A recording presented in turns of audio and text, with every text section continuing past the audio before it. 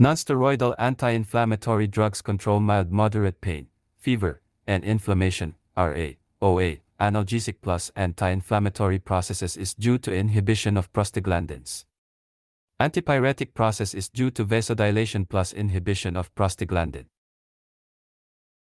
Syntheses in CNS use cautiously in patients with bleeding disorder. Avoid alcohol use. Desired outcome: relief of mild moderate pain, reduction of fever. Opioid analgesics controls moderate severe pain. Smaller dose should be used for older patients and those with respiratory diseases. Monitor respiratory rate. Opioid overdose equals naloxone is the antidote. Desired outcome: decrease severity of pain without significant change in LOC or RR. Sedatives cause generalized CNS depression. There is no analgesic effect with these drugs. Avoid use in pregnant patients and in those with CNS depression. Can cause daytime drowsiness. Desired outcome: improved sleep, controlled seizures, decreased muscle spasm. Thrombolytics used for management of STEMI, PE, and acute ischemic stroke. Converts plasminogen to plasmin equals degrades fibrin in the clots equals results in lysis of clots to be given within 3 to 5 hours of onset of acute ischemic stroke. Symptoms: if local bleeding occurs equals apply pressure, discontinue infusion, infuse pack RBCs. Teach patient to avoid shaving and vigorous tooth brushing. Minimal handling will also decrease risk of bleeding. Desired outcome: lysis of clot plus restoration of blood flow, prevention of neurological damage in acute ischemic stroke. Catheter patency. Medication calculation: always convert everything to the same units before solving the calculation. Generic dose calculation: dose required X quantity equals X dose on hand. Metoprolol, low pressure, 25 mg PO, is ordered. Metoprolol is available as 50 mg tablets. How many tablets would the nurse administer? 25 mg 50 mg x 1 tablet equals 0.5 tablets. Infusion time: total volume: infuse 1 L of NS at 125 ml HR. How many hours total will the infusion run for? 1000 ml 125 ml per hour equals 8 hours. ml HR. Total volume, ml, total time, HR. Infuse 250 ml over the next 120 minutes by infusion pump. 250 ml 2 hours equals 125 ml HR. Drops per minute. Total volume x drop factor. Total time, min, ml HR x drop factor time, 60 minutes. Calculate the flow rate for 1200 ml of NS to be infused in 6 hours. The infusion set is calibrated for a drop factor of 15 GTTS ml. 1200 ml x 15 GTT per ml. 360 minutes equals 50 drops per minute. Drug dosage and flow rate D. Desired amount in dose mg G, mg, units time min or HR x cube. Quantity in 4 bag, H. What you have available in the 4 bag, equals X, ml min. ml HR, give patient 500 mg of dopamine in 250 ml of D5W to infuse at 20 mg HR. Calculate the flow rate in ml HR. 20 mg per HR. 500 mg x 250 ml equals 10 ml HR.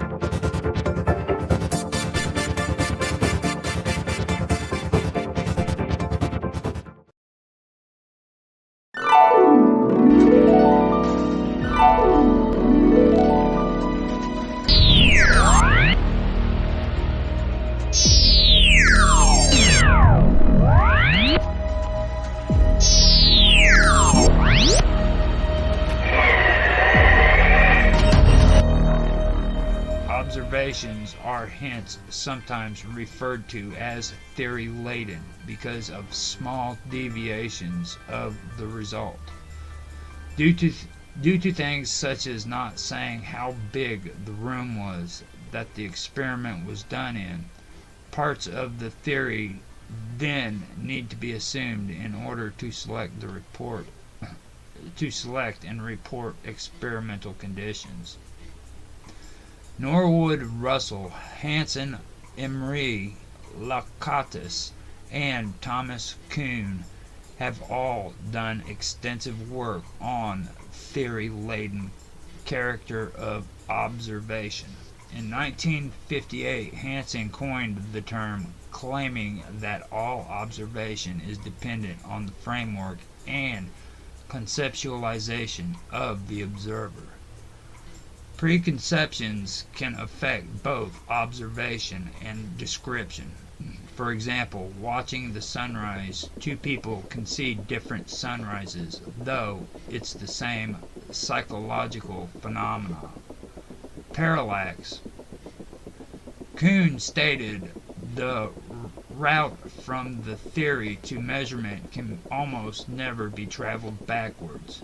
He also revealed that scientists generally have a theory in mind before experiments are even performed. Experiments that are needed to make experience observations based on evidence. This implies that the nature of the theory itself dictates how the theory is tested. Kuhn further argued, once it has been adopted by a profession, no theory is recognized to be testable by any quantitative test that it has not already passed. Philosophy of science looks at the logic behind science and the ethics that separate science from non-science. From at least one scientist, there are basic philosophic assumptions that form the base of scientific method.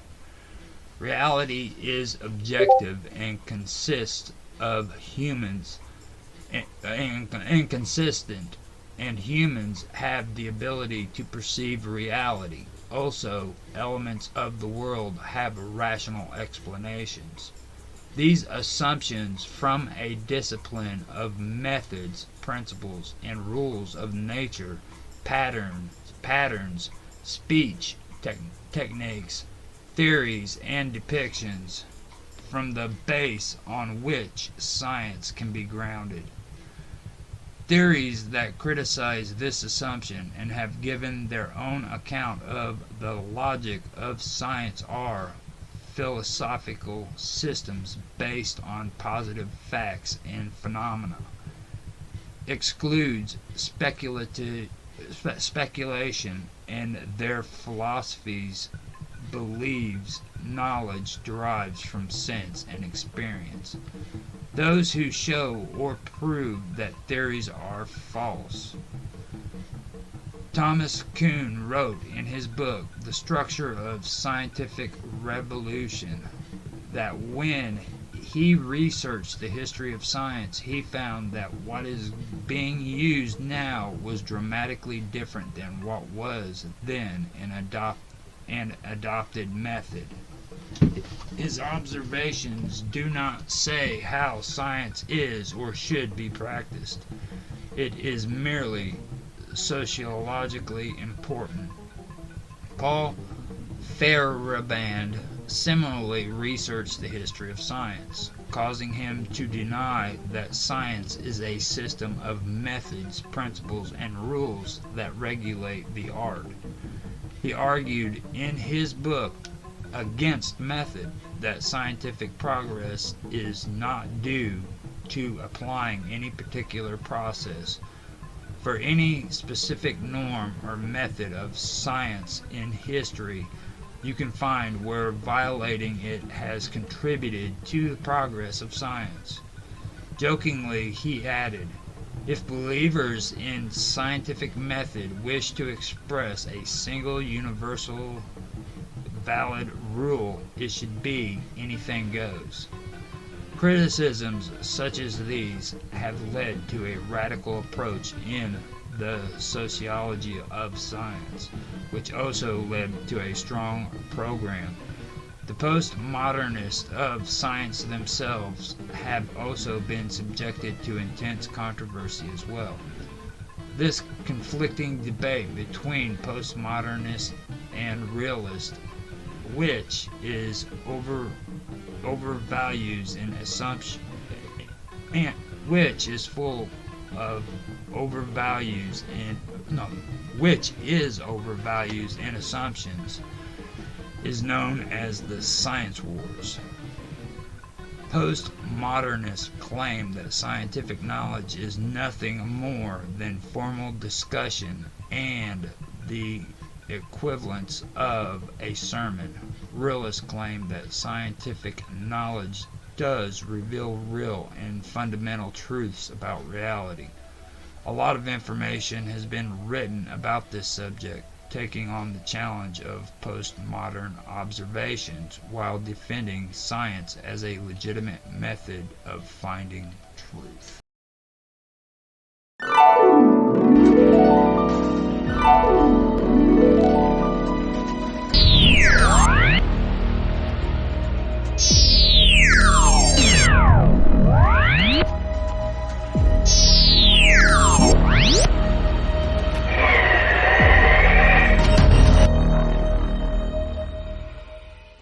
The art of silence was originally a mistake made by Greek philosophers who traveled to Egypt. These individuals wished to learn the inner meaning of life that Egyptians seemed to understand a bit more of. A symbol portrayed a naked child with his finger over his mouth is what started everything. Because of Aphrodite's indiscretions, she gave a rose to her son Eros, who in turn was to give it to Hippocrates in order to make sure that those indiscretions remained silent. This was the beginning to the term sub rosa, or under the rose. The evidence can be seen all throughout history. Of course, this story was handed down from the Egyptians to the Greek and finally into the hands of European royalty and nobles. Hippocrates became Horus, of course, and silence was symbolized by the rose. In old banquet rooms, roses can still be seen. Just look up at the ceilings where you see roses. That is where secrets were to stay. What was said and done in the banquet room stayed in the banquet room. Eventually, this practice was adopted by the church too. It's now called confessional. King Louis VII King Louis VII's entire family died when he was just a baby from smallpox. Because King Louis's governess refused to allow doctors to use bloodletting, he survived. Unlike his oldest brother who died earlier because of the practice. This, though, isn't part of the story, so I will move on. Being the only successor to his grandfather's throne at the age of 5, Louis VII was crowned King of France. According to history, King Louis died because of syphilis and left many illegitimate children. This was due to his cousin, twice removed, who was made regent until Louis was able to rule. Ruling in the king's place, the Duke of Bourbon, out of fear that his family might lose the throne to the House of Orleans, decided that the young king should have children as soon as possible. An heir had to be born, and before this young king was even old enough to mate, it seemed. At the age of 11, the king met his betrothed wife-to-be. For some reason, he just was not interested. Maybe if it wasn't for the fact that she was only 3. So they found him a replacement, a young princess from Poland who was old enough to conceive. It took 3 pregnancies, but finally an heir was born. At an early age, the king was introduced to sex. His thirst was unquenchable.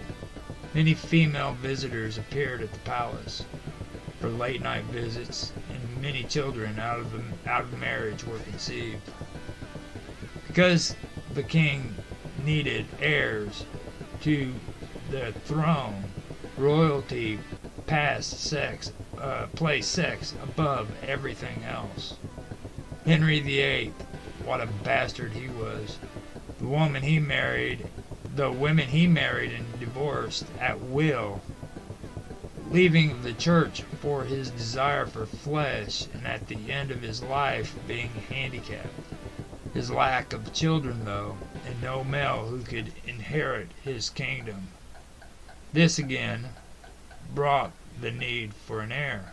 With one wife, he became so furious that he framed her for incest and adultery, claiming her to be a whore who had sex with family members. Being gracious, though, he allowed for her beheading to be done with a sword instead of with the customary blunt axe. It is now known about King James and his homosexual tendencies too. How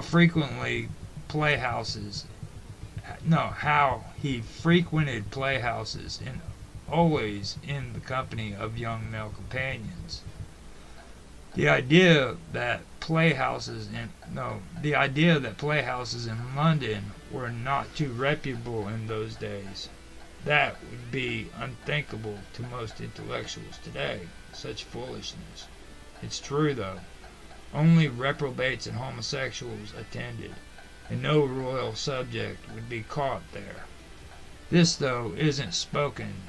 Stories concerning King James, Francis Bacon, Chris Marlowe, and Shakespeare himself have arisen from this topic. Some have claimed that Shakespeare did not exist. Mark Twain even traveled to London to investigate himself. Walt Whitman made a comment on the subject, but took no stance on the topic, of course, probably out of fear that his own sexual preferences would be questioned. Was Shakespeare a pen name for someone else to write under?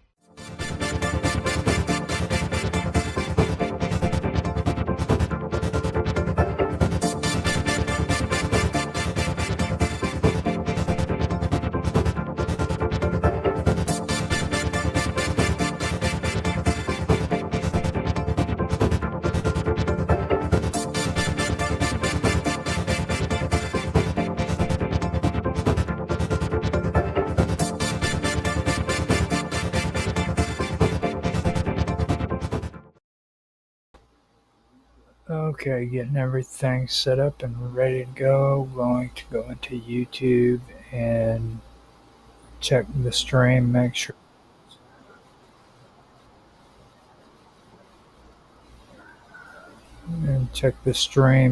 everything is set up right there. Now,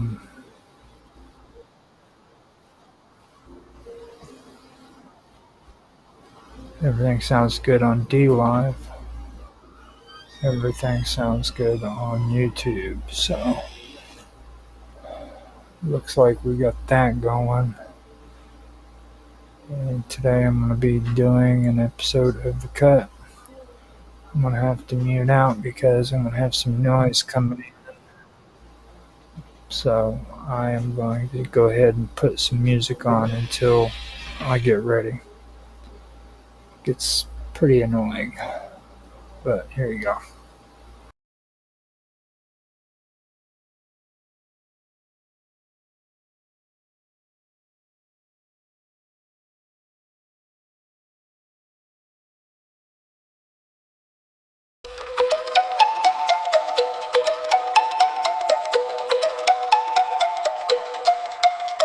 Awakening from an epic dream, awakening from the long dark night. Awakening from history, awakening from duality. The liberation of the human soul to consciousness of the one and all. The activation of the sacred plan, the birthing of a new man. A new man. When the light within is revealed, all the pain and suffering shall be healed, and the truth of love is our destiny, living on the earth in peace and harmony.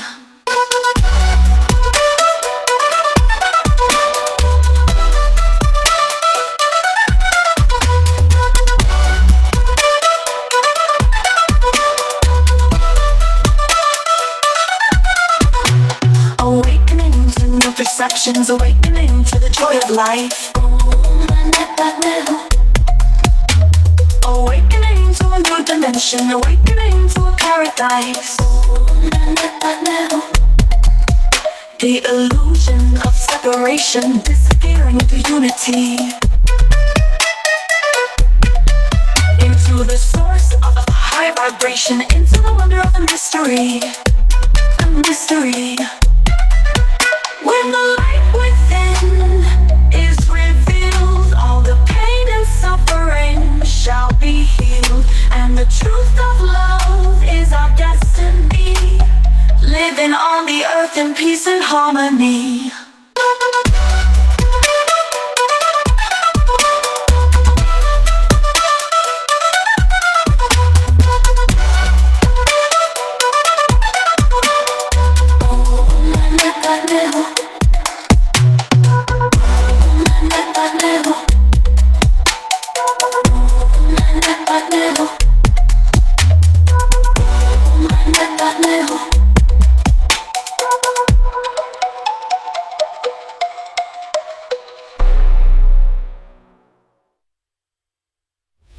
Theophilus Thistler, the thistle sifter is sifting a sieve full of unsifted thistles. Thrust 3,000 thistles through the thick of his thumb. 3,000 thistles through the thick of his thumb. 3,000 thistles through the thick of his thumb. Theophilus Thistler, the thistle sifter is sifting a sieve full of unsifted thistles. Thrust 3,000 thistles through the thick of his thumb. 3,000 thistles. Mr. Robot rolled around a rolled round, and if Mr. Robot rolled around a rolled round, where is the round roll? Mr. Robot rolled around. Where is the round roll? Mr. Robot rolled round. Mr. Robot rolled round. Mr. Robot rolled round. And if Mr. Robot rolled a rolled round, and if Mr. Robot rolled around a rolled round, where is the round roll? Mr. Robot rolled round. Here is an exercise demonstrating the union of in at the end of words. Dividing and gliding and sliding and falling and brawling and sprawling and driving and driving and striving. Dividing and gliding and sliding and falling and brawling and sprawling and driving and driving and driving. Theophilus Thistler, the thistle sifter is sifting a sieve full of unsifted thistles. Plus 3,000 thistles through the thick of his thumb. Plus 3,000 thistles through the thick of his thumb.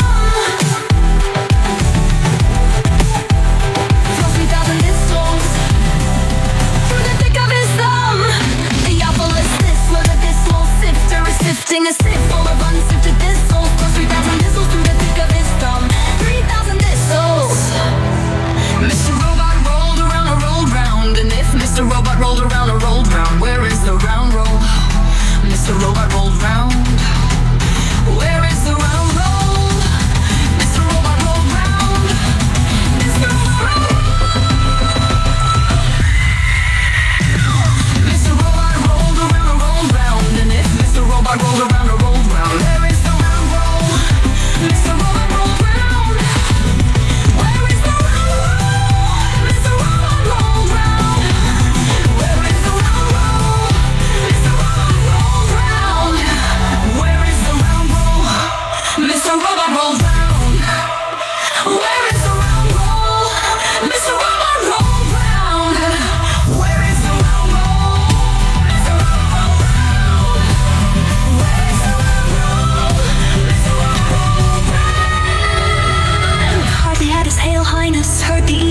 hedgehog when he hit the humming bee by the hunter who had horrible beetles in the human hall.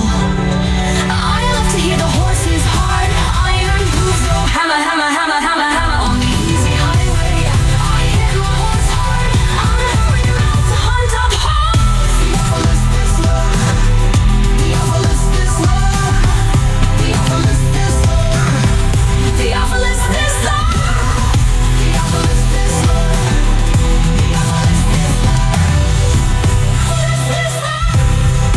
Theophilus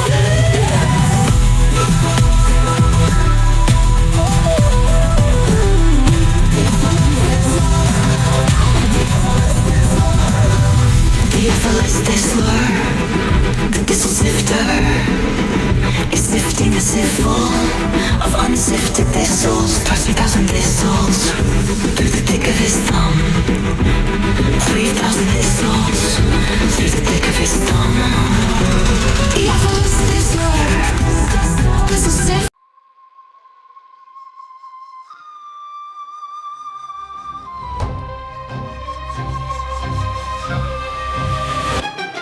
Once the gods carved earth like a cosmic chessboard, Poseidon claimed Atlantis, his star-born accord.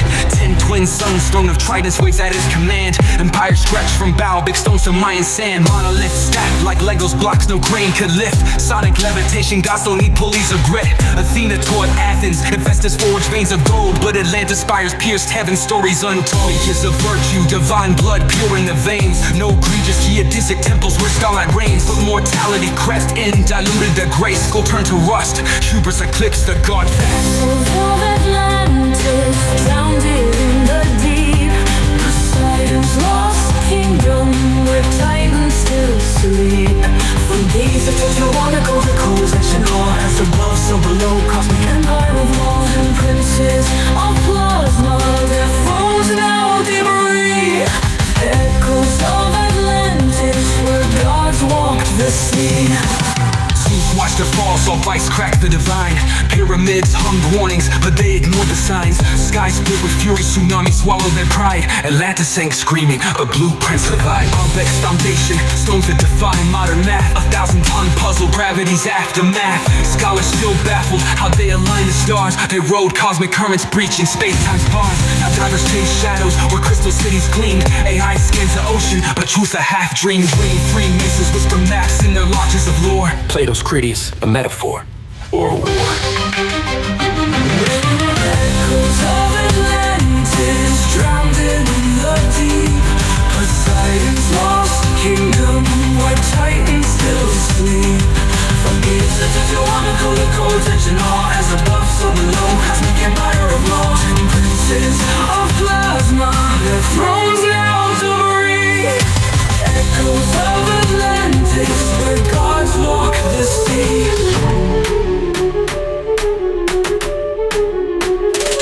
They say Poseidon's seed still flows in our veins. In every megalith, every grid that restrains. The Dogon chart Sirius, temples guard the flame. But Atlantis tech, it's encoded in our DNA's frame. Zeus's verdict was fire, a flood and ice. Yet the Sphinx still stares, whispering sacrifice. Mortal minds crave power, but miss the design.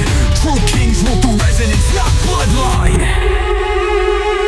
Now decode the ruins, their psalms etched in stone. A star-born king's empire, now dust and bone. The hall of records buried neath Giza's cold gaze holds anti-gravity schematics from pre-flood days. Crystal engines hummed, organ fueled their might, till pride turned their frequencies dissonant blight. The Anunnaki fled, Mars colonies crumbled. Leviathan's bones in the Mariana rumbled.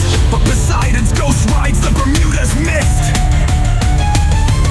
Evolve past the greed or drown in the abyss.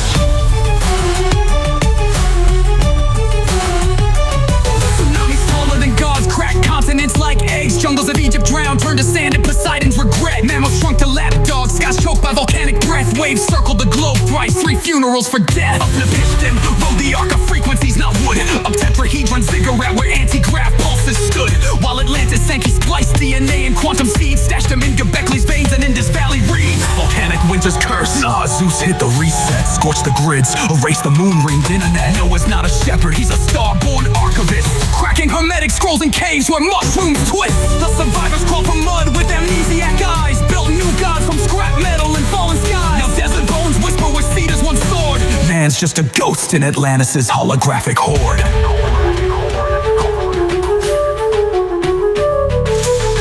Wasn't water, it was math, a codex purge, Enoch's nightmares digitized in the cosmic surge. As above, so below, the blueprint stays true. Rise from the ashes or drown in what's new. The flood wasn't water, it was math, a codex purge, Enoch's nightmares digitized in the cosmic surge. As above, so below, the blueprint stays true. Rise from the ashes or drown in what's you. Echoes of Atlantis drowned in the deep, the deep. Poseidon's lost kingdom, where titans still sleep. From Giza to Tiahuanaco, their codes etched in awe. As above, so below, cosmic empire of law. 10 princes of plasma, their thrones now debris. Echoes of Atlantis, where gods walk the sea. So when you see Stonehenge, Angkor Wat spire, know Atlantis lives in the quantum choir. The gods were myths, their mentors in code. Rise from the ashes, or repeat what they owe.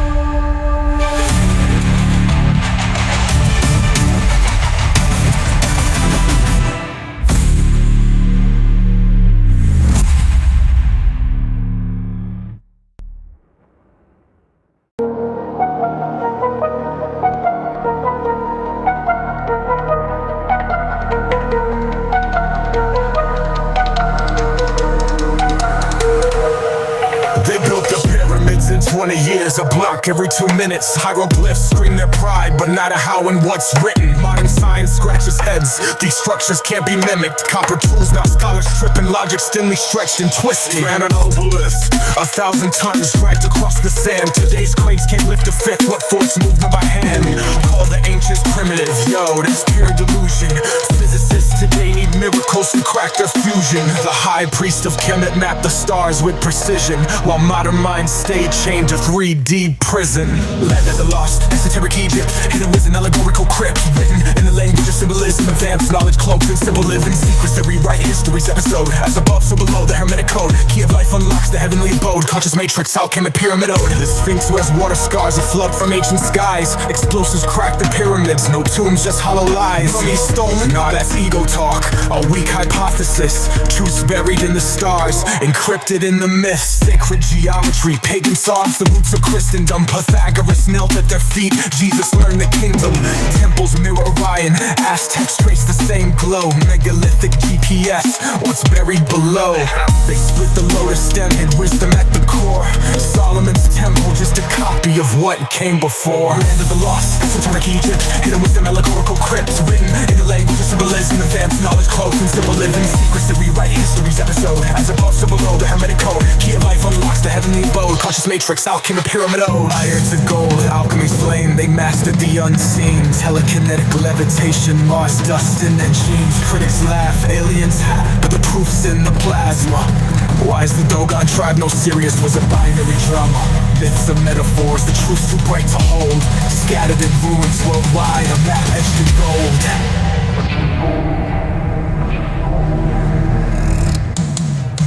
They call themselves Negeru, gods with cosmic ships, gifted fire, math, and law, then dipped beyond the eclipse. Now academia's gatekeepers mock what they can't measure. The scales of Ma'at weigh soul, not tech or treasure. Reset Tepe dawn when gods walked as king. Left blueprints in Gobekli Tepe and the Nazca line. The emerald taintless truth burns through the scholar's denial. We're echoes of starlight reclaiming our trial. When you stare at the sky, feel the ache in your chest. That's ancestral memory. We're all cosmic guests. The pyramids hum a hymn, rising tall the divine, as above so below, till the world's realigned. Land of the lost, esoteric Egypt, truths of spiral eternity script. Written in a language of symbolism, we're gods we've been missing.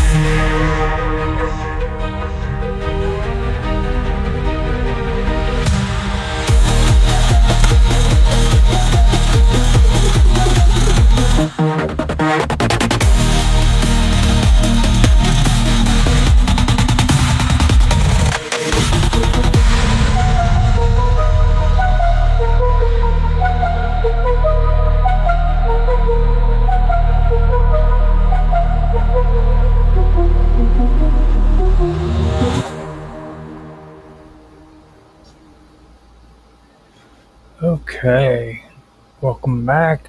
I am ready to start the show. Before I do, though, I'd like to say that what you just heard came from Mr. Robot, aka Illuminati, on Rumble. You can find his channel at Hacker Radio. Just go into Rumble, search for Hacker Radio, and that's where you'll find him. If you liked the music you just heard, go over there and give him some support. Tell him how much you like the music, and subscribe to him. He's a pretty good guy. He makes pretty good music. So with that being said, I'd like to welcome everybody to the show here on the wonderful world of weirdness. I'm Roger Hanson, and I'll be your host for today on this episode of The Cut. We are currently streaming on Rumble, X, formerly Twitter, Twitch, Kick, YouTube, and DLive. I've checked everything out, and it seems like we are up and running. Everything's good, so let me double check. I don't hear no audio on DLive, so there's no telling.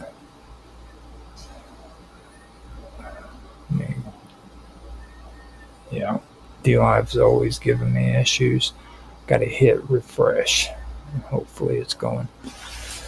So meanwhile, now that we have gotten all that out of the way, I want to get on with the discussion on what we are going to be talking about.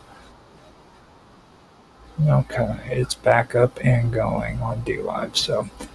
So today the reading is going to go in a bit of another direction. Like I said, on The Cut, I want to do everything that has to do with things that just have been cut from history. It's been cut from stories, even conspiracies or things that are folklore, paranormal, whatever, that seems to have just disappeared and people haven't really talked about it. And one of the stories that I did run into that I wanted to discuss was one that was told to me, or I became aware of it because of a person that I've been talking to on DLive and on other platforms by the name of, she goes by Svetlana.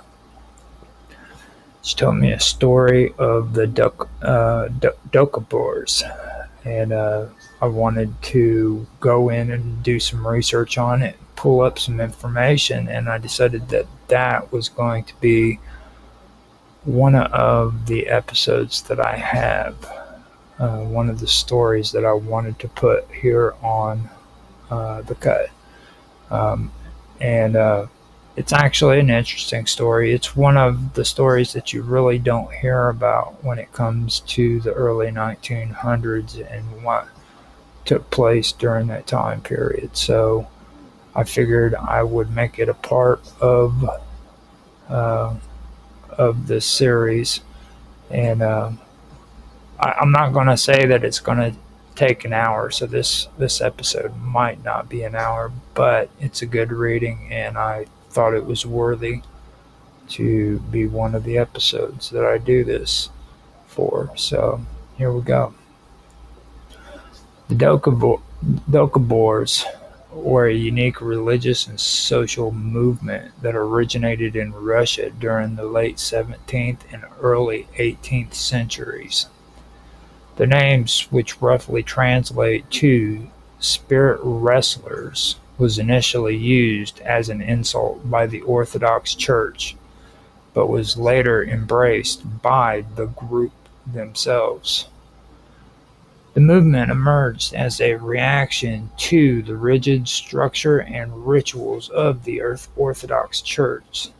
The Doukhobors rejected the hierarchy of the clergy and used icons in worship. No, rejected the hierarchy of the clergy, the use of icons in worship, and the belief that the church rituals were necessary to attain salvation. Instead, they believed that the presence of God resided within every individual and that one could communicate with the divine through inner spiritual reflection rather than through intermediaries like priests or saints. This inward spiritual orientation led to other key principles that defined the Doukhobor movement. They emphasized pacifism, communal living, and a deep rejection of militarism. Their belief placed them at odds with the Tsar's state, which expected all subjects to serve in the military and uphold state authority. The Doukhobors refused to bear arms or swear allegiance to the Tsar, viewing this act as incompatible with their understanding of Christian morality. Their refusal to participate in military service was seen as both religious defiance and political subversion, leading to increased pressure and persecution from the Russian government. In 1895, in a dramatic demonstration of their commitment to nonviolence, the Doukhobors engaged in a mass protest known as the Burning of Arms. Thousands of Doukhobor gathered to publicly destroy their weapons, setting them ablaze in a collective act of conscience. Their protests provoked a violent response from Russian authorities. Many Doukhobors were arrested, beaten, and exiled to remote regions of Siberia. Their refusal to conform to military and religious expectations continued to make them targets of state persecution. Their plight drew the attention of Russian intellectuals and international sympathizers, including the famous writer Leo Tolstoy. Tolstoy himself, a pacifist and critic of institutional religion, raised funds to support the Doukhobors and help arrange for their immigration to Canada. Between 1899 and 1905, thousands of Doukhobors resettled in the Canadian province of Saskatchewan and later British Columbia. The Canadian government, seeking to populate the Western Territories, initially welcomed the Doukhobors and granted them land. However, this new life came with its own set of challenges.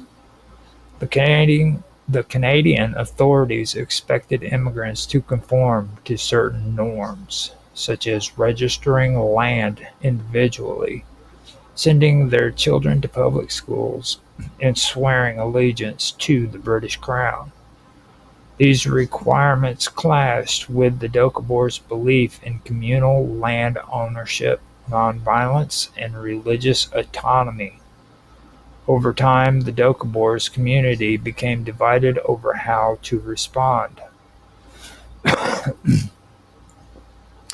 A radical faction emerged within the Doukhobor movement known as the Sons of Freedom.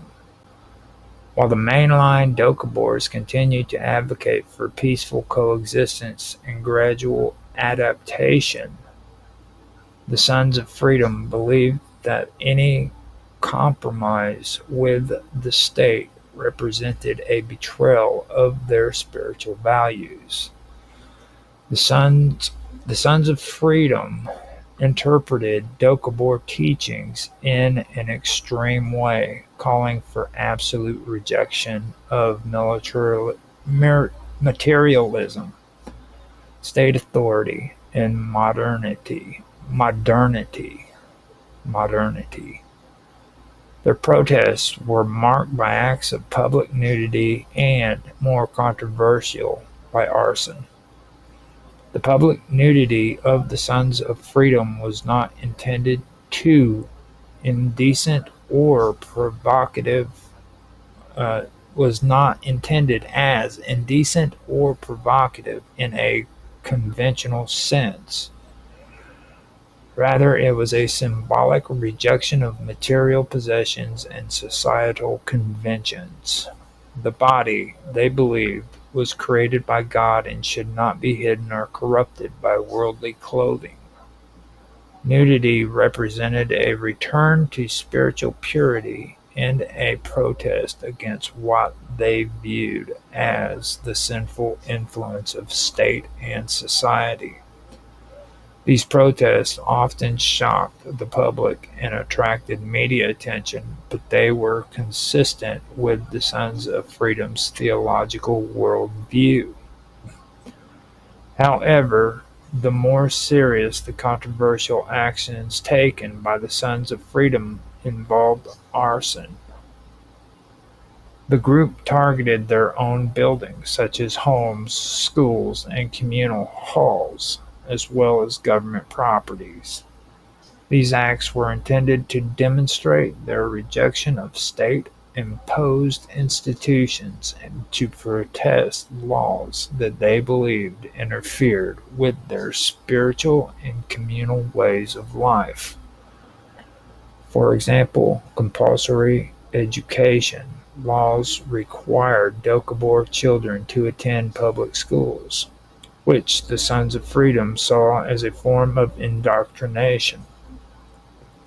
In protest, they burned schoolhouses and, at times, refused to send their children to school. Similarly, when pressured to register land individually, which conflicted with their tradition of communal ownership, they destroyed property to resist compliance. While arson is undeniably a form of violence, it is important to understand the context and intent behind these acts. The Sons of Freedom were not motivated by hatred or other people or a desire to dominate or terrorize others. Their acts were self-directed and symbolic. They were not attempting to overthrow the government or establish a new political order. Rather, they sought to distance themselves from a society they viewed as morally corrupt and spiritually dangerous. Their violence was reactive, not expansionist, and aimed at maintaining what they believed was spiritual purity. Still, the consequences of these acts were serious. Fires endangered lives and property, and the Canadian public and authorities viewed the Sons of Freedom as a dangerous and disruptive force.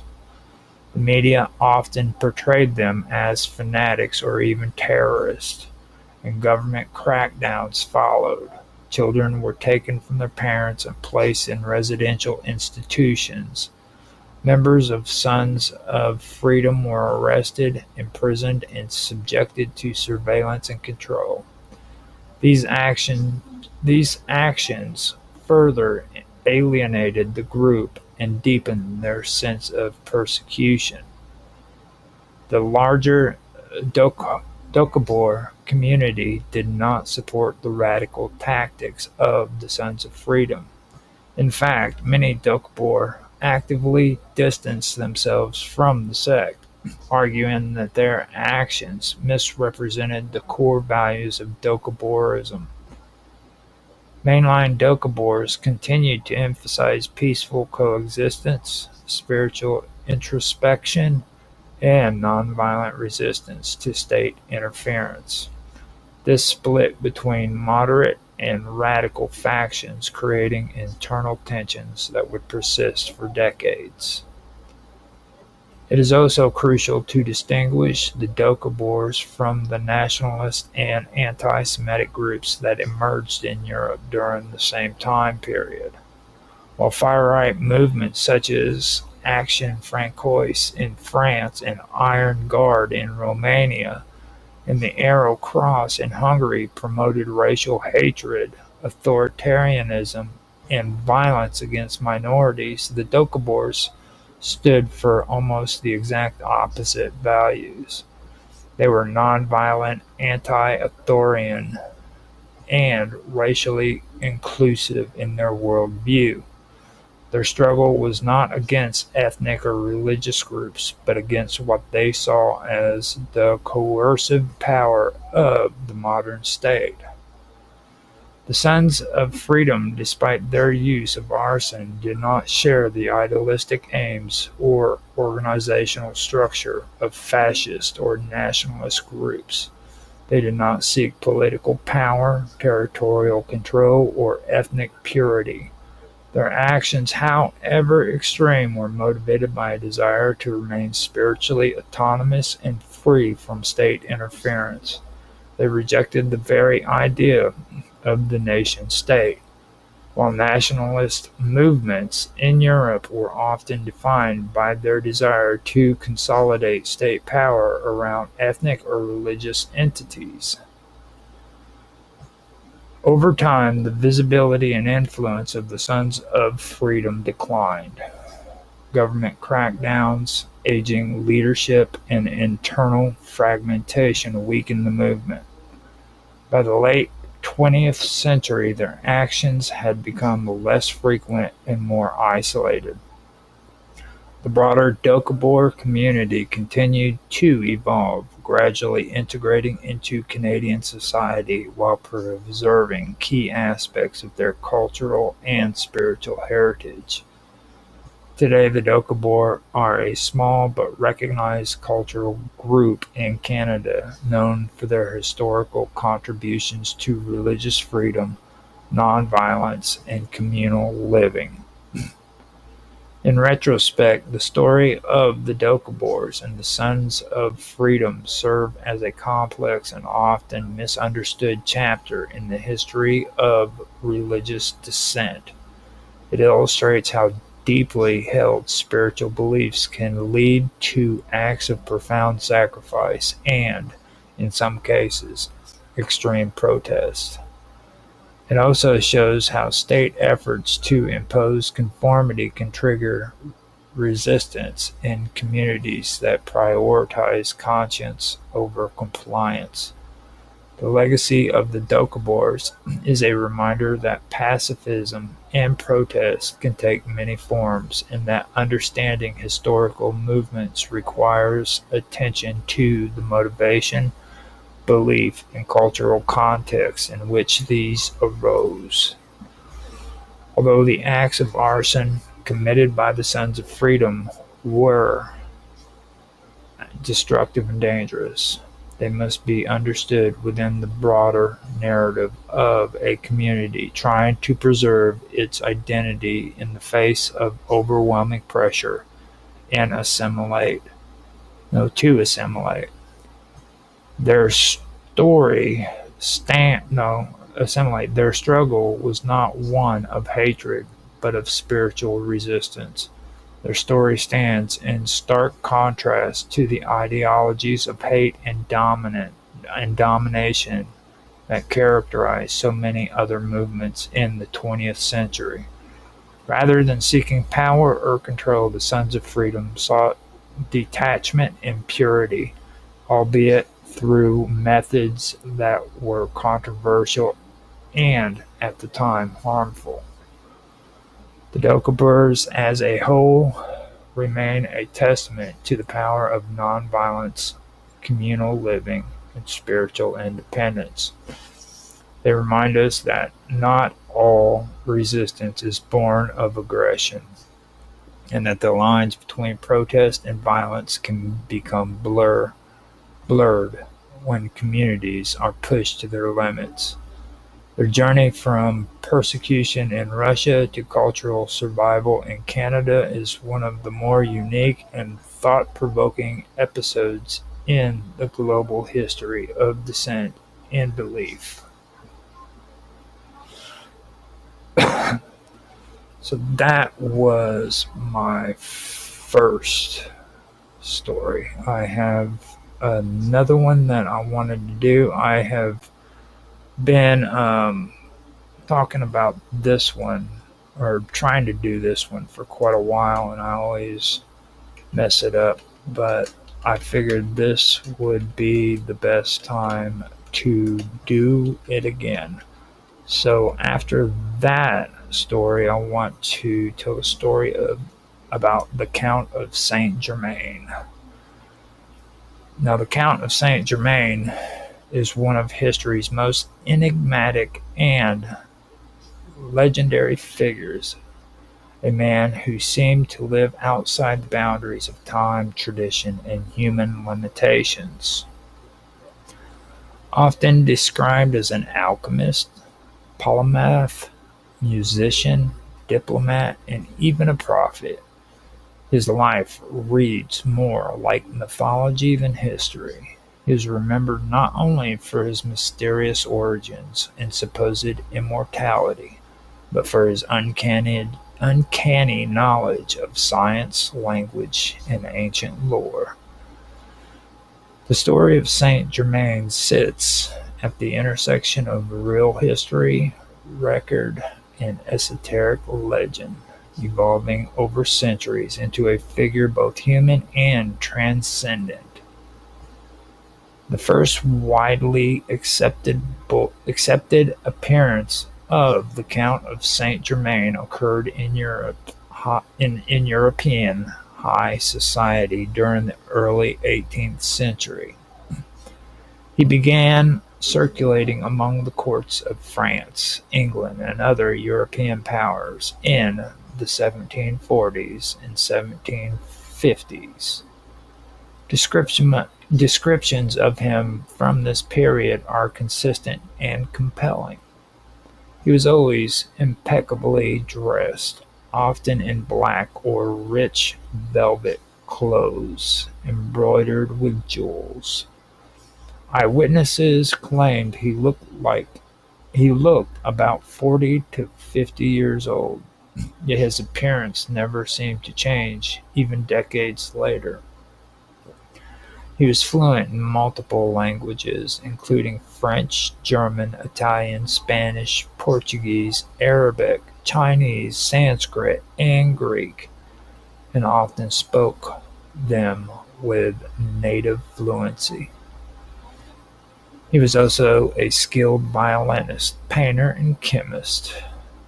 Saint Germain quickly became known for his eccentric behaviors and bizarre talents. He never ate in public and was rarely ever seen drinking anything other than a particular herbal elixir. He had an encyclopedic knowledge of history, sometimes describing events in such personal detail that it seemed he had witnessed them. When questioned about this, he would coyly suggest he had lived for hundreds of years.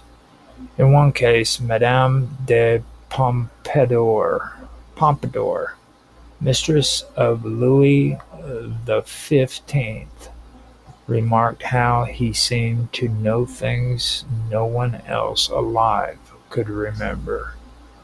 Others who met him over the decades remarked that he never aged. In 1760, he was appointed by King Louis XV of France to various diplomatic missions. He was entrusted with sensitive negotiations and high-level information, and yet never held any official title or post. He often used assumed names in different courts, sometimes called the Marquis de Montferrat or Comte Bellemare, but never denied being the Count of Saint Germain when addressed as such. The philosopher Voltaire referred to him with both curiosity and mockery, calling him a man who never dies and knows everything. Saint Germain deeply involved in the world of alchemy. No, Saint Germain was deeply involved in the world of alchemy. He was said to possess secret knowledge of how to purify metals, create precious stones, and extend life indefinitely. One story claimed that he produced perfect diamonds in front of the Dutch jeweler Casanova,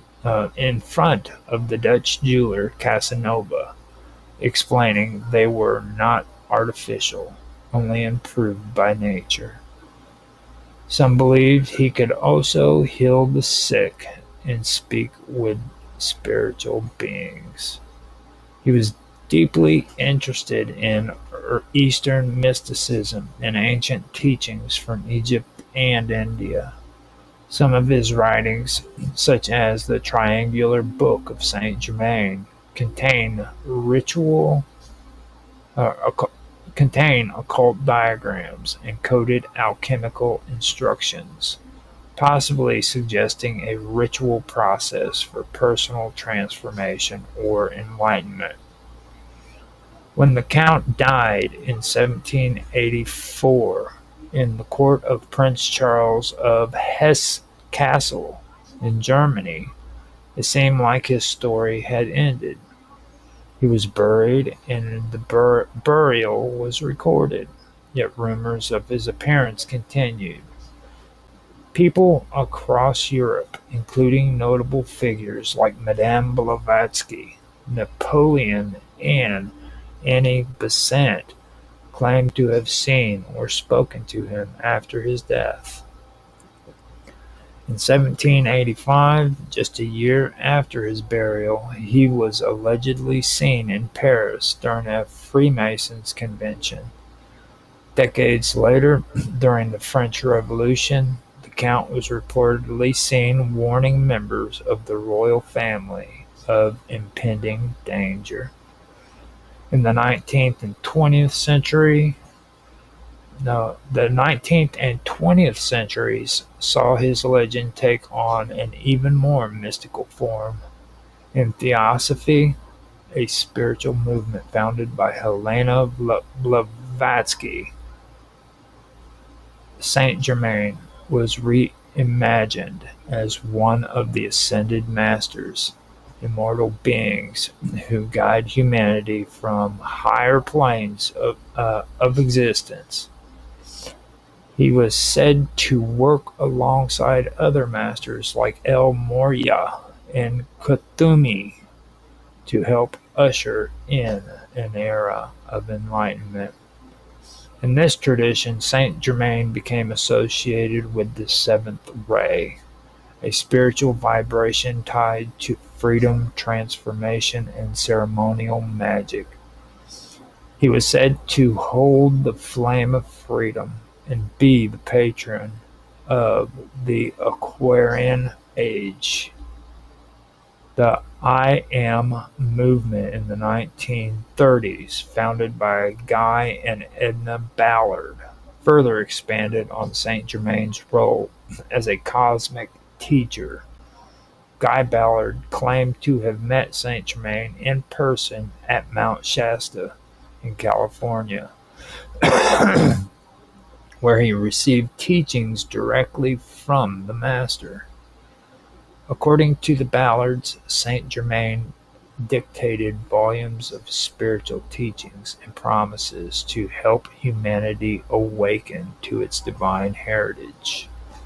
These teachings emphasized individual ascension, the power of spoken affirmation, and the use of violet flame for purification and transformation. Saint Germain's image became a fixture of the New Age movement, often depicted as a radiant man in violet robes surrounded by celestial light. Throughout the 20th century and into the 21st century, the Count of Saint Germain has remained a figure of fascination. Books, websites, and spiritual groups continue to draw inspiration from his legend. He has been portrayed as an alchemist, a time traveler, a reincarnated ancient priest, a spiritual guide, and even an extraterrestrial. Despite the lack of verifiable historical evidence for many of these claims, the legend of Saint Germain endures because it speaks to the universal desires, the hope for immortality, the hunger for secret knowledge, and the dream of divine transformation. In the end, the Count of Saint Germain is many things. A real historical figure who dazzled 18th century Europe, a mythical immortal who appears across centuries as a spiritual archetype of wisdom and mystery. Whether as a man or a myth, he continues to live in stories, teachings, and visions that challenge our understanding of time, identity, and what it means to be human. There we go. Those are the two stories that I wanted to do for this episode. It's like I said, I've been trying to put something together for the longest time on Saint Germain that actually sounded good. I've been wanting to, I've actually tried to make a few videos of Saint Germain that I did with recording instead of live streaming. They didn't turn out all that great, but I wanted to give it another try, put it on there, and see how it worked out. I like this one, so my reading is getting a little bit better. You should have heard it back when I first tried this. It was really, really horrible. So today I went over the Doukhobors, which I did find this pretty fascinating. This is one of those stories that kind of like gets lost in time. It's actually a real story too, and it's like I said, I wanted to make this series a little bit more about everything, things that's just basically been lost in time, been cut. It's been cut from reality. Period. People don't even know about it no more. It just disappeared. So later, when I come back, I mentioned the Count of Saint Germain too, but later when I come back, what I want to do is I want to mention High Brazil. I'm pretty sure that's going to be my next one, and then there's a few other things that I wanted to go through as well. Last week was me finishing off the stuff I found out about Amatica and the plumed serpent. Now that was interesting because right after I did that stream, I did a live with Roger Hanson and Mr. Robot, who I mentioned that did the music at the beginning of this stream. He started talking to me about how he was going to come up, or he was going to do a video on the how the name America came about being, or you know what I mean, and the story behind it. And it was weird because like right when he said that, I was like, man, I swear I had just done a video about that, or a stream about that, and we had a pretty good conversation about it. So if you guys have a chance to go to my main channel and check that out, it's Live with Roger Hanson. You'll see that on Rumble. It's on Rumble, Discord. No, it's on Rumble, Kick, and all the other ones that I'm doing, but it's not on YouTube. I didn't put it on YouTube, but if you're on those other channels like Rumble, X, not Twitch, because I don't keep recordings on there, but if you're on Kick and D Live, then you can see those. Check them out. Check that story out. It's actually pretty cool. So now on Rumble, it'll stay on there, and on X, it should stay on there too. But on Kick and on D Line, they get deleted. So there's no guarantee that they'll be there for any significant amount of time. But you can check it out on Rumble and on X, and it's an interesting conversation that we had, is all I can say. So maybe later I can get him to come on and we can do an interview with him, have him talk about that, because I think it would be pretty good for the topic, you know what I mean, for have somebody come in and talk about it. So with that, I'm going to end it. It's like I said, this was not going to be an hour long. I knew that it wasn't, but I wanted to come in, do some stories, put it on there here. I actually even have a song on here too, I believe. So with that, I would like to thank everybody for watching. If you enjoyed the stories, please like, subscribe, share, make comments down in the comment section so that I can say hi to you and have a conversation. Like I said, we are streaming on Rumble, X, Twitch, Kick, YouTube, and D Live. So you can check us out on those platforms. If you guys want to, you can also check me out on Discord at the Wonderful World of Weirdness, as well as on Teams for, I believe it's the Live with Roger Hanson is all that I've got on there now. I don't think I have anything from the Wonderful World of Weirdness on there anymore. But you can check me out there. I am also on Elements at Live with Roger Hanson.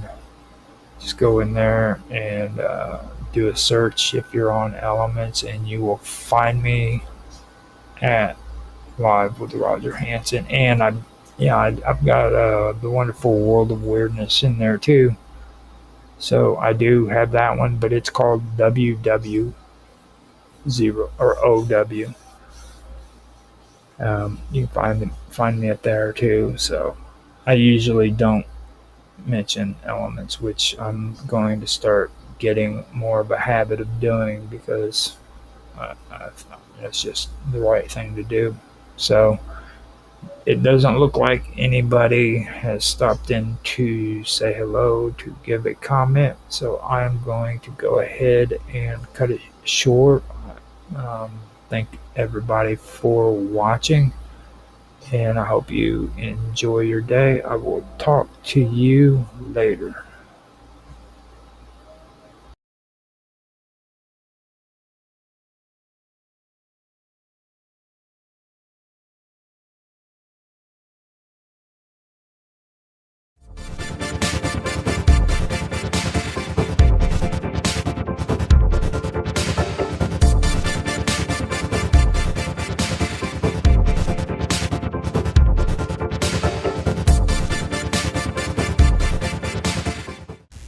One story tells of St. Catherine being confronted by 15 pagan philosophers seeking to convert her, but instead converting all of them to Christianity, through her eloquence. Another legend claims that St. Catherine had been a student of Athanasius of Alexandria. Legends about Hypatia's possible marriage are discussed in the 10th century Byzantine Suda encyclopedia, which states that Hypatia was the wife of Isidore the philosopher, apparently Isidore of Alexandria. However, Isidore of Alexandria was not born until long after Hypatia's death, and no other philosopher of that name contemporary with Hypatia is known. The intellectual Eudokia Macromboletisa from 1021 to 1096, the second wife of Byzantine Emperor Constantine X. Ducas, was described by the historian Nicephorus Gregoris as a second Hypatia.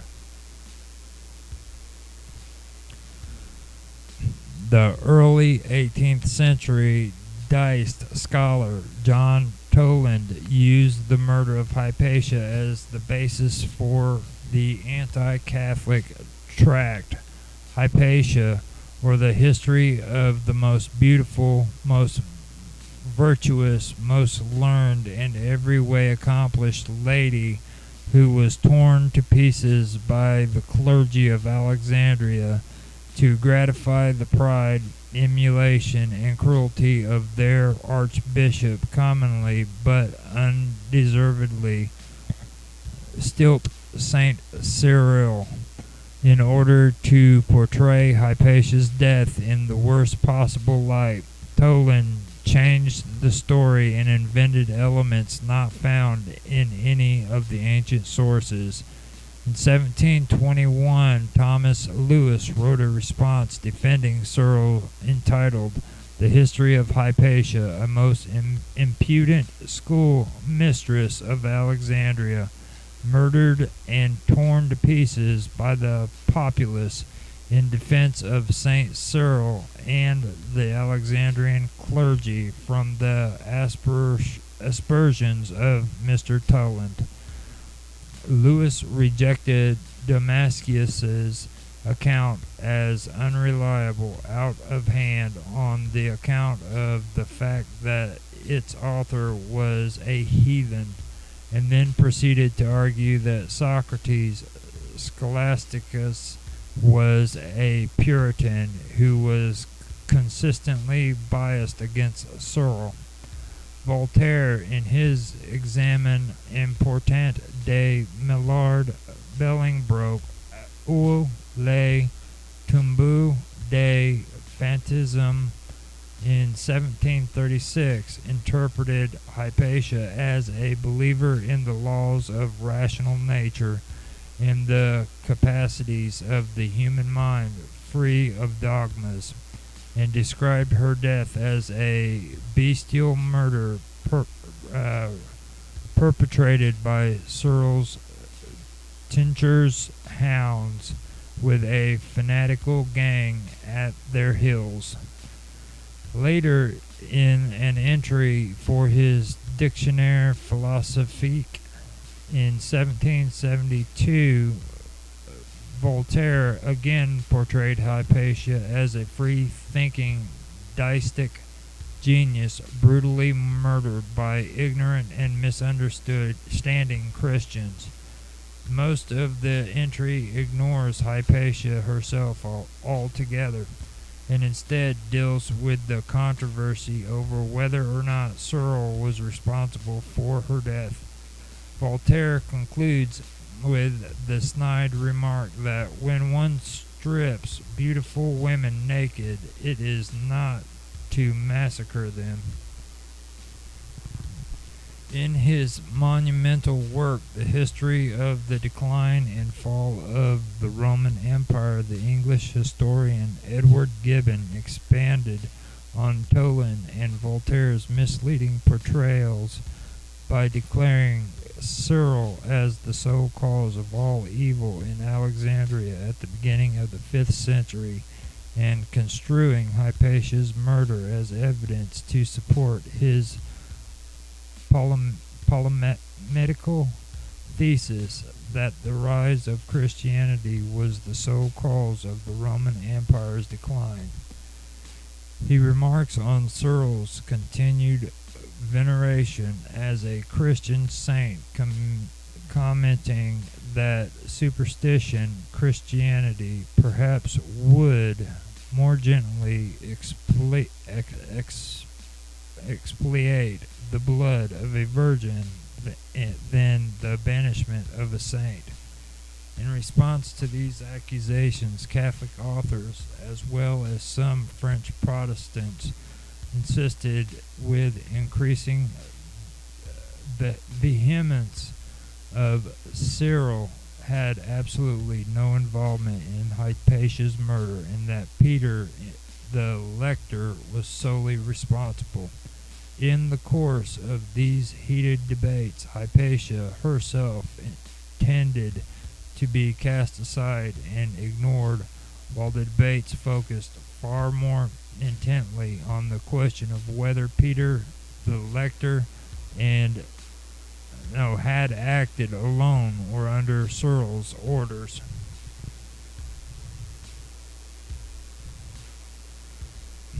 In 19th century Europe, library authors spun the legend of Hypatia as part of Neo-Hellenism, a movement that romanticized ancient Greeks and their values.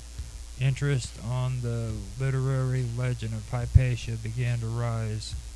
Deodata Saluzzo Roro's 1827 Ipazia o Zero della Filosofia suggests that Cyril had actually converted Hypatia to Christianity and that she had been killed by a treacherous priest.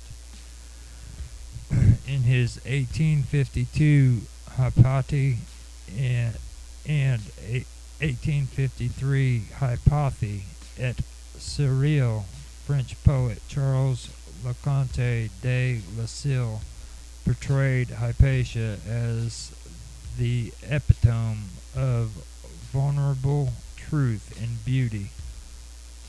Leconte de Lassille's first poem portrayed Hypatia as a woman born after her time, a victim of the laws of history.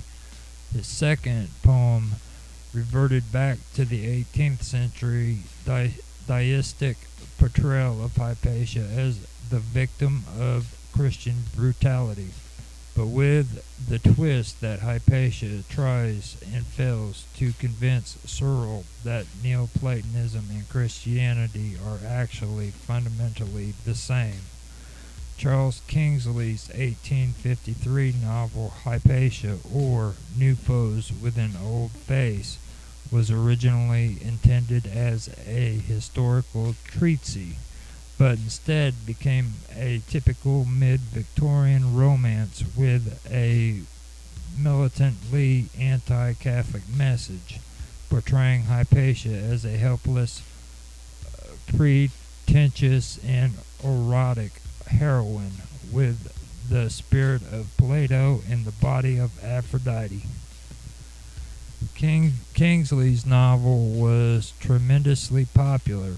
It was translated into several European languages and remained continuously in print for the rest of the century. It promoted the romantic visions of Hypatia as the last of the Hellenists and was quickly adapted into a broad variety of stage productions, the first of which was a play written by Elizabeth Bowers, performed in Philadelphia in 1859, starring the writer herself in the titular role.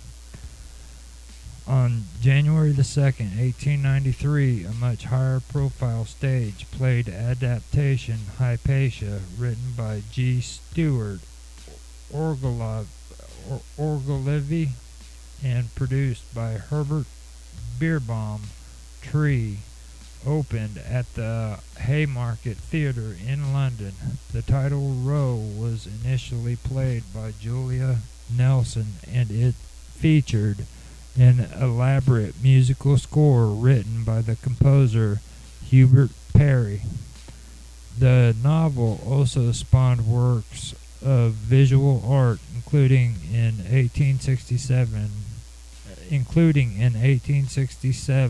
portrait of Hypatia as a young woman by the early photographer Julian Margaret Cameron, and in 1855 painted by Charles William Mitchell, showing a nude Hypatia standing before an altar in a church. All the same time, European philosophers and scientists described Hypatia as the last representation of science and free inquiry before a long medieval decline. In 1843, German authors Soldan and Heppe argued that their highly influential history of the witchcraft trials that Hypatia may have been, in effect, the first famous witch punished under Christian authority. As an astronomer, Hypatia was honored when 238 Hypatia, a main belt asteroid discovered in 1884, was named for her. The lunar crater Hypatia was also named for her, in addition to craters named for her father, Theon, in the 118-kilometer Ramée Hypatia are located north of the crater, 1 degree south of the equator, along the Mare Tranquillitatis.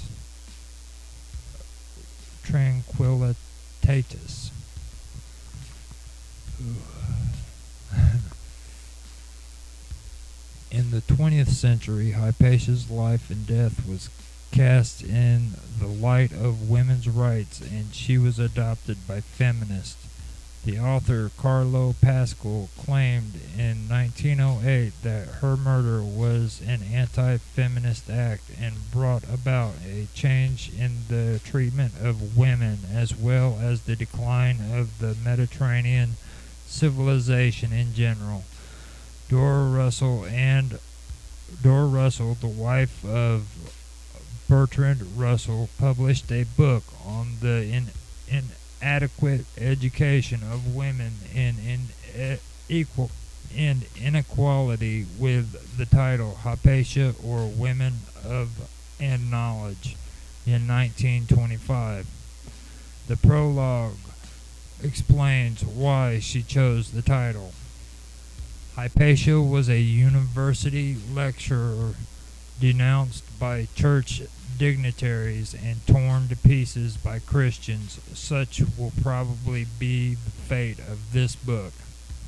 Hypatia's death became symbolic for some historians. For example, Kathleen Wider proposed that the murder of Hypatia marked the end of classical antiquity, and Stephen Greenblatt observed that her murder effectively marked the downfall of Alexandrian intellectual life. On the other hand, Christian Wildberg notes that Hellenistic philosophy continued to flourish in the 5th and 6th centuries, and perhaps until the age of Justinian.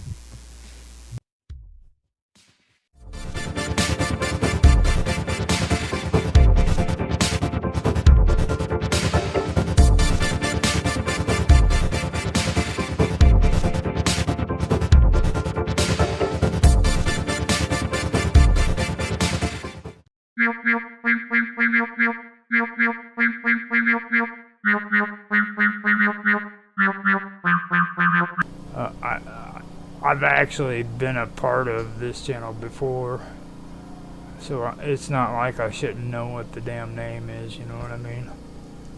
It's Team Retro is what I was part of, and he's a part of, or you're gonna get Mark is going to be interviewed on Nostalgia Gaming Retro, and if you guys have a chance, check that out. It's gonna be pretty interesting because now he gets to actually be interviewed by retro gamers, and it's a different experience, Mark. You're gonna enjoy this because you're used to. When you say retro gamers, you're talking about people that no more older than what, 30? Well, I mean, he's in his 30s, yeah. So, Yeah, well, so, yeah, to we know. you, Yeah. it's going to be a deep dive for them, going back into history and learning about games that they don't know anything about. So, I've already let Rapid know that he's just a baby in a big man's world. You know what I mean? He knows. And I've also informed him that he shouldn't be like a Scottish teddy bear. People shouldn't freaking like want to come up and hug him and shit. I was like, a good Scotsman is supposed to be tough and rugged and shit. And this teddy bear shit needs to go. So he's going to try to toughen up on you. I don't know how well he's going to do it. 'Cause he's not really like a tough guy, you know what I mean? He tried to be with me a couple times, and he just hasn't got it in him. But he's hanging out with Zach now, and Zach's Disney Magic Zach. We've done interviews with him, so. Okay, that's who you meant. Okay, yeah. So you guys have some background together, but like I think you're gonna enjoy this because they aren't like me and all the other crazies that you hang out with on Minds.com. They're kind of like a breath of fresh air, I should say. You know. What you mean? They're not crazy? Yeah, they are crazy, Okay, but in a good way. but it's like there's a fine line between gamers and gay. You know what I'm saying? Like a lot of gamers are mistaken for being like homosexual, and it's because of like their really nice passive attitudes about shit. You know what I mean?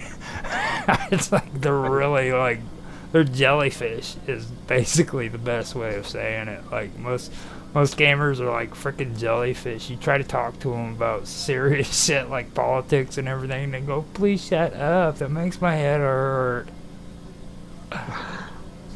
I'm trying to play Pokemon." You know, and shit like that.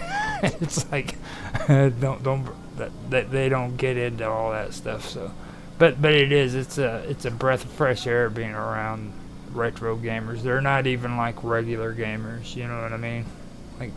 Like me, I get on games that are outside of the retro gaming thing as well, and I like to shoot things and kill it and say cuss words. You know what I mean? But like retro gamers, they don't even do that. Like they get on there and they play old episodes of Resident Evil, and that's like that's like the scariest thing to them. You know what I mean? Okay. Does that make sense? Sort of, yeah. It'll make you feel better, so that you know it'll be pretty laid back, and they probably know that I'm going to be talking smack about them, so they'll be ready for that. Just if you don't have to worry about holding back when it comes to me and talking to them. Just tell them, Roger just keeps saying all these horrible things about you guys, like you're like inches away from being gay, and like Rapid's just a freaking big old freaking Scottish teddy bear and shit. You know, and he's from Scotland. Okay. So yeah, you can tell them all that, and they know me. They know me really, really well. Okay. So I hope you enjoy yourself on that interview, and I gave them heads up too on the things that'll get you freaking fired up. So they're gonna be ready. Like I guarantee you're gonna be talking about the cloud gaming and you're going to be talking about artificial intelligence. Please shoot me now. Now, when you go on there, talk to them like you do with me, okay? Yeah. Don't worry about freaking being all nice and stuff about that stuff, because I already told him, I was like, you're gonna get riled when you start doing that, and I was like, he'll get riled. Oh, it's nice. What are you talking about? Well, I mean, riled for you. You know what I'm saying? Like, there's a difference between me getting riled up and you getting riled up. Like the other night when we were on Minds Round Table, that was you getting riled up. Yeah. You know, and like fucking. Not really. There's a well, I don't want to start talking about the nerd fight between you and Bill Altman either, but again, that was no nerd fight. It was you winning is what that was. That wasn't even a nerd fight. That was like Bill Altman crying like a nerd baby. He's not even capable of being a proper nerd, dude. You know, like, you don't freaking throw a tantrum like that, dude, like a baby and stuff. So that was okay. So without all that being said, I want to get on to the AI. Now, the integration of AI in the gaming industry has a lot of facets. The game developers, from like game developing all the way to the players' interactions.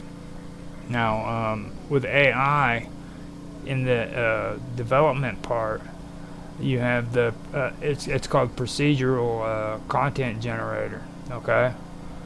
Now, these procedural generation content generators, they use algorithms. Okay. To like create like immersive worlds. So you have this AI that it's literally generating huge freaking worlds. And Minecraft, believe it or not, has been doing that for years. So that's one example that they use, and they've also done that on other games too. Like, have you ever heard of a game called The Forest? Survival type thing. Yeah. Yeah. And you go in there and there's a whole bunch of like zombie kind of human or cannibals that are trying to kill you, and you have to survive on your own without them attacking you. Let me guess, it's based in Canada. Well, most likely. I actually kind of, because they don't specifically say where the airplane crashes, but Okay. I mean, if it was up to me to make a judgment call, I would say, yeah, it was in Canada, most likely, because, oh, excuse me, these people, man, are straight up cannibals, and they live in little bitty huts, and like they'll hunt you down and try to eat you, so you have to be careful. And then I've been also talking with DDJ about doing another game that he mentioned wanting to do the game, but he hasn't really ever contacted me back about it. We're doing Valheim. I don't know if you've ever heard of the game before or not. It's kind of like The Forest, but it's Viking. Okay. And that's another one that has a generated world. Now, Minecraft, their generated worlds, they say now that Minecraft actually has the memory to create a generated world the size of Pluto. Okay. That's how much memory they can pull when you're playing that game, dude. They can create a freaking planet from content generation the size of Pluto. And they're working on actually making it larger. You know what I mean? That's one of their biggest projects.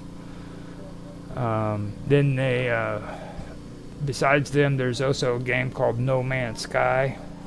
Yeah.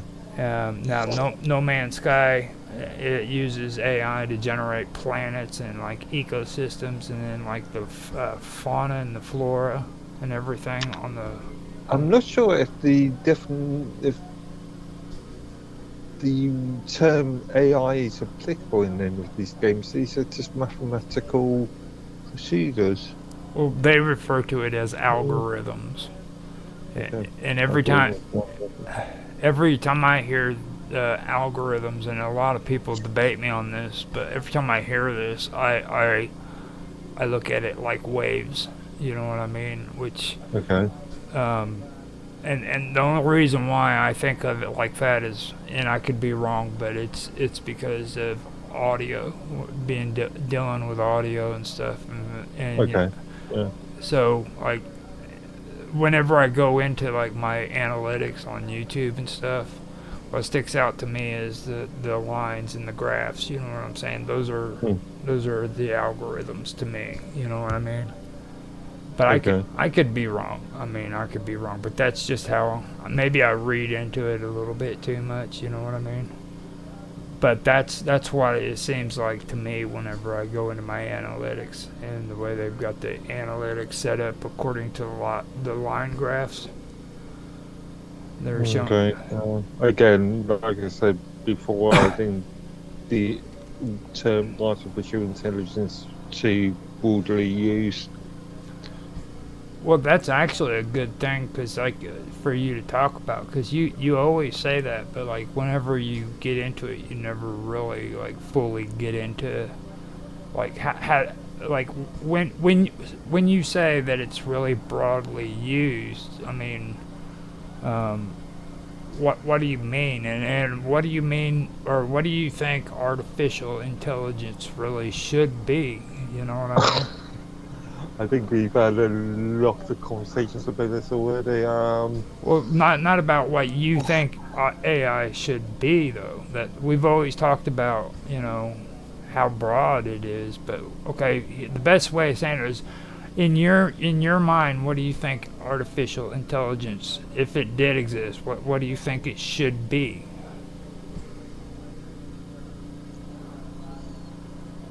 Especially having a background in it, like you should actually have a pretty good interpretation of what you think artificial intelligence should be.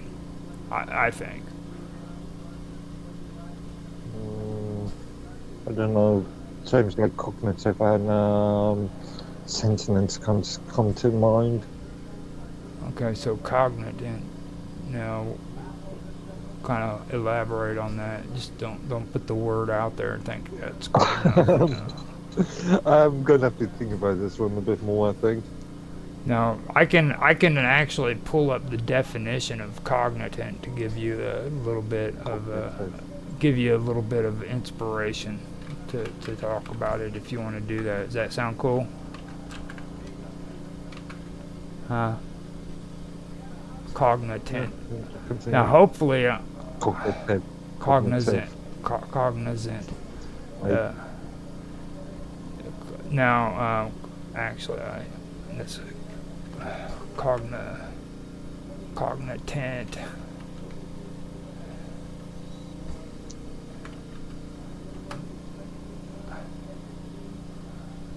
Okay, so the correct spelling word for cognizant is as in knowing knowledge or awareness. Its origin is in the Latin cognoscere, to get to know, while the British spelling is cognizant. So hopefully I can do it in the British spelling, because here they have the Z in it, and it wants to take me to a freaking it wants to take me to a company. So so it's an adjective, having or showing knowledge or understanding or realization.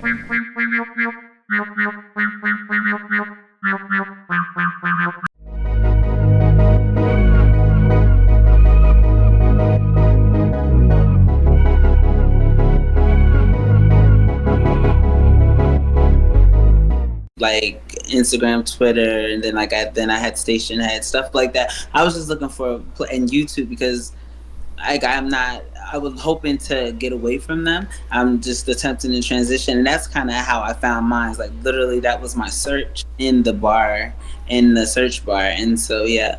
I didn't know anything about the monetizing like until you guys started talking about it, and then like I said, when I realized that I didn't know that. Like I just wanted to put my stuff out. I didn't know that just saying something you get something. So Yeah. that's and the coins are like 11 cents worth, 11 cents or something. You guys were saying, or is that more? It's 7 cents now. Where do we see that? Is it on? It's up I'm on that one. I don't up have. on your time or your profile when you go Oh, I see. I see. Yeah, yeah, yeah. You can do it on there too, I guess. up on the top right hand side next to your avatar and that little bell. You can Yeah. see you can see the what, Oh yeah, what it's, one mines is 6 cents right now. yeah. Yeah. And it'll take you Oh, I over remember. to Do you remember, Roger, where it used to like one mine token equals like $2.50 US dollars yeah. a couple of years ago? But last week, I think they were like um, down. Gee, they were reminiscing about that last week. it was like everybody keeps talking on that. I'm like, dude, the glory days are gone. Good old time, good old days. I mean, that big thing that happened where that guy was in the Caribbeans and freaking partying with all of his buddies. You know what I mean? Freaking that kind of shot everything out of the water for a lot of platforms. I mean, I doubt if anybody that's involved with Ethereum is going to recover from that.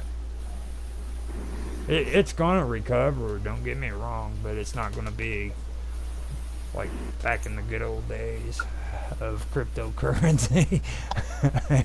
That's just not going to happen. 'Cause this makes the second time somebody's been busted like that. I think the first time was up in your neck of the woods, up in Canada, Tan. Hmm. I think the first bad crypto scandal came out of Canada. Oh, which one was that? Oh God, what was it? It was in 2011 or 2013. One of the major cryptocurrency people ended up going bankrupt, and then they had a big investigation and found out that was misuse of funds and shit like that. Basically, like this last one.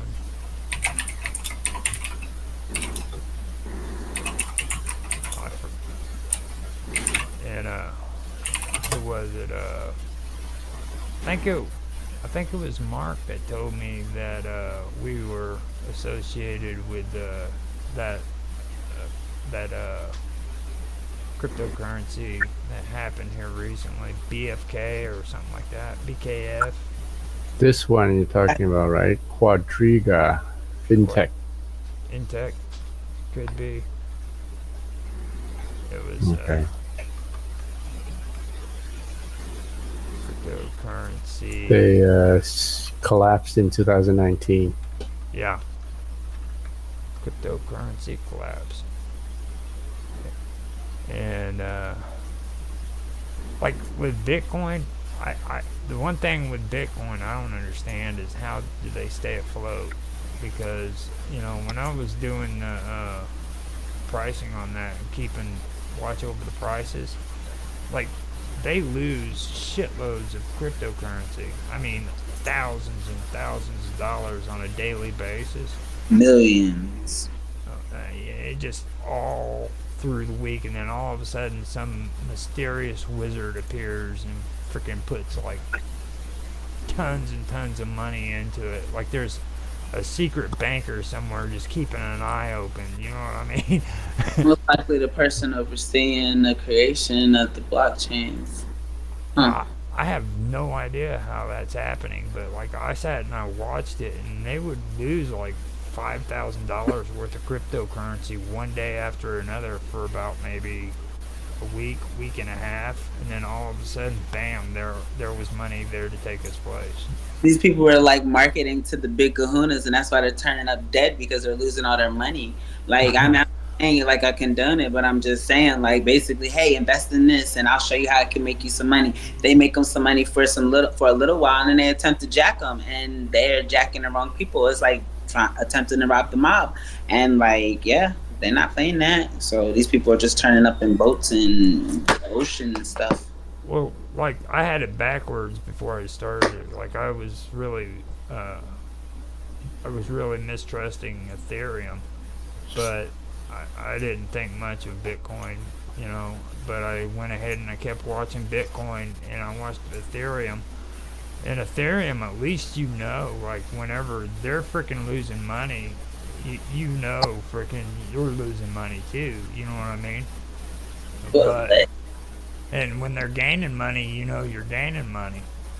But Ethereum is a little bit more transparent, but like Bitcoin's people that had money in it, they knew what was happening. That's why they knew when to get out. I'm talking about the creators, not necessarily the investors, because a lot of people play on investors not lack of intelligence, but always willing to make a quick dollar, and they look at it like that, so they seem like easy targets usually.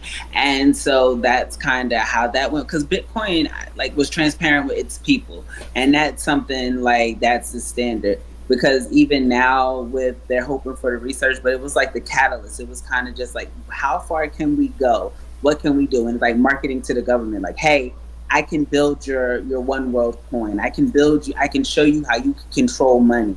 And then they present it, and then they have to put the money in to demonstrate exactly how easy it is to give this money and take it away. And then that's why you started seeing all these branches. I feel salty because in 2013, when Bitcoin was like $13, like someone was telling me about it, but they were unable to explain how it worked or how I would get it. They were like, oh yeah, you got to get these machines, because like then you had to get like go into the stores and have the actual Bitcoin machines. It was just a lot more hassle.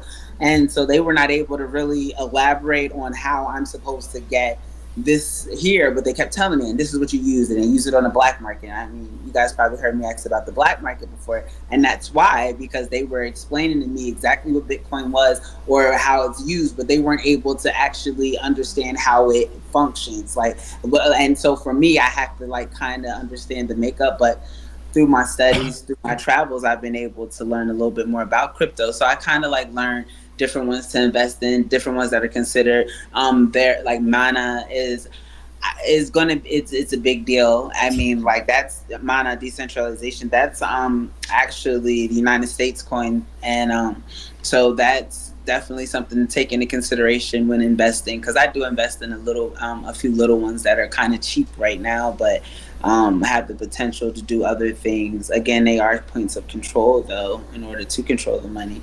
But the developers know. They know when the coin's going to tank because they make it tank, or when it's going to blow because they make it blow. I see. For me, how I was able to get somewhat of an understanding was I actually had to go in and I had to freaking keep track with it. I got me a spreadsheet on Google Drive, and I kept the first date that I actually recorded the prices. And I compared that first date to every date and every crypto amount, okay, as well as the day before. So the daily high of the day and the daily low, the open and the close. Mm-hmm. And I kept track if it was up or if it was below the original day that I started the recording the prices. Man, the day before that. And when I did it, it showed me the not versatility, volatility. Mm-hmm. Okay, within it. And I mean, cryptocurrency first off is really freaking volatile. I mean, it's nothing like the stock market, you know.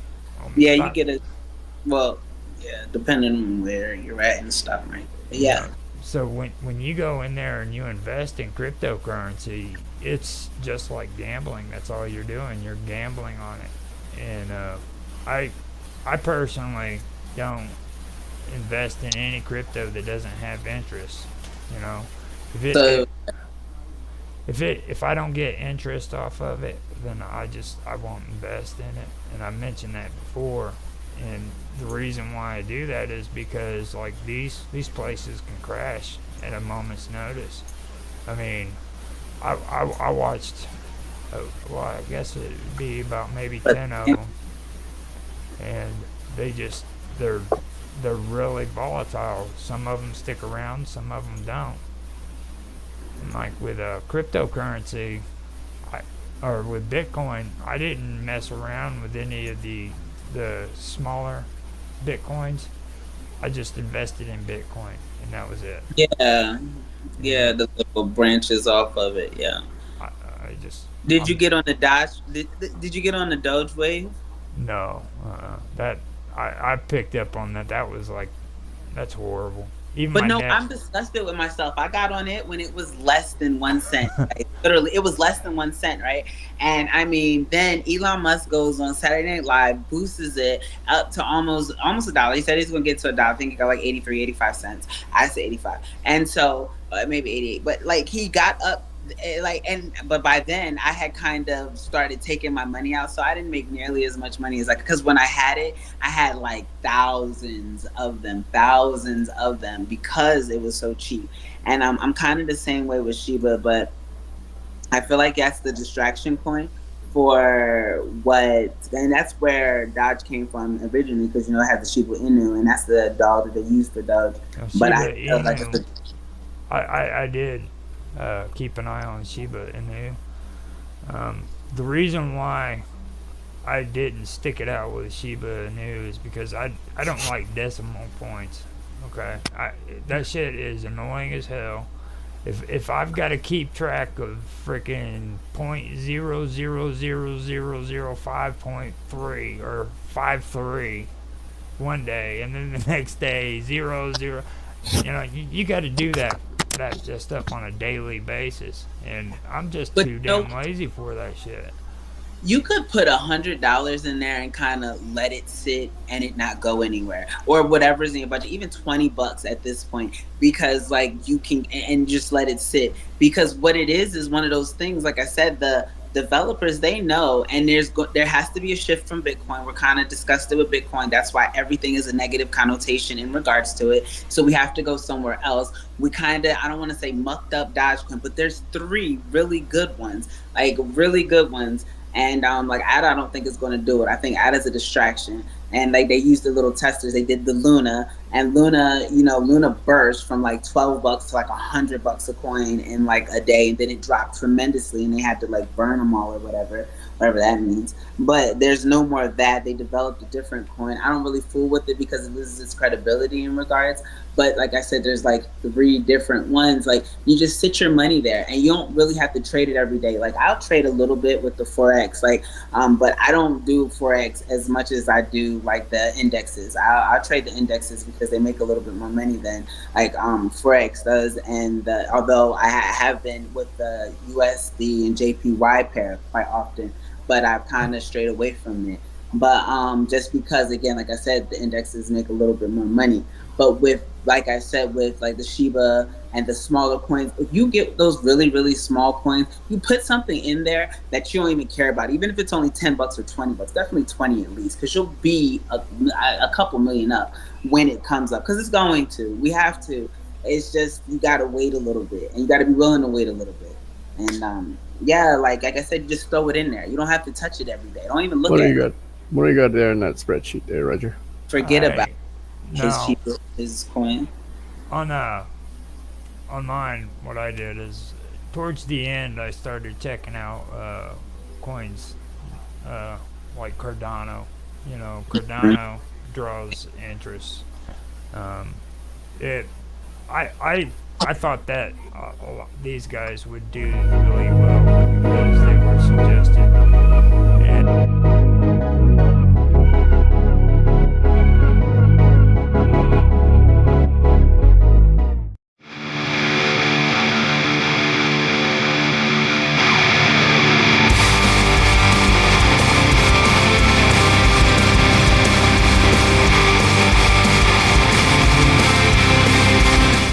have a pint of pear cider in my local pub. Oh my Just goodness. because it's so hot, and yeah. Oh, and then your beer is like lukewarm as well. That would be Oh no, disgusting. no, it was cold. I insisted on ice in it. Well, you know what's so cool about this? You know what's so cool about this situation though?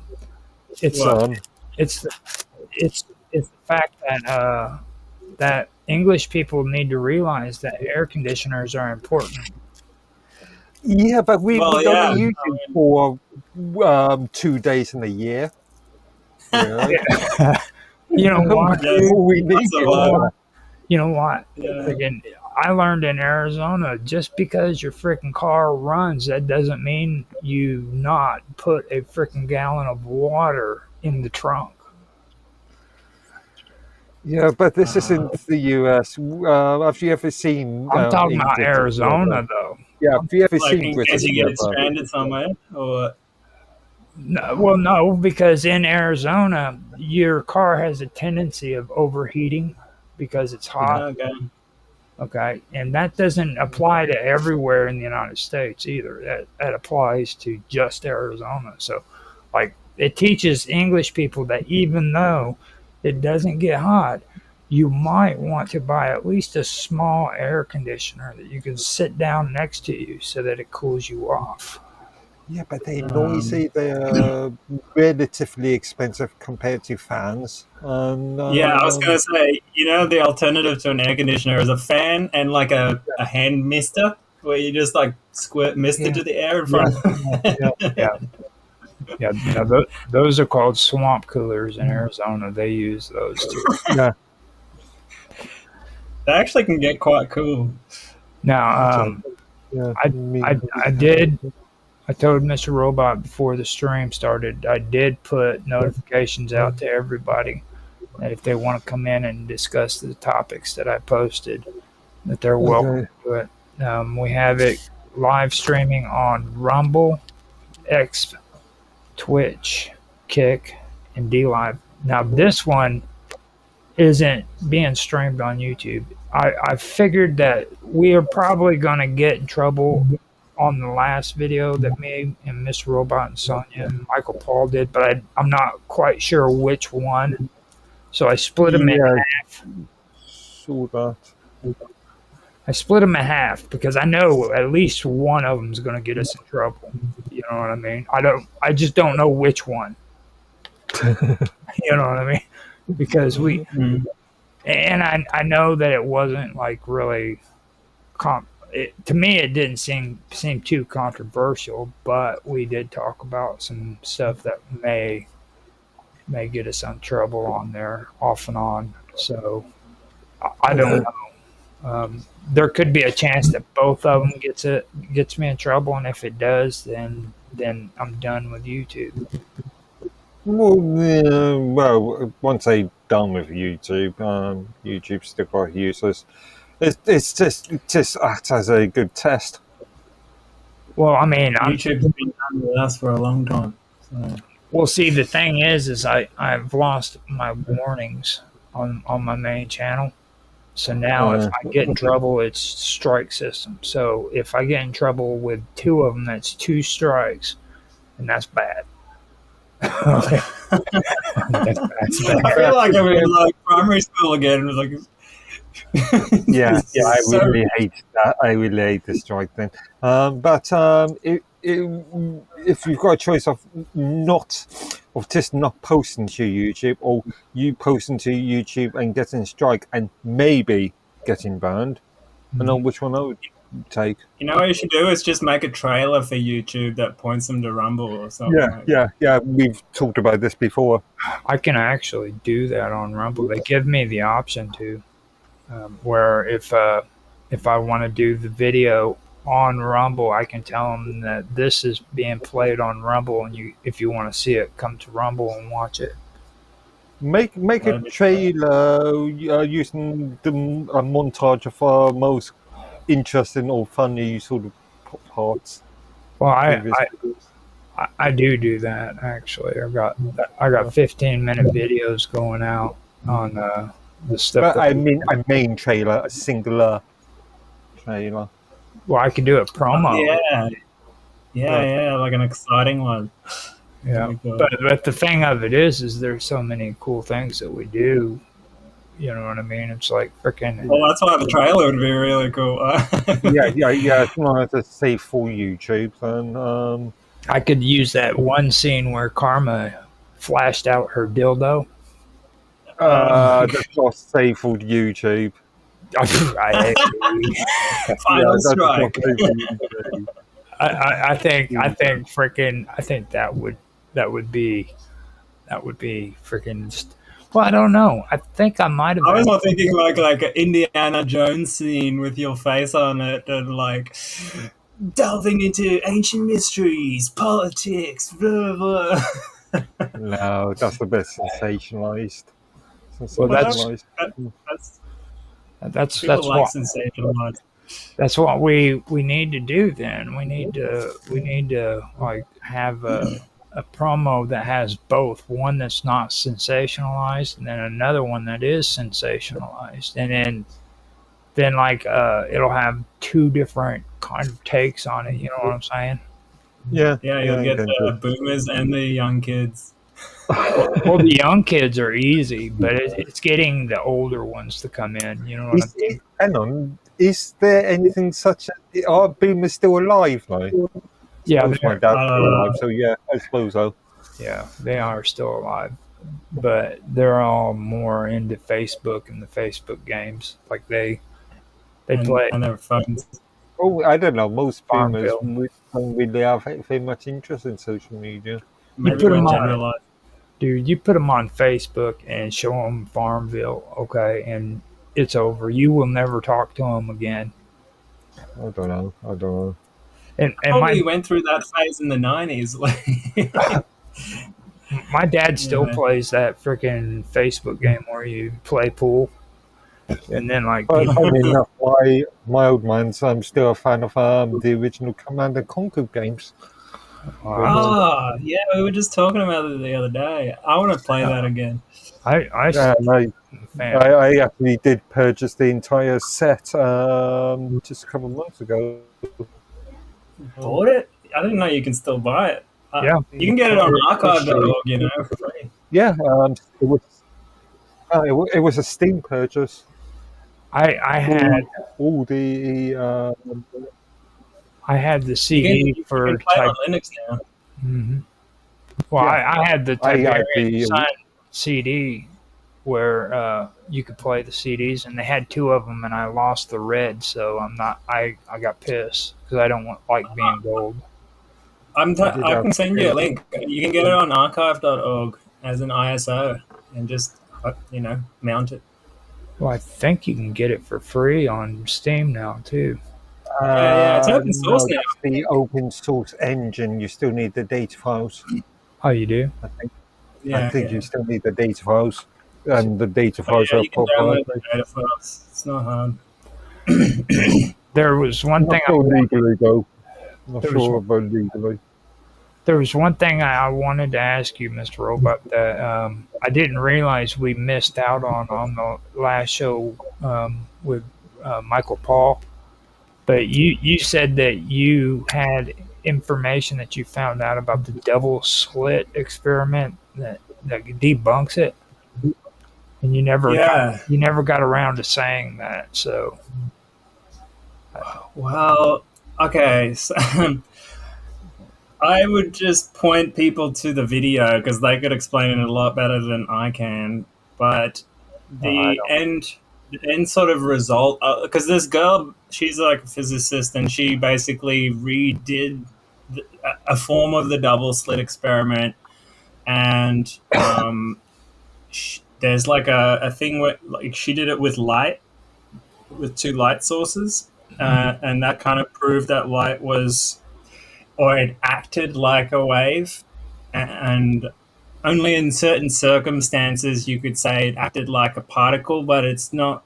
It's more like a packet, and like individual photons, you know. So, but then she couldn't do it as a as a real experiment with electrons, but there's like electrons simulators online, and she did the experiment through there, and it also acted as a wave function. And so the end sort of conclusion was that it was neither a wave nor a particle, but it acted like both in certain circumstances. Just to clarify, do you want to just give us a brief explanation of what the double slit experiment is?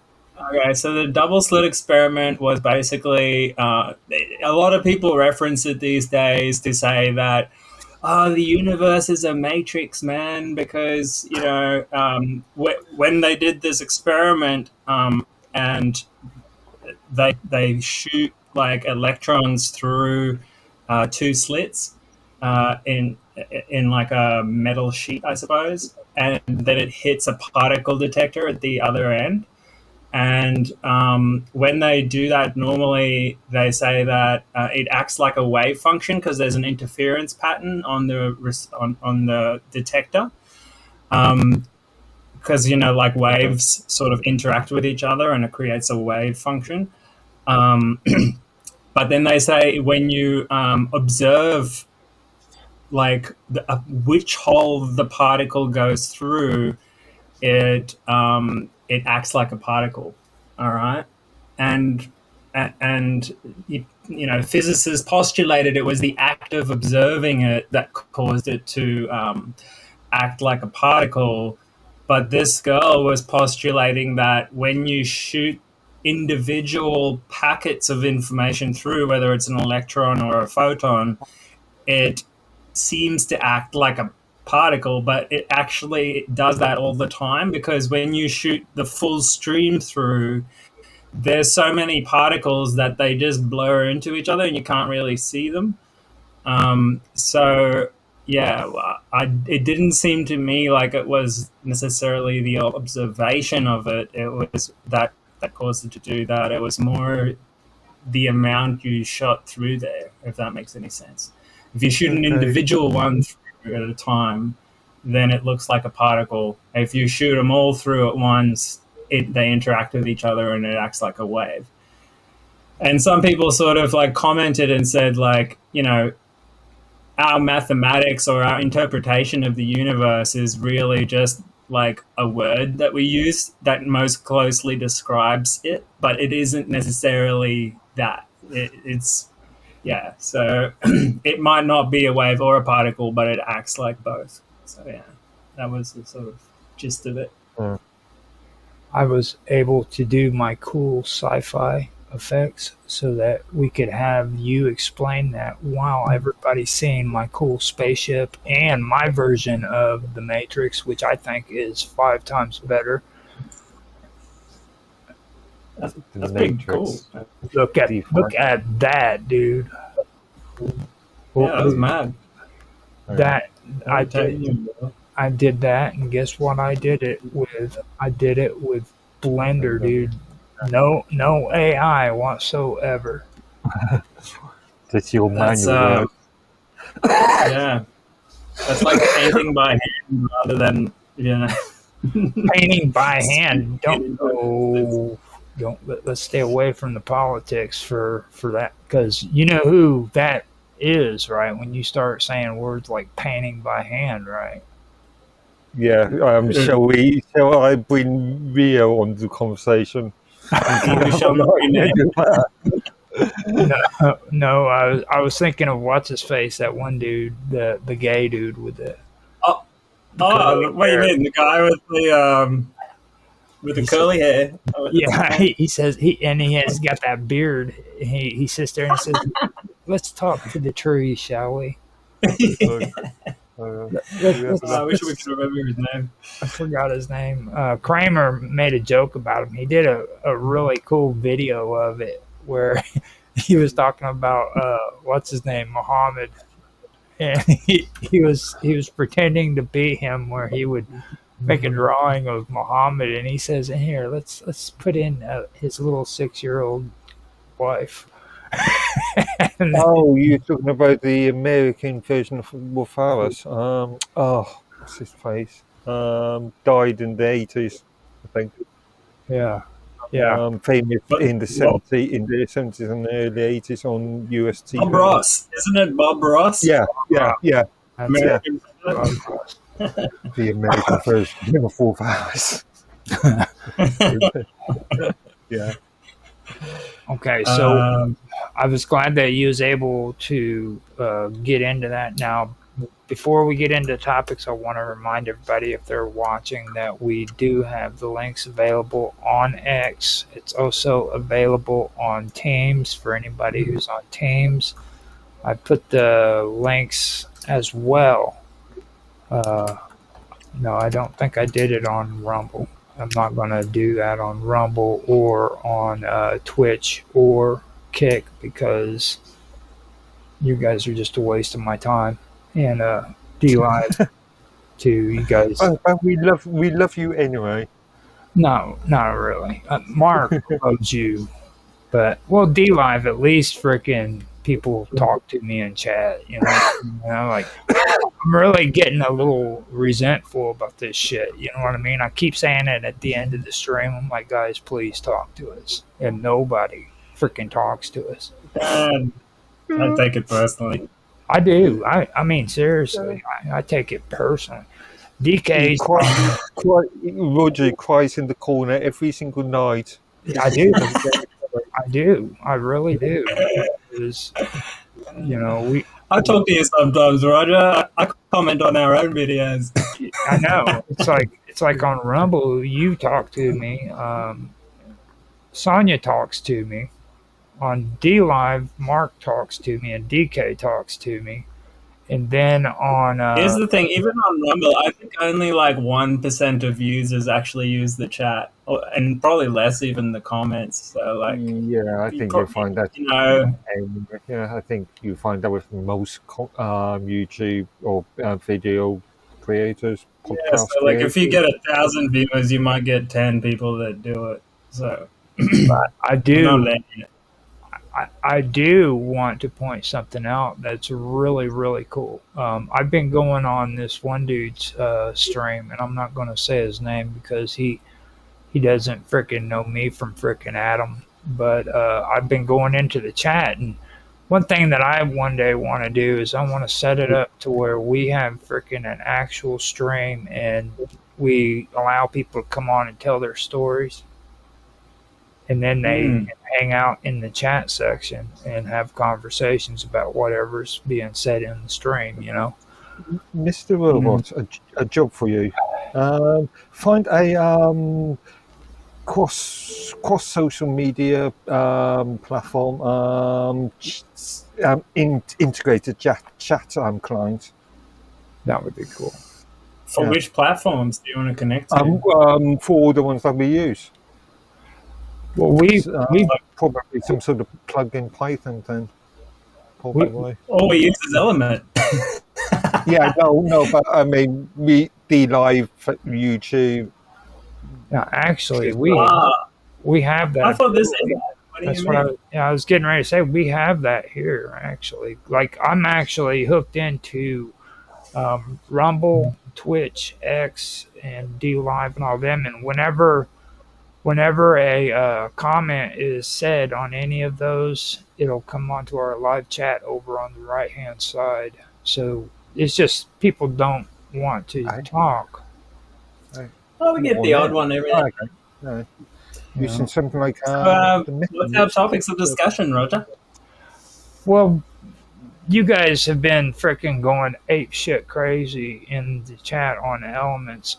And I've been kind of sifting through some of it. Now, I know that you guys are really into the stuff that's going on today when it comes to immigration. And I've talked about this topic for quite a long time, about Civil War. And Mark Edworthy posted something from English alternative media source that...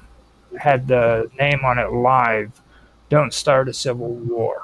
Okay, now I do have to give them credit because not too many people even in the alternative media talk about discuss what's going on in Northern Ireland. I mentioned that before when we were doing our last episode of Untethered. But I also want to go farther with that and mention the fact that we had the conversation and why I brought that up about why is it that the alternative media who's supposed to be, discussing stuff about this isn't discussing it. And I said it's because they were ashamed of it. Mark had his opinions on it, but the reason why I said that they're ashamed of it is actually because what happens is like they're using this for people to come on, or using what they put on their channels as something that attracts people to come and watch their stuff. Okay, That's really it. And if you're into watching all the videos that are actually being put out on all of these platforms, you would easily see that the majority of people who are even bringing Ireland up are usually white supremacists. And they don't. Please, you're making such a broad statement. Let me finish. They don't even deny the fact that they're white supremacists. I mean, I actually nor do half of them agree that they're white supremacists. It's because I don't go around and publicising that I deny that I'm a unicorn. Doesn't mean I am a unicorn. Are you trying to tell me that there are not white supremacists that are in Ireland? You're complaining now. You just said most people, and you're now saying, do you deny that there isn't any? Are you telling me that there are not people on the internet right now who are point blank saying they're white supremacists? I've never said there isn't a percentage that are. There. But here's my nuanced response. Do not conflate. I just saw. Go ahead. Here's the thing, Roger. Low intelligence of you.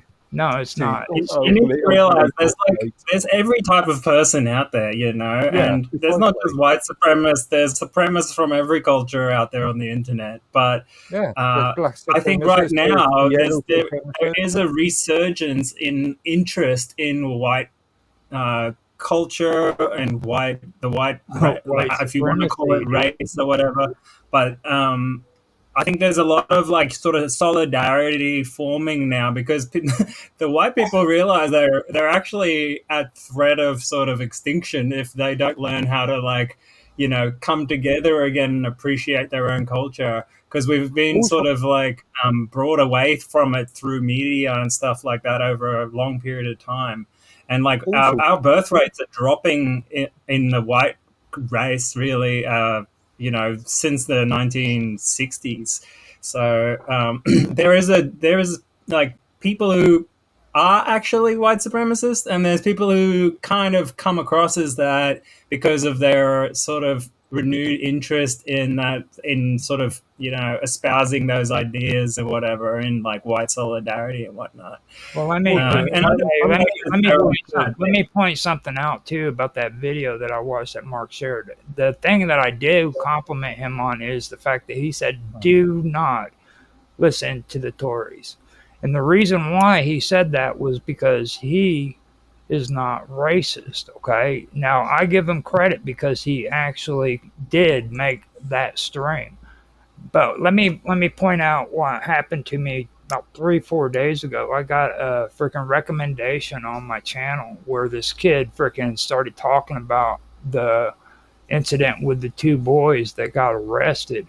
And he said that the mob ended up freaking taking over, and they went out and not only damaged the property that the boy lived on, but burned it down. Now, after he mentioned all that, he said that it was a shame. But the reason why it was a shame was because perfectly good white people could have lived in that freaking house. It wasn't for the fact that they destroyed the property and they committed crimes. It was because good white people could live there. Who stated that exact sentence?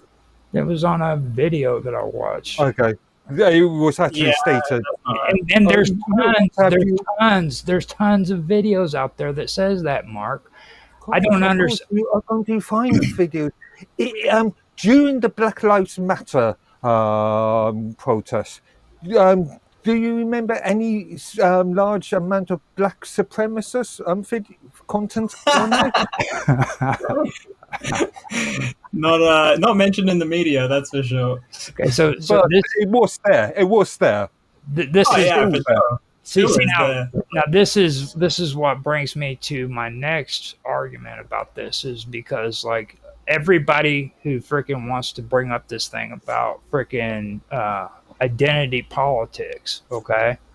They keep mentioning how there's Black Lives Matter and how many black supremacists were doing that stuff. But you look at what these people are doing. The same people who talked about identity politics are the same ones who are using it now, dude. It's the same freaking shit, but it's I a agree. Well, I agree. here's the thing.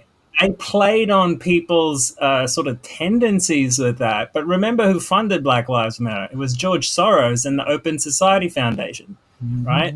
So these people, they sow unrest in a culture and through financing certain types of political elements, you know? And there's a bigger- let's not I think think there's a that these bigger are issue, natural things that occur. Yeah, I know where a lot of this been influenced by, but there is a bigger question there. This is related to for the last at least 20 odd years, especially in the UK with the 2010 Equalities Act brought in, which I still think is a really bad act. I was written. There's been a culture, a top-down driven culture, and which has really seeped into both US, Europe, and UK and Western culture about identity politics, and it has been very evident since, let's say, 2010. I would go. I I would would also go back argue that, like, for 90s. hundreds of years, you know, top-down forces have funded, like, you know, political revolutions throughout history, going back to the Enlightenment era in France, to the American Civil War. There's always been these like powerful, like funders of these different groups, just like we do proxy wars today, and. Yeah, I dropped that documentary for you, Roger, to check out and verify on the American Civil War, the original one, and how, like, you know, British families like would fund parts of the war. You know, Freemasons would fund parts of the war. But yeah, there are good stories about the French support. Yeah. Now that's what's actually being brought up here recently, and that's something he mentioned on that video. But the thing too, when it comes to all of this, is like I disagree with him on one point when it comes to this identity politics. I don't believe that like one side is pushing it and then the other side is becoming a victim. Like white people are becoming a victim because of it. I think that it's coming from both directions. I think that's true. It's now. because it's not a societal phenomenon. Mr. But just a second, this is a very important point. I think that is true now, but because of things like Black Lives Matter and the various LGBT organisations, remember, these organisations need to make money. And this is one way of them making money. Once this, but who is forcing them to put it in there so they can make money? This is the top-down control. Come out of public interest. Once the public gets bored with it, these companies have to further promote this for the purpose of them to again make money. Yeah, but the people, like the higher institutions of power, enforce places like Disney to put this stuff in their media because it's class warfare. It's not between like people necessarily. I agree. I've made this point a few times before. The US doesn't really understand the class system as such because they've Well, they used to, not they've really forgotten. have to deal with it. But well, me and you, because of where we come from, have a good idea about European class system. Yeah. And it is it's mainly a class style fight rather than an Well, identity it's politics. super obvious now, really. Like, look at the whole Jeffrey Epstein thing and how they're getting away with their crimes. Like, look at like Israel and like how they're getting away with their crimes. There's like definitely a multi-tiered justice system that's like plainly to be seen now by people, especially in America as well. So, like, I think we're coming to grips with it again now in the modern day. So. You say two-tier police system. I said this is evident on an international scale and a national scale. I mean, look at what's happened in the UK with these sort of so-called political prisoners and the two-tier stances that Starmer has pushed in the last 12 months. Now, with me, this brings me into a lot of the stuff that with Epstein especially, and then P Diddy.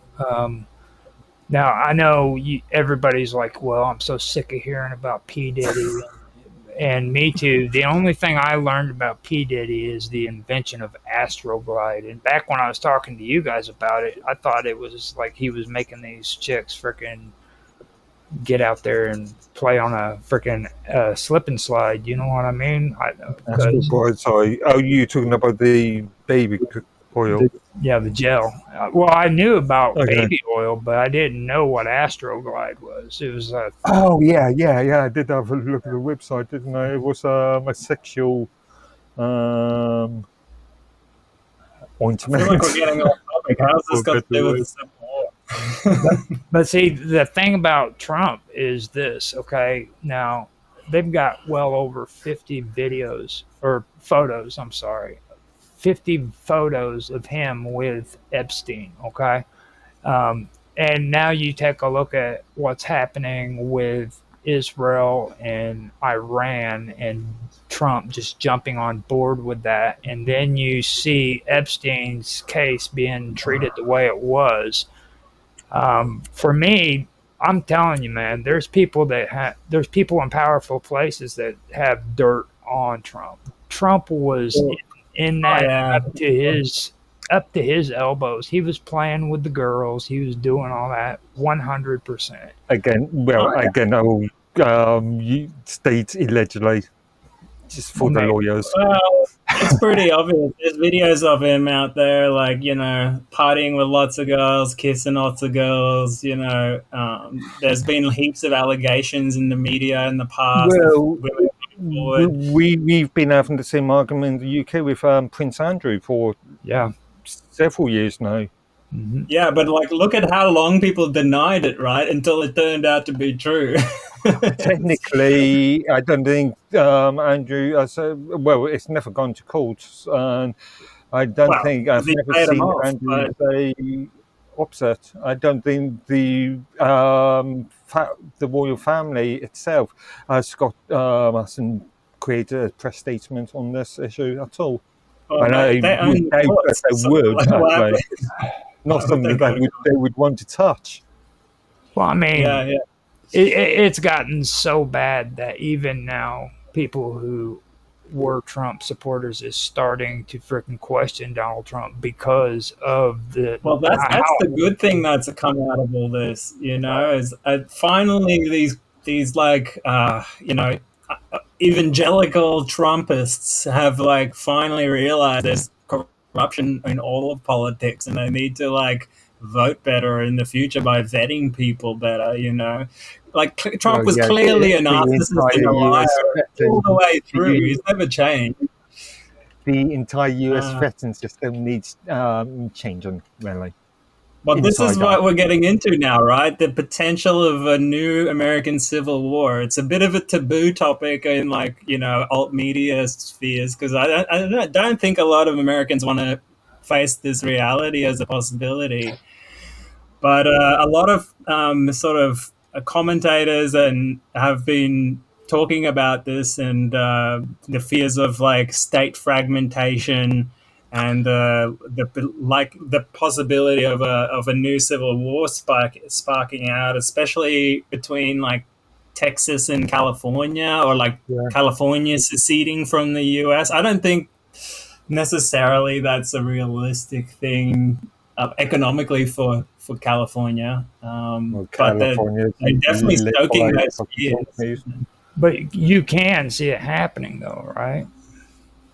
But, well, there's a lot of I tensions in the I US right now, that's for can, sure. I can in theory, but I know Texas have been talking about sensation, removing them from the union for many years, but Texas has got a long history of this anyway. I think that's, Yeah. But when, so, when, yeah. when you talk about a war, it sounds like more like an organized thing where you have sides and like, an organized militia or something like that. And right now, everyone's got guns. And I think what's more likely to happen is like some type of revolution rather than a civil war. Like there's America's so polarized across so many different things. I'd be surprised if like two sides unite on any given topic. But Then we've got a problem in that case, and we are going to see this in Europe if Europe ever gets to the stage of civil war, in both US and Europe. If it will be portrayed as a sort of ethnic civil war. Yeah. Irrelevant of the civil war real main reasons. But Europe is it so will be multicultural. portrayed How would as that a be possible? ethnic civil war. Right. And I think that too. That's one thing I drew off of that video. I had to stop watching it because there was well, first of all, I had no real time to actually watch the whole thing through. I've been having to catch up on a lot of things that I've been doing in the last week. I But only gave it to you 2 days ago or something. yeah, but Yeah. they brought that up even on their stream too, and it does seem that is going to be the case. And you cannot deny the fact that this stuff, the exact same stuff, is being hit on all of these countries. Like the same crap that you're seeing here in the United States is being pushed in Europe. The same crap is being pushed in Yep. Australia, New Zealand, Yep. all over Yeah. the Well, again, I think this is actually class warfare rather than like natural, divisions that are getting like emerging. It's being stoked through the media and through like politics and like all this, in order to like seed that idea into our heads. They even came out with that movie like a year or two ago of like American Civil War with the Trump type character and all that. Right. So they're like pre-planting these ideas in our consciousness so that they can sort of like just repeat it enough times for it to sort of happen. And like maybe there'll be a false flag type situation where, they claim that, a Trump supporter mows down a bunch of, of someone of some race or whatever. But I don't think that would be a natural way for it to emerge. It's a possibility, and like they've definitely wargamed that out. But I think what's most likely to happen naturally is like if we run into like severe economic turmoil, like let's say they collapse the crypto markets and the financial system at once, and people just can't buy food anymore. I think there'll be like a type of anarchy / revolution type thing going on. And A lot of revolutions are based on shortage of food. The French Revolution Antoinette let them eat cake. Then a lot of the Hungarian Revolution against the Soviets in the 60s was actually related to food. Well, that's why the Americans wrote it into their constitution. It's meant to be their responsibility to overthrow the government if it's not working anymore, or if it becomes tyrannical. That's why they have a right to bear arms. Right. That's the actual only purpose for the right to bear arms too. It's not so people Indeed. can carry around guns and show off to other friends how cool their guns are, or even go hunting. Okay, the sole purpose, and it's written in the Constitution, is to freaking so that we are able to freaking overthrow our government, and even that's being stifled. Now, Well, that's why they're trying to bring out anti-gun laws for so long. They fear that possibility because it would be very difficult. Like, I mean, the power is in the people's hands in America, at least, because they have At the least guns in still. theory. At least Well, in the theory, problem because is they've stopped running their own militias and relied on a standing army, which is not really how the constitutionalists envisioned it, right? They thought they should more have like militias in every state run by the people rather than like large standing armies. well, see that they screwed us over, because what happened was is Americans fell for this notion that the National Guard was a form of militia, and that's really where all of it fell apart. Now, the National Guard is not a militia. Let me just put that out there. Okay, it's still ran by the government. Whenever they call wars on places like Afghanistan, and they in Iraq, they always send the National Guard first, because they want to kill our National Guard. Okay, so I thought the National Guard were actually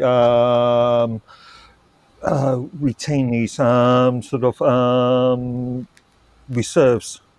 That's what they're, Well, then- and their responsibility is to protect the United States here within our borders. Each They're reserves rather than they are sent. They're the first people that are sent Right, out. Speak. exactly. No. Yeah. Exactly. No, they're the reserves. The reserves always go out first before the standing army. They've been doing it since frickin' Desert Storm. They're the ones that get sent out first because they're cannon fodder, and that's the way frickin' the government wants to do it, so that they don't have to sacrifice their long-term trained military forces. You see, because look at World War II, V-Day, okay? Now, whenever freaking they landed, okay, how many people died on the moment they landed on shore, you see? I did remember, I did see a figure, I think 25, maybe 30%, if I remember rightly, but that's, yeah. So they Yeah, learned. it seems kind of stupid now looking back at it, actually. Now, when you guys were talking about Prince Albert, I wanted to go back into P. Diddy. Now, when Prince Andrew, you mean? well, yeah, you can call him Prince Andrew. Albert, Albert. You can call Have him we ever had Prince Andrew. Albert? You can call him Prince Andrew if you want to. Prince Albert is a lovingly name that we Whatever your code name for him, you say he lives. here in America, we know what Prince Albert is. Okay, we know, but Actually, yeah, that's a slang for. yeah, Yeah, okay, yeah. I haven't heard that one in years. It's actually a British thing, and sort of died out. And yeah. See how bad your culture has been subverted. You don't even remember what a Prince Albert is, man. yeah. I think the term is appropriatized.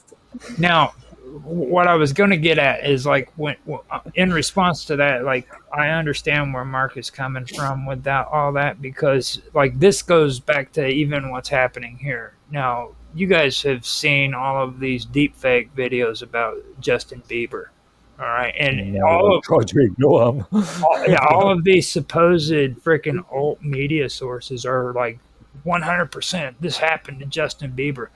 To this day, Justin Bieber states he was never a P. Diddy freaking victim. To this day, and still yet, these supposed alternative media sources are pushing this. And you're going to get both main media and alternative media making mistakes. I don't know how we keep getting go on. Civil in War. some cases there are biases. Well, this also relates to Prince Andrew and the allegations that were made about him. I think I'm not absolutely sure about all, but the Sun, and the Mirror UK newspapers have sort of ignored the story.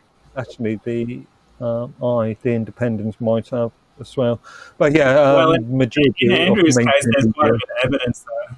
Like, I mean, women have come forward. Who was it that reporter, interviewed or like sneak interviewed one of his close confidants, and he admitted it. Yeah, what was but the guy- again, innocent until proven guilty. Yeah, and that's something that, Well, that these people How do you get 100% proof of anything like that? Beyond a reasonable doubt. Beyond a reasonable doubt. It's called a court of When law. he got asked it in an interview, and watch him lie. His blink rate goes through the roof when he's like, "Nope, never heard of her." Actually, Andrew always. You could just tell he's lying. I remember I'm old enough to remember Andrew in the 80s. What is he now? He's 70 years old, 60 years old, Yes. something like that. But yeah, but he's always had that habit. Had Yeah. that twitch. Plenty of pictures. Yeah, he's got a bit of twitch.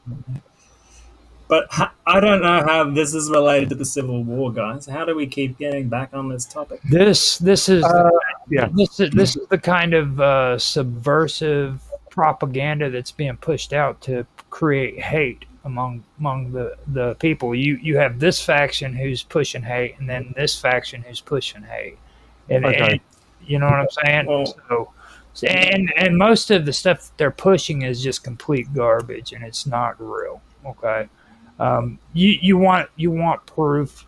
That's called a court of law. They've got DNA, dude, that can freaking hit you with just smoking a cigarette. So if you murdered somebody and smoked a cigarette and put it in an ashtray, you're done. If you didn't put freaking plastic over your body, they're going to find DNA. Was there a Columbo episode based on that, Humphrey? There's a lot. Yeah, what's a Columbo episode based on that one story? But there's much better examples of like stoking hate than that. There's like all through the media all of the time they do the race division stuff in America. Obama pushed it a lot. Through like movies and stuff like that, especially they'll cast white characters as black and black characters as white, and like all sorts of crazy stuff like that all the time. You'll get these crazy liberal celebrities that would like have Trump decapitated and like all sorts of crazy stuff like that. Did she ever get to any? Did she get to prosecution stage? I can't think of her face, her name now. Who was it? Who, the head, the Trump head. Oh no, she didn't get prosecuted. No, which is strange because like it does seem like a threat, but yeah. Well, I mean, the thing is it's like all of this stuff now they're trying to even say that the attempted assassination on Trump was a hoax. Like he actually sat there and let somebody the last one, the year one. Yeah. Like he actually sat there and let somebody take a shot at his ear and trusted him. I'm sorry, dude, that's not going to happen. Well, the only way that could have been a hoax is if he didn't get shot in the ear, But I would put it on a very low possibility. I'm not going to discount it completely, but I think it's a very low possibility, mainly because the people who got shot. Yeah, I think with the exception, I know Reagan was attempted assassination tries, and I think every single president for a period before there's been like 50 different American presidential assassination attempts or something like that. Well, even that you need to kind of get educated on it, because I heard the other night somebody tried to say there was an attempted assassination on Carter, and nobody tried to kill Carter, dude. Okay. You know what I mean? It's like, and that's where I said it's very important for younger people to kind of learn political history so that they kind of get a grasp of what's going on and things like that, because it was openly stated on a freaking live stream with Carter, and I'm like, no, dude, nobody Okay. ever tried to assassinate Carter. Are you sure? No, I'm no. Yeah, Yeah, but the same age as me, if Carter, you'd be very young. I was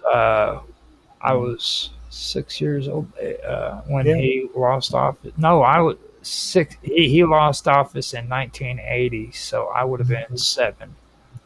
Okay, yeah. But see, the thing of it is I'm into freaking history and political history. I know this. Have you heard of the woman who tried to assassinate American president? Which one? Her name is Sarah Jane Moore, Which and president? she attempted to assassinate Gerald Ford in 1975. Yeah. Was given a life sentence. But there was another one, and she was like a cultist, and she used to wear like a upside down cross or a pentagram or something like that around her neck. She was like a kind of like a Satanist, Well. basically, or a Luciferianist, you know. Okay, that does And I ring a think bell, but Yeah. not sure. So there's been some crazy things in the U.S. and there's some pretty people in crazy conspiracies around American presidential assassinations, I believe, because there's no way that kind of consistency happens over time by accident, in my opinion. Like there needs to be some kind of influential larger forces at play instigating these things Yeah, for well, power. Now, one thing I think about is as far as government, as far as authorities are concerned, civil wars are a good thing because they can come in and stamp on it and create even more draconian legislation and draconian actions afterwards. okay, so The other one we still haven't seen much about is the RFK assassination. Where are those files? You know, well, you just received there's a lot of evidence showing that Sirhan wasn't the one that actually shot him, and that was evidenced by John Pillagner was in the room with him when he got shot. And he said the shots came from the opposite side of the room from where Sirhan was. And that was shown by where the bullet patterns in the room was. It was on the opposite side. So, and they found out that his security guard that was meant to be looking after RFK was actually like hugging him at the time. And RFK actually like pulled his tie off as he died. And people think that he was the one that actually shot him, and like while the chaos was going on. So it was like an operation going on. Okay, And I think he left the country soon after that. Never So- did be seen. you guys kind of took over and didn't let me finish on my cool thing. I mentioned Carter for a reason, guys. Okay. Now, a lot of people think that there was an assassination attempt that was made on him, but the whole thing about that was a guy who was mentally ill. Okay, made a claim that he was a part of a 4-man operation, and they had a plot to assassinate Carter. Okay, now this was put out in the New York Times, and later on it was actually dismissed, and there's good reason for it. But like these people for the longest time had tried to push this idea that freaking there was an assassination attempt made on Carter. You know what I mean? When it wasn't even an attempt, it was just a supposed plot. and the guy was mentally ill and he's completely off his rocker. You know what I mean? Right. Yeah. And Well, did you know the guy who did it was Raymond Lee Harvey?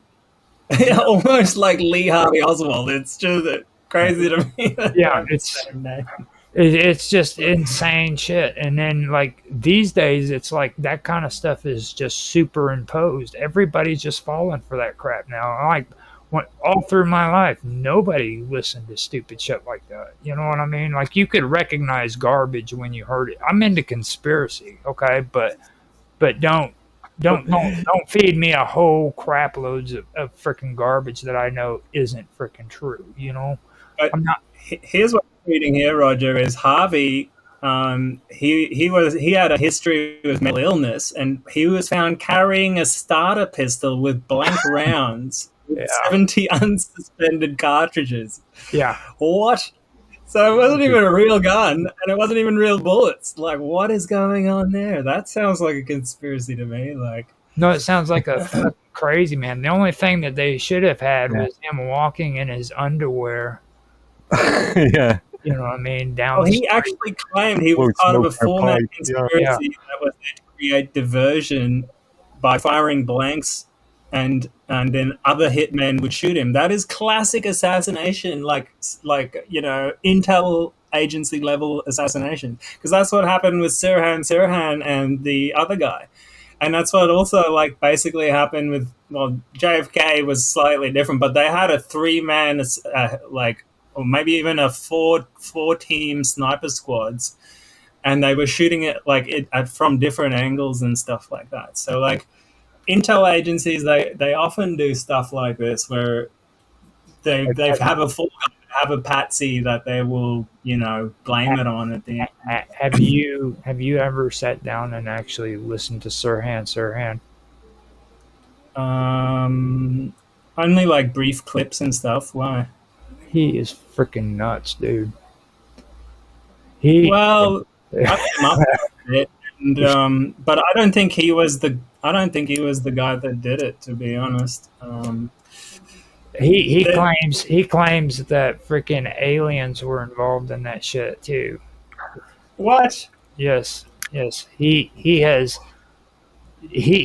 is really, really out there. He has the imagination of Charles Manson, just putting it to you that way. Have you ever heard Charles Manson talk and a lot of the crazy stuff? Yeah, I like Charles Manson talking. He's actually quite eloquent and nice sounding. That's, but he seems actually pretty sane when I heard him speak, in modern days anyway. I don't know, maybe not back in the day, but Sirhan does stuff like that. That's something he was really big on. He is completely freaking out there, man.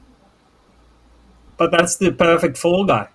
You know what I'm saying? It's I want to know about this alien thing. That's interesting to me. It's been a while ago since I seen the video, but later on we can bring it up and use it as another. There's actually videos of him from 3 years ago being interviewed. I didn't know he's still alive. Well, the last time I seen one of his, I think it was maybe about 4 or 5 years ago, and it was an older video that he did. So, well, I'm definitely going to check that out because I haven't actually listened to him in the modern times, so I'll check it out. He is definitely. That was during the days of MK Ultra and warping people's minds to create a Manchurian Candidate and all that kind of crap. So it wouldn't surprise me if they scrambled someone's mind before they did something like that. There you go. Well, for me, today with a lot of the stuff we've been talking about, you know what I mean? I see a lot of narratives that are being pushed by people who are pushing a lot of false propaganda, you know what I'm saying? And it's coming from all directions. Of course. You know, and for me personally, I don't feel that that we need to frickin' be saying that these people are the victims and these people are the ones who are doing it, because I'm seeing it coming from both directions. And Well, yeah, for sure. I think we should stick to the facts as much as possible and let the conclusions sort of emerge from that. you know, A lot of times in the past where I've thought something sounds too crazy to be true, and then later on it actually was proven to be true. So I tend to keep an open mind on stuff these days, on what are potentials. I try to put the potential, what it could be, out of my mind and just try and focus on what is going on and learn as much about it as possible. And then usually through that, I will be able to draw my own conclusions. now Sonia went onto the Rumble chat and she said, "Hey, locks are getting longer, Fabio." So They are actually. Yeah, I was thinking about having a cut. she Just a she, couple of days ago. she must be talking about the man meat, Mark Edworthy. Indeed. So, you know, when with that being said, I think it's time that we talk about this doco that Mr. Robot posted up. Before we go on from that, I just want to say one more thing. I'm not saying it was aliens, but it was aliens. You know, Okay. It's like aliens are involved with more things than you'd ever realize. They are Little all around us green all the men time, from in our Cherry. heads, stoking our, hopes and dreams and fears. Like, I can't even begin to explain, but Well, they interact a lot. So I can imagine with politicians, they'd be rife for it. well, that's the reason why I mentioned the aliens, because I knew that's what you believed. Like, especially Like, because, here's an example. This happened to me not last night, night before, and I had a trade on cryptocurrency, and then I fell asleep. I forgot to close out my trade, and in my dreams, these beings had come to me, and they like, "Hey man, what are you doing with this money? I suggest you close it out, or you're like, or do you want to make more money?" I'm like, what the hell are you talking about? And I just kind of like resisted them through the dream, and then they kept coming at me more and more scary, like freaking had to fight off a bunch of them until it got so annoying I woke up, and then I realized, oh crap, they're waking me up about this trade, and I lost a bit of money, but it could have been a lot worse. So yeah, these beings like communicate with me all the time. So just saying. I ain't gonna say like it's not something that's beyond reality, what we think is a reality, because like I've mentioned a couple of things that's happened to me in my life too, that I really don't put a name on it, but I've mentioned to it about it, because like there are things that's happened to me in my entire life that's a bit out there, and I've used references like there's experiences that I've had where, like, for example, I've used my son whenever I was sitting on the back porch with him, and we just had a bad storm, and the tree branch that was hanging out by our house had broken. And at that moment, we were having a conversation, and I told him point blank, I was like, "You're going to end up being the one cutting that down." And it wasn't because freaking I was just being funny. It was because I knew he would be the one doing it, and I've had situations like that happen to me all throughout my life.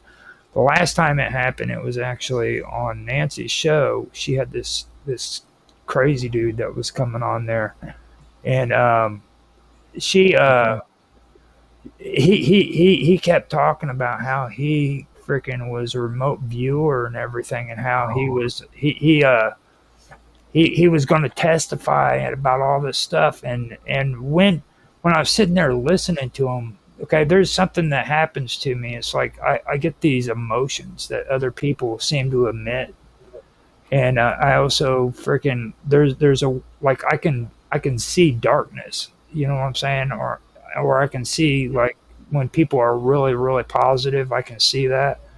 And it's really what do they call that? What's the word for it? I have no idea. Empathic.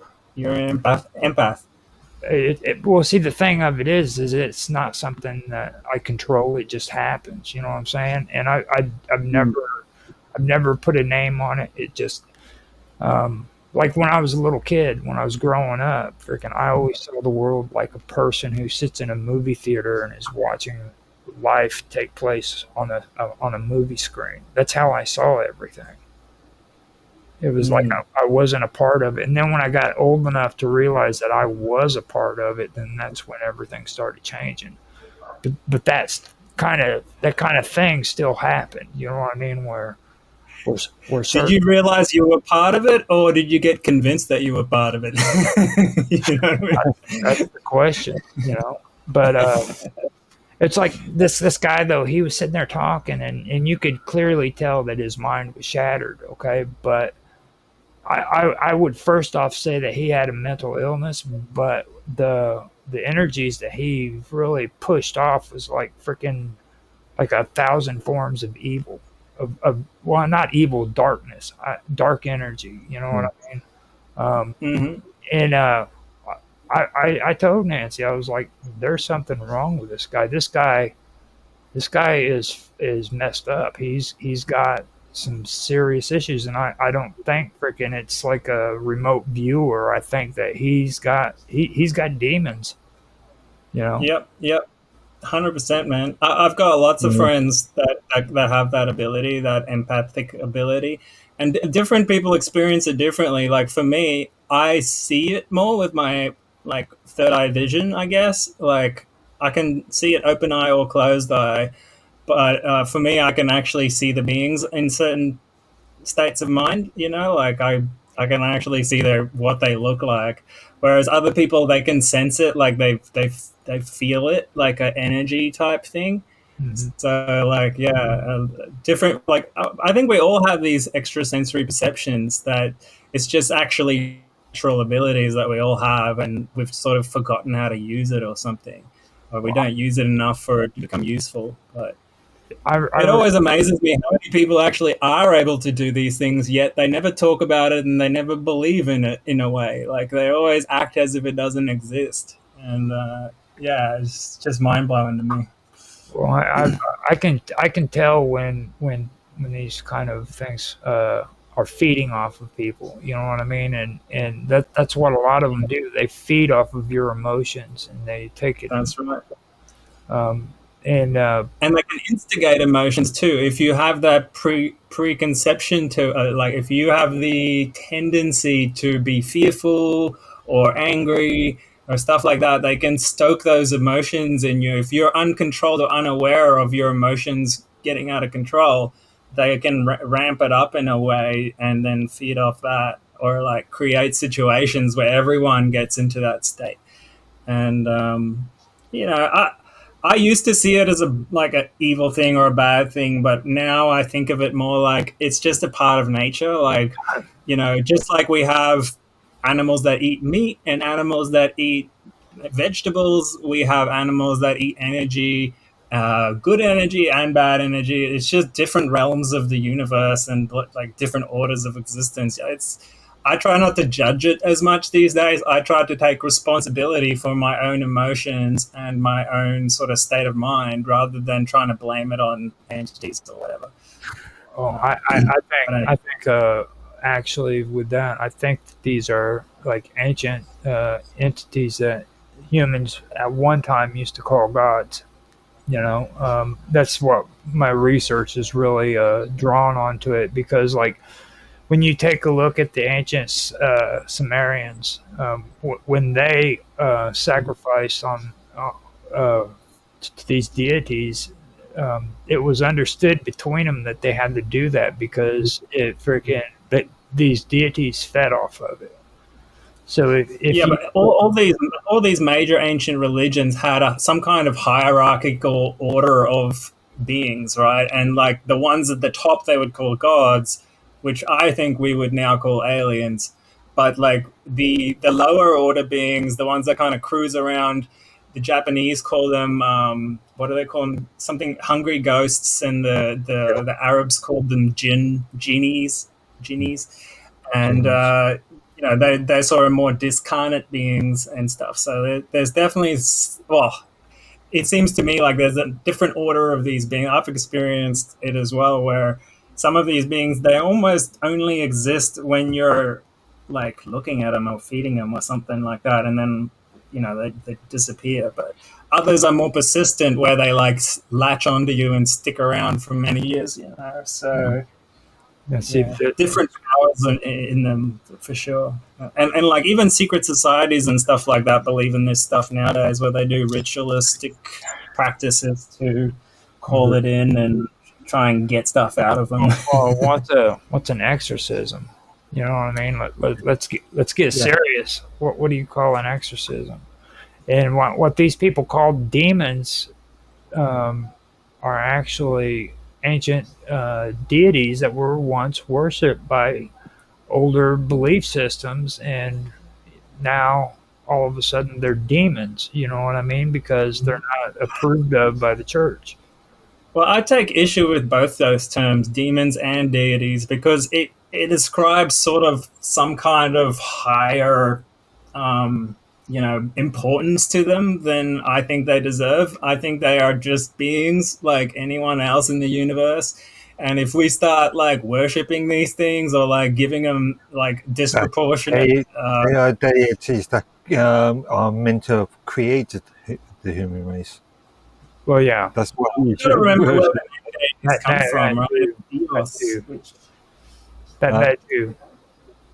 Hey, okay, let me just say it like this: a higher order of being that so happenly created humans through DNA research.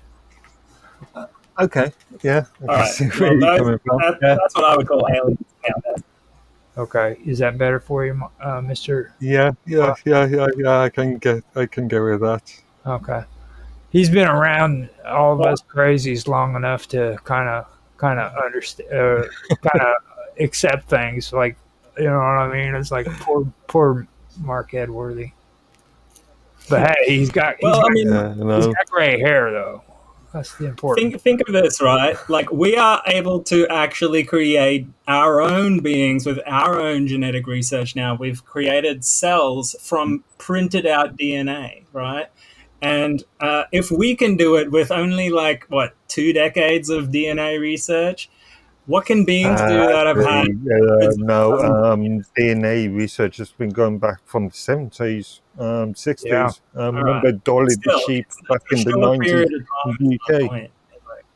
We've only had CRISPR technology for 20 years, 30 years, 20 years. That we know of, guys. Let's keep that in mind. Like CRISPR, that stuff is just way too advanced to be only 30 years old. I'm sorry, but it's way too advanced. It's not that advanced, really. It's kind of simple. Yes, dude. It is very advanced. The advanced part is understanding what the genome is and does. That was the hard part, is mapping the genome and seeing which code for which proteins, how those proteins interact with each other. That was the hard part. Manipulating DNA was not hard. Let me kind of put it out there like this. You are in a generation that has been desensitized to information. Okay, I grew up in a time where we didn't have freaking CRISPRs. When you seen stuff like that, you saw it on an old B-rated freaking sci-fi movie, dude.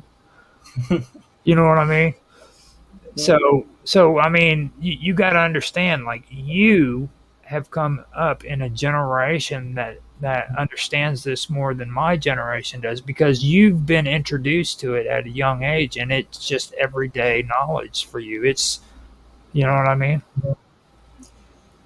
Yeah, and I kind of grew up in the scientific sort of, medical field as well. I've had friends that actually do CRISPR. I took genetics classes in university.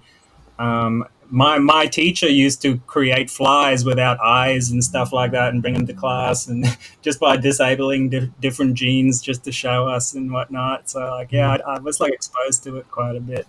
But My real point though is like even the industrial age is only like a few hundred years, right? And like our modern history only tracks back about 12,000 years, and humans have been around for 500,000 years. So like we actually have such a short window in the grand scheme of things of like understanding, when if you compare that to, let's say, an extraterrestrial species that could have been existing, like had a society or a civilization for like hundreds of thousands or millions of years, that's hard for us to imagine because our time frame is so short. It's like a microsecond in the scheme of things. And the fact that we can already create life, and we're like monkeys banging with wrenches on machines, and like we can like barely just understand this, and we can already do this. That to me, like if there is life out there, if it gets proven to be life out there on even just one planet, it means it's all over the place. And if that's the case, there's 100% chance that there's beings out there that can manipulate DNA, seed planets with DNA, and they would probably conduct these things as experiments just throughout the whole universe to see where life takes hold, how it evolves, all sorts of stuff. I mean, we're going to be doing that soon. So, yeah. Maybe not soon. Well, let me also point something else. Maybe not within our lifetime. We're both into history and everything. Well, actually, all three of us are to a certain extent. Mark is more scientific than historical, but let me point something else out that's a little bit more disturbing than that. Like we talk about, we've got maybe how many thousands of years of memory. Well, let me just point something out that actual historical information doesn't go back even that far. We don't even have accurate information about 500 years ago, dude. Okay. I've had these conversations with Mark Edworthy about Shakespeare. Okay. People don't even realize that even in our recent history, within the last freaking 1,000 years, we don't have information. It's mostly been propaganda, right? History is written by the victors. Even when I was growing up, we got taught that Christopher Columbus was the one who discovered South Africa or discovered Africa. And I'm like, only later on did I realize, no, wait a minute, that doesn't make sense. There was already people here. How did he discover it? It was like propaganda that was like seeded into the consciousness of the young people so that they feel like they own the place. You know what I mean? So like, yeah, even like the last presidential election, we're still getting propagandized on who won what, who manipulated what. There's no one is, I wouldn't say no one, but like it's not a cultural phenomena that accurate historical information gets documented. Everyone has their agenda and their sort of view on things and speculations on things, but to get real history, you have to like dig through everything yourself and figure it out for yourself, really. But see, what really turned me on to that first was when I wanted to find out all this cool information about Vlad Dracul and his father. I actually went through and I started checking out the facts that were behind it. And the truth of the matter who is this? I don't know who this is. Vlad Dracul. Dracula. I don't know who that is. Okay. Oh, Vlad the Impaler. All right. Yeah, Vlad Dracul. Yeah. And his father, his father was supposed to be very, very significant when it came to the holy wars and stuff of that nature and the fight against the Turks. The problem with all of that is the fact that history in that region doesn't really go back any farther than 500 AD. And that's mostly just conjecture and hearsay. So even in that kind of respect, we don't have information that's actually written down. It's more folklore and tales that were passed on. And the same thing goes with England. Juxtaposing is what it is. It's when it comes to Ireland and their ideas and the Scottish and their ideas, and then you combine that with the Vikings, okay, that's about it. It's just juxtaposing information that's been freaking passed down through word of mouth. I did just check. I was just wondering when you said that Gilgamesh, when was Gilgamesh written, and that's 2100 BC. Right. That's why I love Gilgamesh, is because it was written in stone. Yeah. You know, if it's written in stone, it's truth. So there ain't nothing more truthful than something written in stone. So if you want somebody to believe you, you go out there and chisel something in stone, and it's true. You mean like Moses? Right. There you go. Well, God did that. Well, no, Moses was meant to be the one that was noting it down, all right? But like, how the hell did he do that? Like, how long would it take you to chisel something into stone? It's not something you can just do on the fly, is it? Like, how quickly was God talking to him? What's your words per minute? That's just wrong, dude. That's just wrong. You guys are horrible. What are you doing? We're going to lose viewership. We're going to lose viewership because, you know, these Christians going to hear you guys talking all that blasphemy. I don't know how it's blasphemy. It's just facts. Like, how fast can you talk? How fast can you chisel? See, and this goes into what I was talking about with ancient alchemy. Okay, now nobody freaking cares to hear that shit. I always bring up the stuff nobody likes to hear about. Like, do you see alchemy in a lot of these religious texts, and not just Christianity, but all of them? Oh yeah. Even from the East as well. Like, alchemy was spread all throughout the world, really, in different forms. Mm-hmm. Sometimes symbolic, sometimes physical. It's in art all over the place. Well, look at Buddha. Buddha sits in the lotus position. Okay, and Aphrodite has always been portrayed in esoteric teachings as being flying on a lotus with lotuses on both sides. Okay. But could it be that a lotus represents a flying saucer type situation? You can make it into whatever you want. You know what I'm saying? And then you take a look at Jonah being swallowed by the whale, and compare that to Moses whenever he saw the backside of God on the mountain. They both turned solid white. They what? They both turned solid white. Their skin turned white. When Jonah was spit out of the well, he came out and his skin was solid white. I didn't know that. I can't remember that from any version I've read. Yeah, I don't remember that from. You guys need to read the Bible. Okay. Are you sure you've actually read that? Yes, it is. What? King.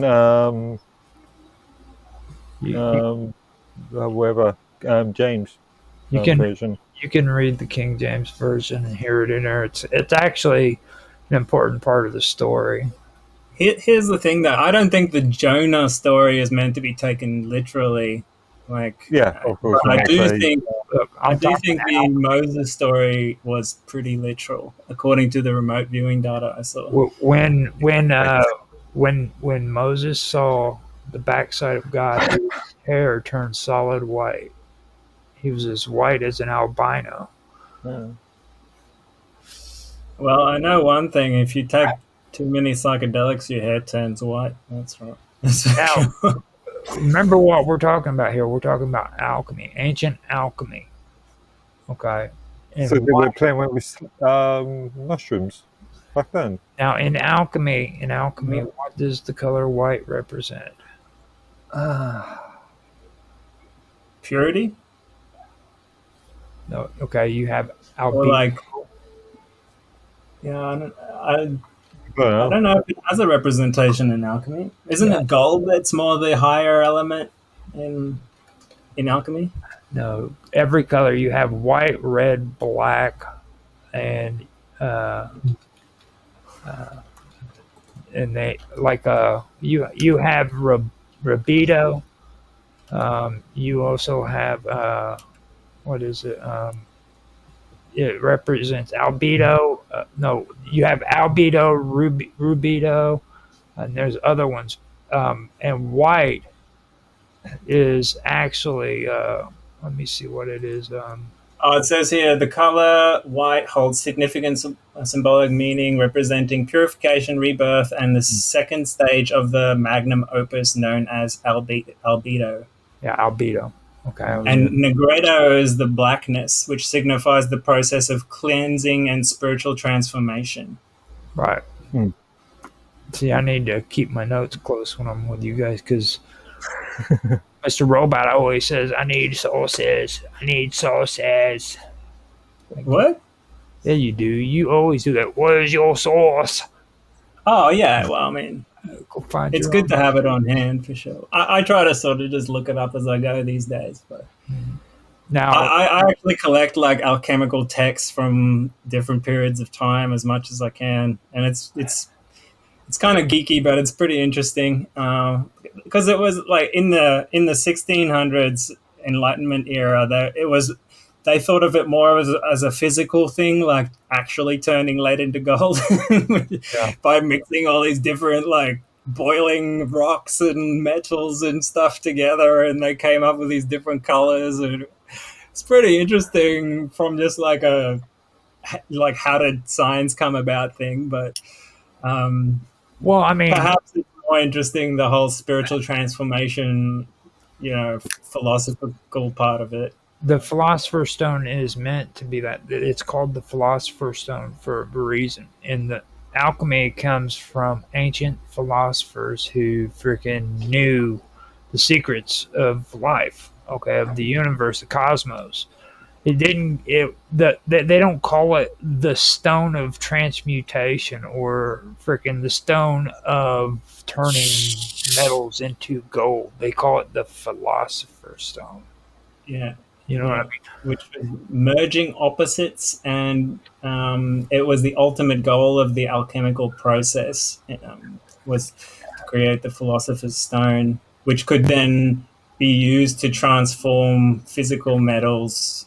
But some say that's literal, and some say that's an representation of consciousness turning into enlightenment from like its base form into an enlightened being, or wholeness. Well, see, the thing of it is a lot of this information was transferred from the Arabs to the Europeans, and the information got lost in translation. You know what I mean?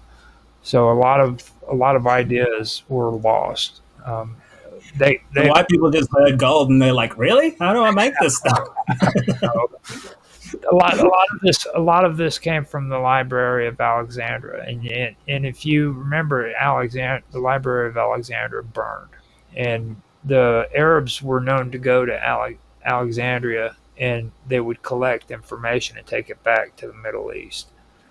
So when the Library of Alexandria burned, we lost a lot of information. I actually think that was a massive psyop. I think Caesar was in cahoots with Cleopatra at the time, and I think they saved a lot of that information before they burnt it down on purpose, because they knew of the power in the information, and I think that stuff is in the Vatican today, most likely. Well, I blame it on Eusebius, because Eusebius was a very power-hungry person, and he was actually responsible for the murder of Hypatia, who was a scientist back in those days. She was Are you talking about Eusebius, the Christian monk, or who? Isn't that the one who ruled over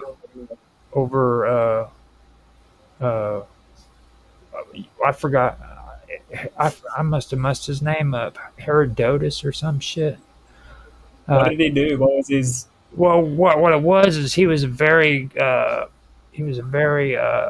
power hungry individual who wanted to climb the ranks within the Christian community, in Alexandria, and Hypatia was like one of the first scientists who believed in researching the stars and things of that nature. And the Christian church during that time period thought that the accolade was like a form of witchcraft. Oh, it is Eusebius that you're talking about. Yeah, I didn't know he Yeah. was power hungry. Yeah. I thought he was more of like a historian and stuff. Well, he was supposed to be, but the thing about him is the fact that he wanted to freaking demonize and vilify freaking pagan beliefs. Okay, so he wrote his argument against the pagans. Okay, and in his argument against the pagans, he portrayed a lot of these old deities as evil demons. Okay, as and that's Really? yeah, and he was the first to actually bring up the whole idea of Moloch and how these horrible pagans were sacrificing babies to freaking their evil god of hell. You know, Moloch or something. yeah, Moloch. And I also read some of his stuff, and he thought like deities like Thoth, for example, was an actual person. So he like personified a lot of deities, and he thought they were like actual people in history and stuff like that. he got that from Sanachunathian. Sanachunathian was the one who originally believed that, and I agree with Sanachunathian on that, where these people were recognized as regular beings, which they could have been aliens, like you talk about, but they were deified. You know what I mean? Because of the acts that they did and what they taught. Thoth actually comes from what we would call modern day Turkey. Okay, he was actually a part of the not the Assyrians, but the not the Hittites. But he was up there in the Phoenician. He was a Phoenician, and he traveled. What?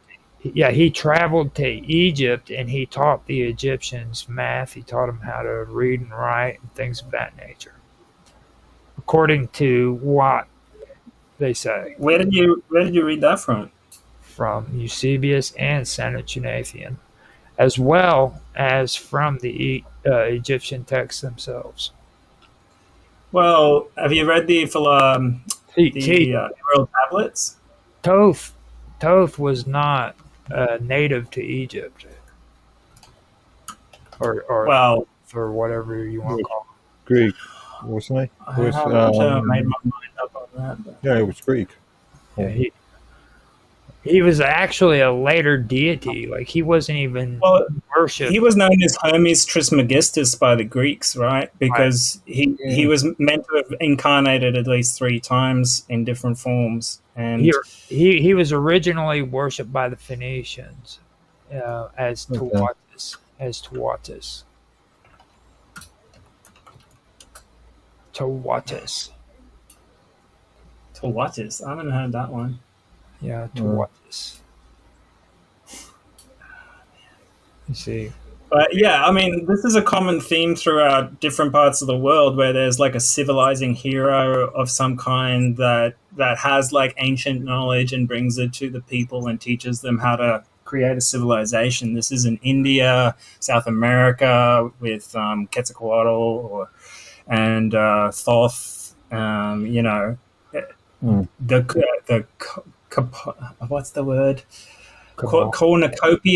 Cornucopium, where there is this like horn full of seeds that like these heroes brought over the sea to grow crops and stuff like that. So yeah, like this comes back to Graham Hancock's idea of a lost civilization before the end of the Ice Age, where parts of ancient knowledge seems to have been preserved in some way or another and passed to like future generations. The so-called Atlantis. Yeah, exactly. Atlantis principle. Yeah.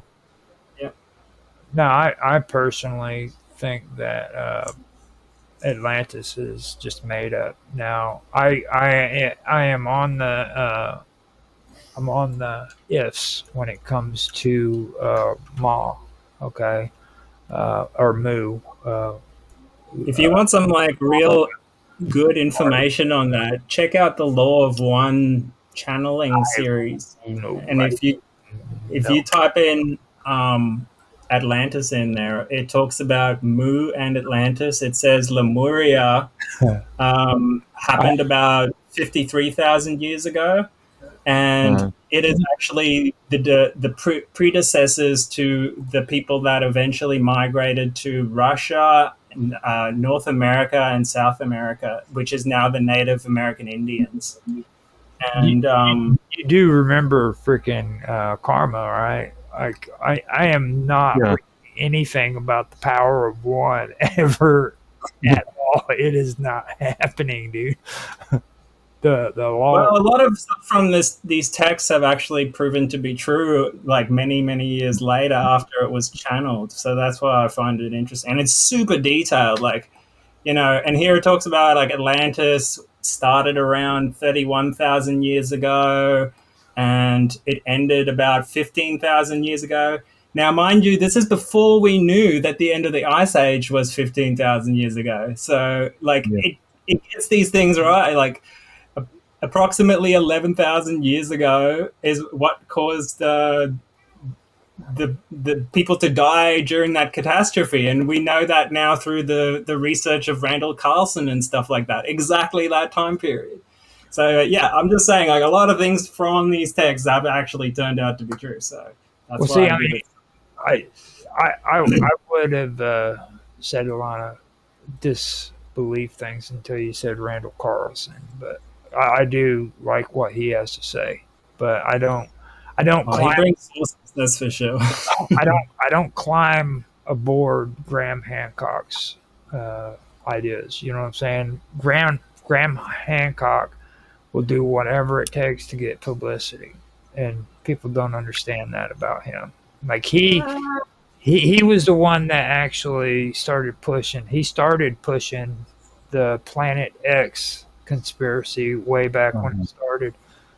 He was one of the big pushers on that, and then when that fell through, he kind of disappeared, and he came out with new stuff, and that's when he started getting into the whole idea of DMT and the lower. Well, no, I mean, come on, he's an alternative journalist, all right, and like he delves into fringe topics. That's what he does. So of course he's going to investigate fringe topics. Alex Jones.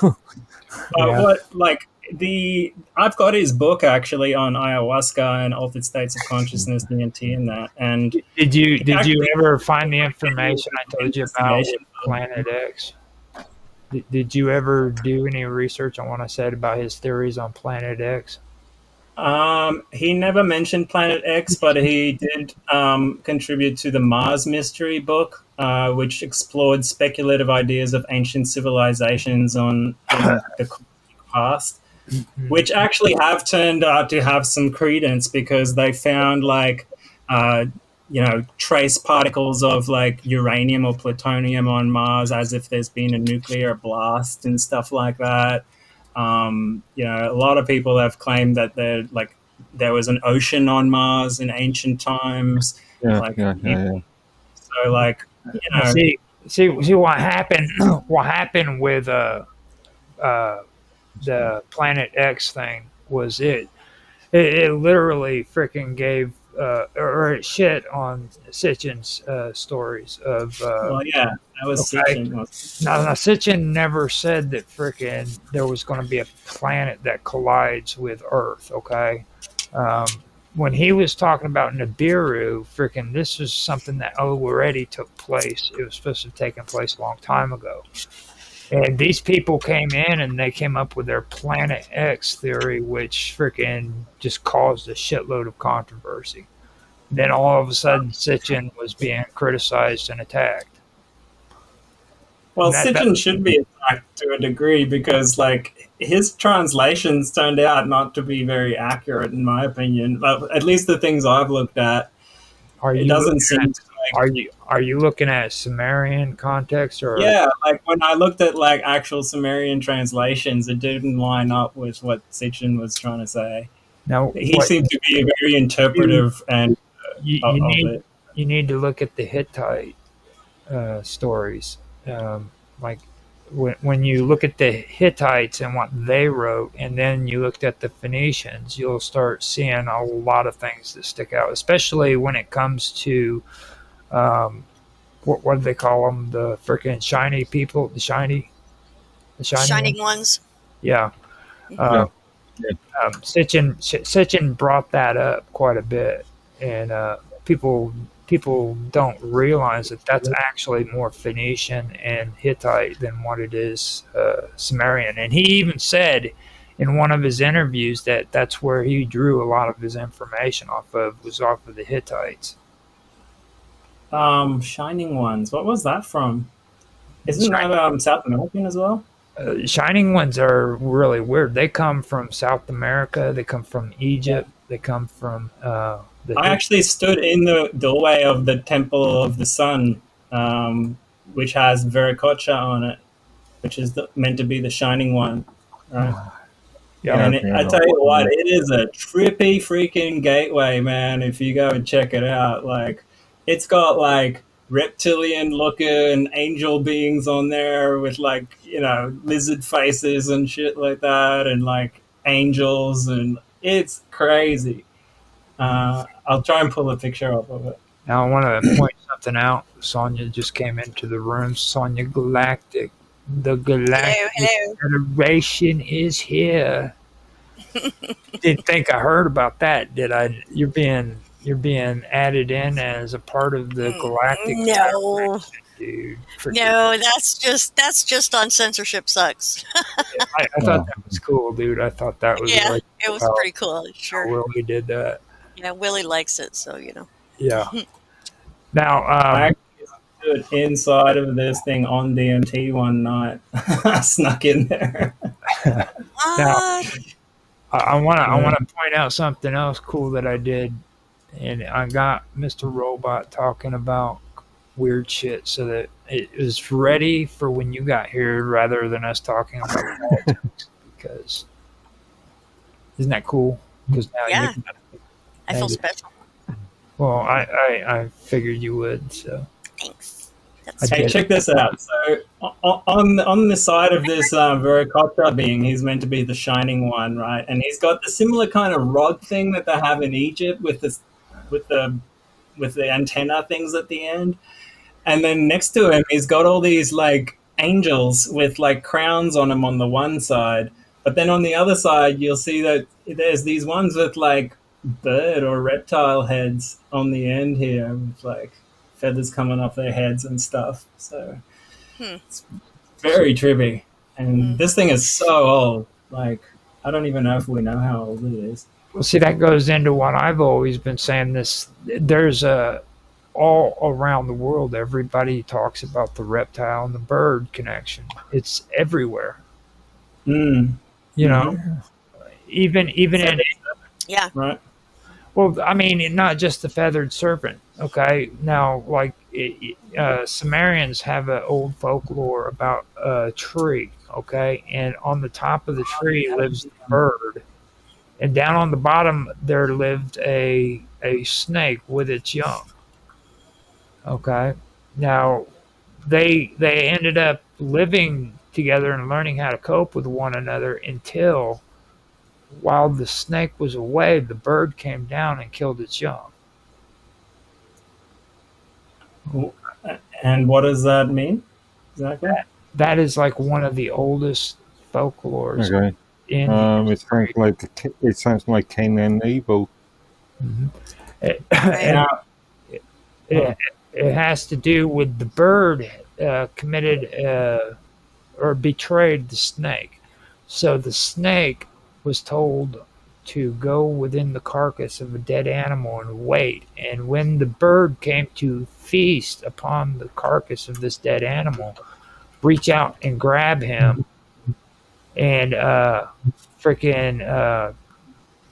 and don't kill him. So what he did was he waited within that dead carcass, and when the bird came, he captured him and he dropped him down into a hole, and the whole thing led up to a guy who was a king that his wife was infertile and couldn't have a baby. So, in order for him to have a baby, the bird had to agree to fly him up to On, which is heaven, so that he could ask that the gods allow him to have a baby. And the story, yeah, carry on. And It's- go ahead. It just reminds me of like the Mexican condor and the snake situation. But continue, finish your story. Sorry, I just want to say something afterwards. So what happened is the bird finally agreed, and he was released from the pit. But what he had to do was fly him up into On, which is heaven, and it describes in the story of him flying up and this guy being able to see himself leave the planet, which that kind of stuck out to me as kind of being an extraterrestrial kind of thing. Well, definitely, I was about to say that too. But then, And, it says that the bird lost his hold on him and he dropped him, and before he could hit the ground, he was able to catch him, but and save his life. You know, so that was how he redeemed himself for murdering the snake's young. Have you heard of the story of the 7 sages of Sumeria? Well, why don't you tell us about it? The 7 sages, known as the Apkallu or Abgal, were demigods and wise beings created by the god Enki to establish culture and civilization among humanity. They served as priests of Enki and advisors or sages to the earliest kings of Sumer before the flood. The Apkallu were credited with giving mankind the me, which is the moral code, the crafts, and the arts.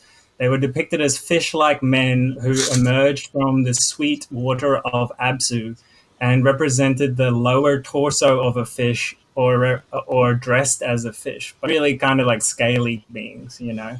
And when you look at what they look like, this is your classic. Well, this is one depiction of them wearing like a fish type things. And notice how it's a similar headdress to what the Pope kind of wears these days, you know, it's two spikes. But Right. when you go into like some other depictions of what they look like legit alien reptilian type beings, you know. Where's a good example here? You know, and they carry the pine cone. So here's Right. an example of where sometimes they're depicted as more like human-like, sometimes more fish-like, sometimes more bird-like, you know, but it's kind of blurry. But do you see what I mean? And they have the pine cone, which, you know, I don't know. There's different theories on Pine what that cone. represents. Oh, yeah. I know. There's The pineal kind of thing. Even in the Vatican today, you'll see pine cones everywhere. That's sort of persistent throughout history, you know. I think in the Anglican Church, you see pine cones in various churches and stuff. And also the story of the 7 sages is also in Greece, and it's also in India. You know, they don't always describe them in the same way, but it's interesting to me that the exact same number of holy philosophers have been like said to be in Greece, and in India they were known as the Saptarishi, the 7 sages, who brought the Vedas and other Hindu literature through I think they were like floating on a whale or something like that. It almost sounded like the Jonah story.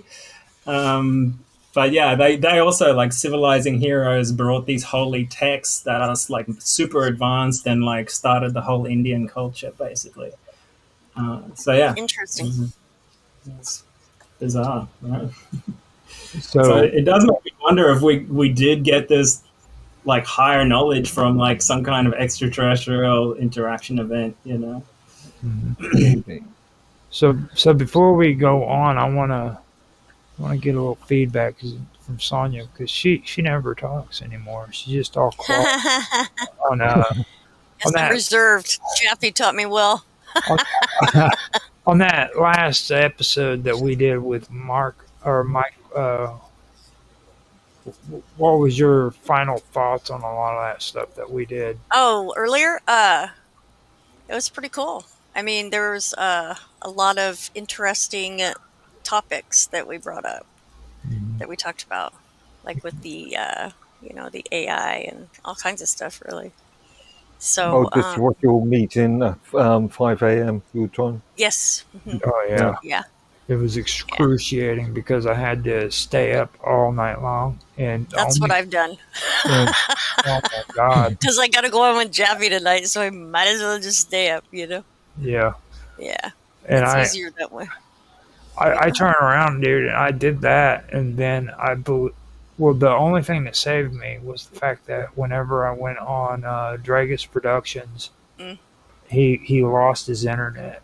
So Yeah, Yeah. I right. bet you were glad about that one. I, This is crazy, huh? but Like, out of nowhere. but then the bad part was I had to be up at midnight to do my esoteric agenda stream. So Yeah, you're such a busy guy with the hectic schedule, huh? you know why though, right? Because you make it that way? No, because nobody can do what the mighty, infamous OG 1973 can do. That's right. Yeah. They're I have to agree recognized. with that. It's all about that. It's all about that. It's all about that. That's That's why you right. have so many admirers Not really.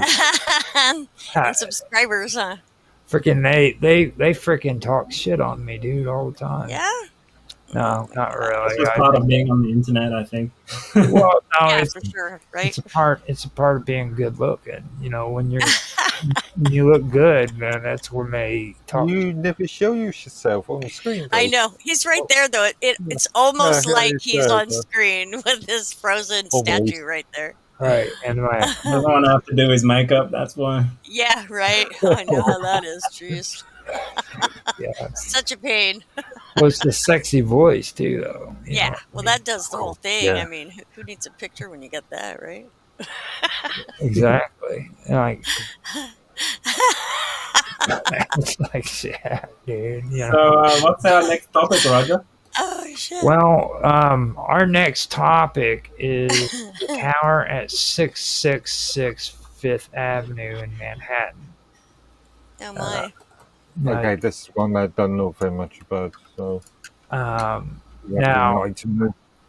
this is something that Mr. Robot brought up. He's really into this stuff about Kushner and the Kushner Company, and Yeah. they ended up buying the building 666 Fifth Avenue in 2007. Later on, they changed the address, which it's still 666 because of the location, of course, but they changed it to 665 if anybody's interested. Oh, really? Yeah, so if Imagine you look for it, you're not going to find 666 Fifth Avenue. Well, they changed the logo to Citibank, right? Or Right. something like Yeah. Now, But this is a picture of it. It used to be 666. I was reading the Wikipedia entry for Charles Kushner earlier, and Highly accurate. he's an interesting character. Apparently, he overpaid for that building too. Like, it was like a record-setting amount that he paid. It was like 1.6 or 1.8 billion for the building. And then once they renovated it, he sold it for like 100 times more than that, or something like that. It's crazy. Right. In 2004, Kushner was fined 508 and 1,900 by the Federal Election Commission. He was pardoned in Donald Trump actually pardoned him. yeah. Well, Now- big buddies with Trump, right? They go way back. And Yeah. even No, I understand too. He pled guilty. He Okay. was Yeah, convicted of yeah. illegal campaign contributions, tax evasion, and witness tampering, and sentenced to 2 years imprisonment. Now, hold on. Let's hold up. Let's understand something. It wasn't a court system that had to prove his guilt. Okay, he didn't. He literally pled guilty. Okay, so Sounds like he got a slap on the wrist. Like, he pled so guilty, and Trump let him go. Yeah. in Really. December 2020. So what was that? So Trump's first election. Yeah. Right at the end. Yeah. Yeah. And then his son ends up marrying Trump's daughter. Yeah. Which is fucking great. Right. Union. That's totally normal, you know. Exactly. It's like, Oh yeah, political unions, normal. And just to show you the power of princes these and people, kings- right? Princes and kings have been doing the full Yeah, centuries. totally normal. Totally normal stuff. Yeah. gotta love it. Benjamin Yeah. Netanyahu has slept in Jared Kushner's bed. This occurred when Netanyahu was a guest at the Kushner family home in Livingston, New Jersey, before he became Prime Minister of Israel. During his visit, Jared Kushner, as a teenager at the time, gave up his bedroom to Netanyahu and slept in the basement instead. Yeah, right. A Yeah, lifelong relationship between Yahoo and the Kushner family. he gave up his bed, my ass, or his ass, I should say. Yeah. It's That is it's that whole skull and bones thing, showing you. Yeah, in 2015, he paid for the PAC, the super PAC for Trump's 2016 election campaign. So, well, all these years I've been trying to figure out why Trump is so pro-Israel. Huh? Okay. Sorry, you Go. finish, Mark. What were you saying? He's already finished. We're waiting for you now. Yeah. Come again? Sorry, sometimes there's a delay. Yeah, for years, like, everything to me about Trump kind of made sense when he was campaigning and stuff like that. Until it comes to Israel, then he just, like, everything goes out the window and he just makes totally illogical seeming decisions, and, like, it always goes towards Israel without question. And I always just wondered, like, why? It's always illogical. Yeah, and it was just like, there is a logic. Isn't he to like some of his their actions. king or something over there or whatever? Well, what it is, Sorry, you go. what it is just, it's Epstein. Okay, now Trump freaking had his penis in a lot of young girls, probably a lot of boys too, and Don't say those words in the same sentence, allegedly. please. yeah. Well, I mean, it's probably really probably gross. true. Probably. So allegedly. Yeah, It still brings the same vision. going Yeah, I know. on, so Yeah. Thanks for that. but it was what I was saying earlier. You know, there's a lot of powerful people who know this because they were there too, and there's blackmail. You know, there's potential blackmail according to Mark Edworthy. This is something that a lot of people don't want to admit because they're either freaking, you know, Trump worshippers, or they're freaking Surface dwellers yeah. that don't dig very deep into anything. fanboys and everything you can. You know, there's well over 50 photos of Donald Trump with Weinstein or They're not AI, are they? Epstein. No, these were before AI was even being You can make introduced. people look aged. Well, this and came out beginning of young last and- year, where you know some girls can allege that Trump was involved with Epstein. Yeah, and she went on to say that Trump had sex with her, and you know, like to go a bit hard on her nipples. There's and been stuff a like lot that. of allegations, and the majority, interesting there's been that a this- lot of allegations by It nuts. came out before all this like modern Trump Epstein thing, you know. So like now we've had the Musk thing with it, and we've had the cover up. As far as Trump's concerned, there's been a long history of allegations dating back to the 80s, back to his heyday in business. Which He's got a countless amount of allegations. Which brings me to something else, Macaulay Culkin. Macaulay Culkin to this day still doesn't give facts about what happened to him. And he refuses to freaking act, or he did for the longest time refuse to act. Donald Trump was the reason why he ended up getting his part on freaking Home Alone. Wasn't that it? Home Alone? I've heard a story about that, dating back to several years after Home Alone. When did that come out? That was 90. It was back in the 90s. I know that much. I remember there was allegations made later on, probably in 99, 2000. He even made a debut on one of the shows where Macaulay Culkin was in New York and he was in the hotel. Okay. I remember.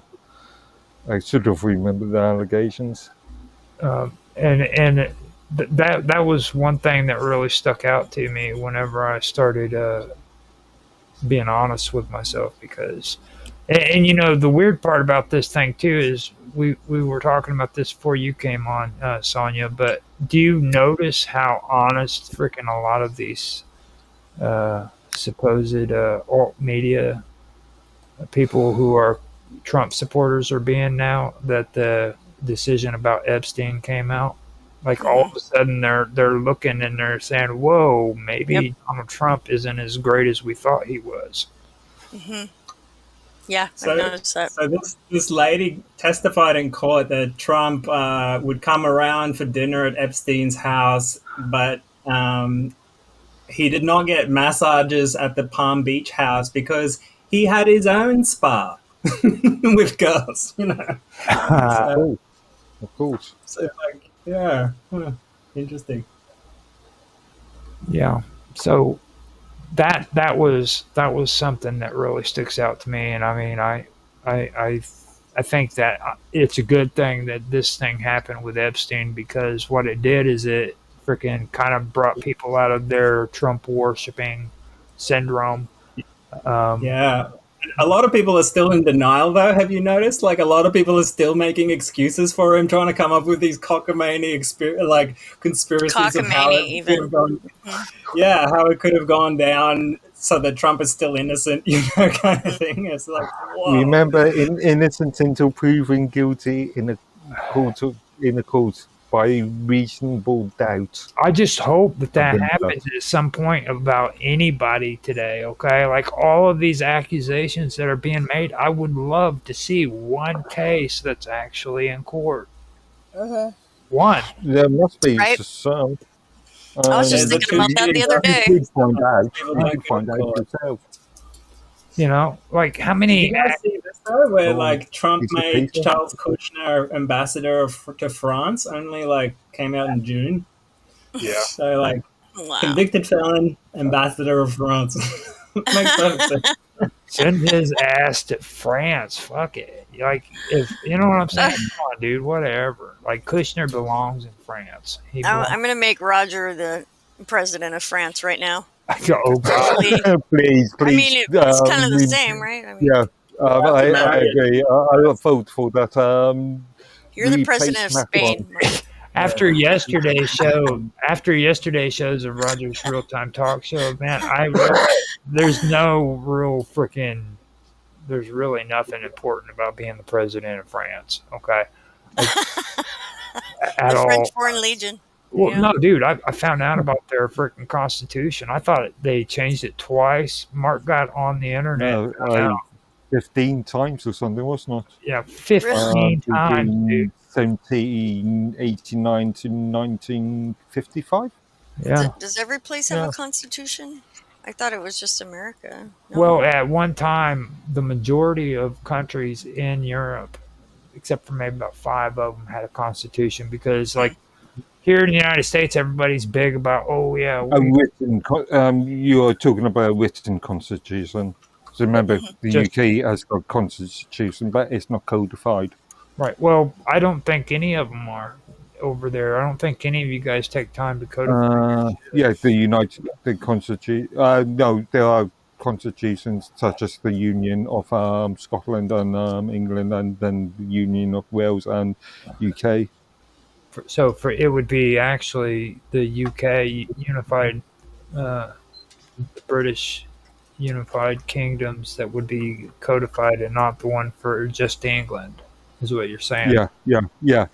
Okay. The English That would constitution would become, and Magna Carta. Well, 3 elements of Magna Carta is still active in England, Scotland, Wales, Northern Ireland. So that's why you're resentful. The Bill of Rights, or that of Rights of 1689. That's why you're so resentful and hateful when it comes to me saying government instead of state, because you're a state, not a government. You know, I ditched most of governments fake history come class. and go every 5 years, don't they? Well, even if the existing government gets re-elected, that is technically a new government, isn't it? Right. And it's weird how that's changed, because yeah. now here we call it a regime change. That sounds very authoritarian. Doesn't it? It sounds horrible. It does. Kind of reminds me of the pharma patents, how they get extended. Oh yeah, You know, and you block were out talking. anyone else from the market. You know.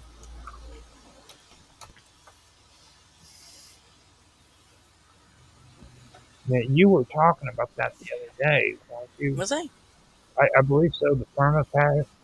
Or who was it that brought that up? Was that you, Mr. Robot? Brought what up? Sorry. Pharma patents. Firma. Is that what you said? Yeah. Pharma. Big pharma. I don't know what that is. As in PHE. Oh, yeah, pharma. big pharma. Yeah. Which patents? Narrow it down. You're going to have to elaborate on it a little bit more, Yeah. Sonia, so that he understands what. Because the how big pharma takes patents on a particular drug, and then maybe they modify it just a tidbit, and still extend that same patent so that it kind of cuts everybody else out from the market, so that they kind of monopolize the whole thing. They've been doing that for a long time. What they will actually do is they'll go to like places like the Amazon, and they'll just quarter off parts of it and say, we own all of the genetics of all these plants, and like basically then they can create drugs out of all of these plants and no one else can own them. And even if they never end up using it, they've still got the patent on it in case someone ever wants to use it. You know what I mean? Yeah. And then many years later, when no one wants it anymore, they'll just add a tiny little bit more of another drug to it and create a whole new patent off that. You know, it's been done for ages. It's just money making scandal. Can I just point something out?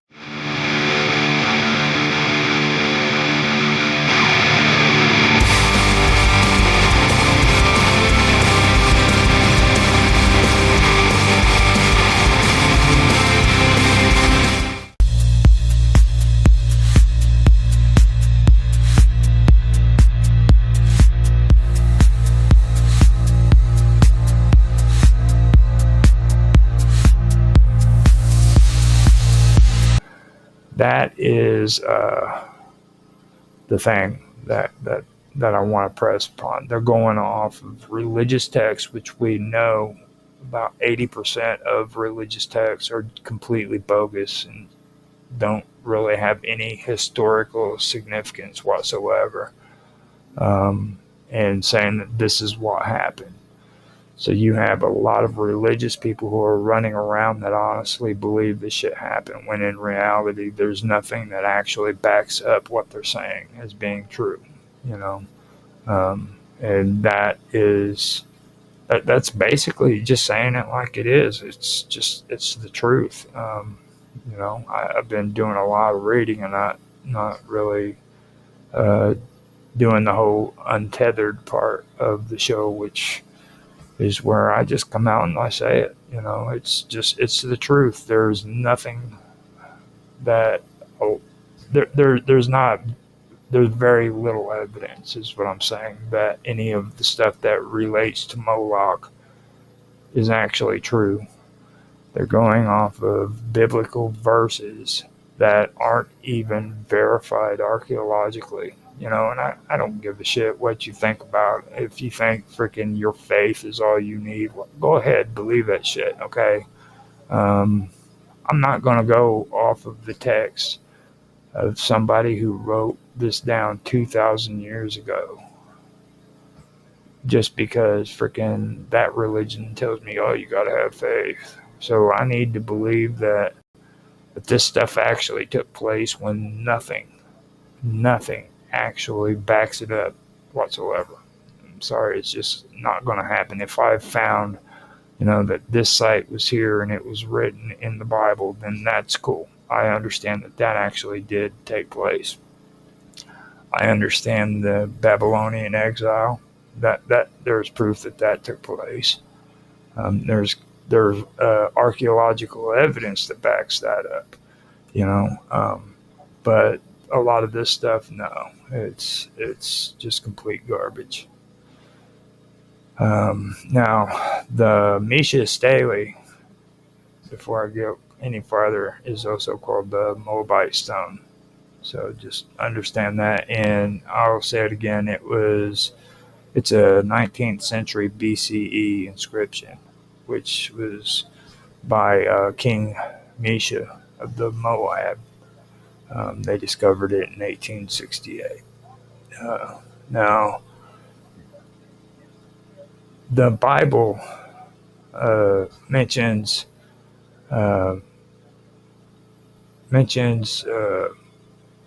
events that took place, specifically in 2 Kings 3. And the Stele records Misha's victories against Israel and his devotion to Chemosh, the national gods of the Moabs. And that is basically what it comes down to when I am discussing what was it? I forgot what line I was on. But anyhow, the line that I just discussed. So after that, what I want to do is talk more about lines 12 through 14 of the Misha Stele, the Moabite stone. Now, this is in the middle section of the Stele, particularly lines 12 through 14, where Misha describes how he captured cities and dedicated them to Chemosh. This is where the interesting stuff gets into that I was talking about. Now, the translation of lines 12 through 14 is reconstructed text. And it says, and Chemosh said to me, go to Nebo against Israel. And I went by night and fought against it from the break of dawn until noon. I took it and slew all of them, 7,000 men, boys, women, girls, and pregnant women, because I had devoted them to Ashtar Chemosh. Now, Ashtar is Ishtar, just so everybody knows. Ashtar Chemosh. So that is a deity that is probably mixed with Chemosh, part of Ashtar associated with them. So the key interpretations of these lines is first the divine command from Chemosh. Okay, Misha claims that Chemosh ordered him to attack Nebo, a city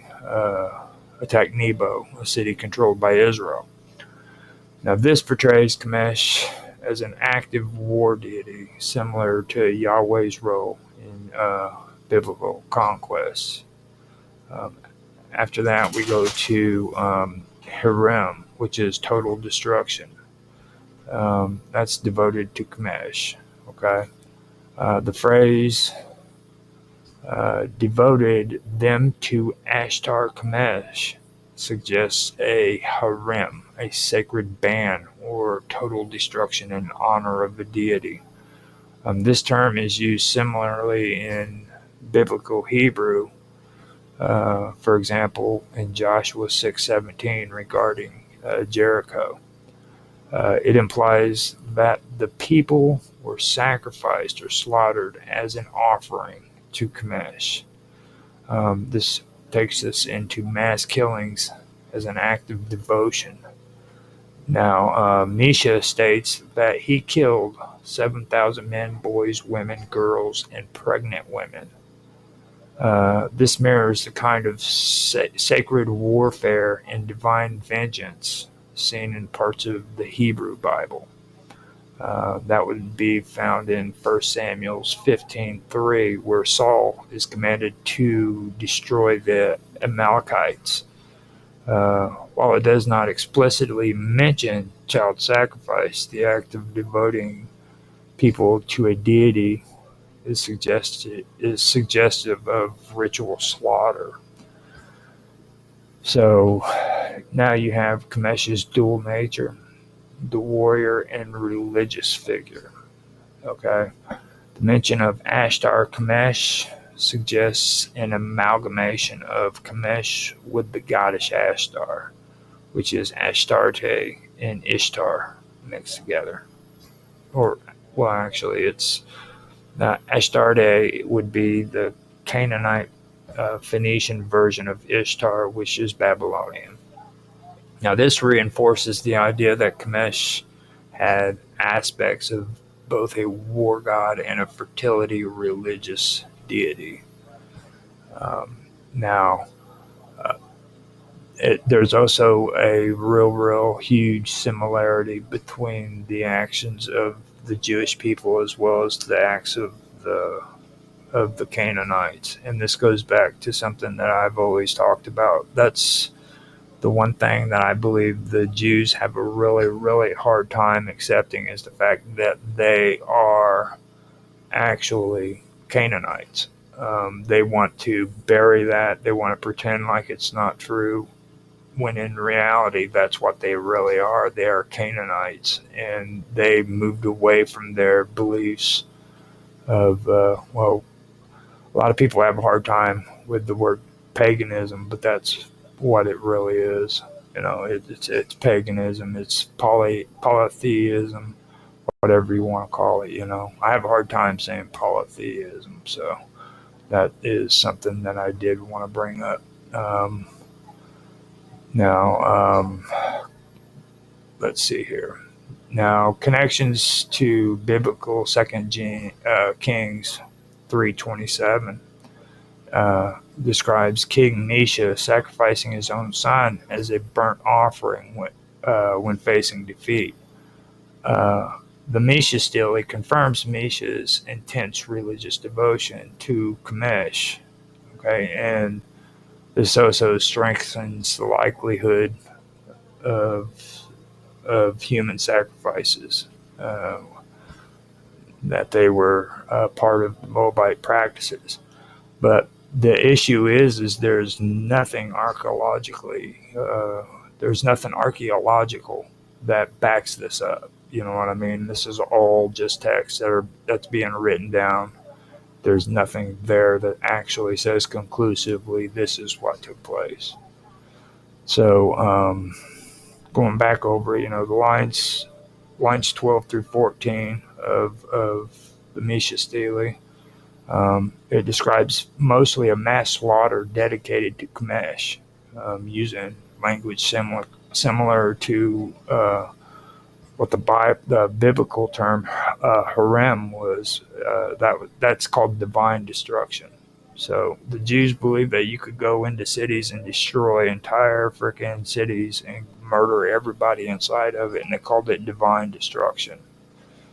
Okay? But at the same time, they're going to talk about Kamesh and say, he's worshiping babies to Moloch, that evil deity, that one that's associated to Kamash, this horrid, wretched baby killer, when in fact they were doing the same exact thing that this Stille is describing. The Misha Stille says that they went in and they murdered everybody and slaughtered them, and that's what it says. And of course, archaeology is going to support the idea that human offerings, including child sacrifice, may have been practiced by the Moabite religion tradition because of neighboring belief systems. So that right there covers 2 Kings 3:27. And I noticed Mark came in. You want to say something, Mark? It's up to you. It's like I said, I know this is very controversial, so you don't have to say nothing if you don't want to. But figured I would mention that. Now, with that being done, I do want to go on to another issue, and I believe I've already covered Kamesh, didn't I? Yes, I've already covered my notes on Kamesh.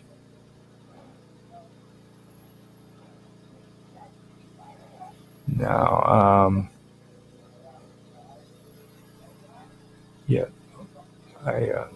Jeremiah 48, 7, 13, 48, 7, 13, and 46. That's the one that I want to cover next. Now, Kamesh is a big one. He really is. This is the one that really ties a lot of this together. And that they believe that there is archaeological evidence that Kamesh was worshipped during the time period referred to in 1 Kings 11:7. That would have been around the 10th century BCE. Now, the most significant piece of evidence is the Mesha Stele, the Moabite stone, whichever you want to call it. And this directly mentions Kamesh as the chief deity of the Moabites. Now, like I said, the Mesha Stele, or the Moabite stone, was in the 9th century BCE. It was discovered in 1868 in Dibon, Jordan, which is ancient Moab, and that is dated around 840 BCE, about a century after King Solomon. The language was Moabite, and that's a language that's closely related to Hebrew.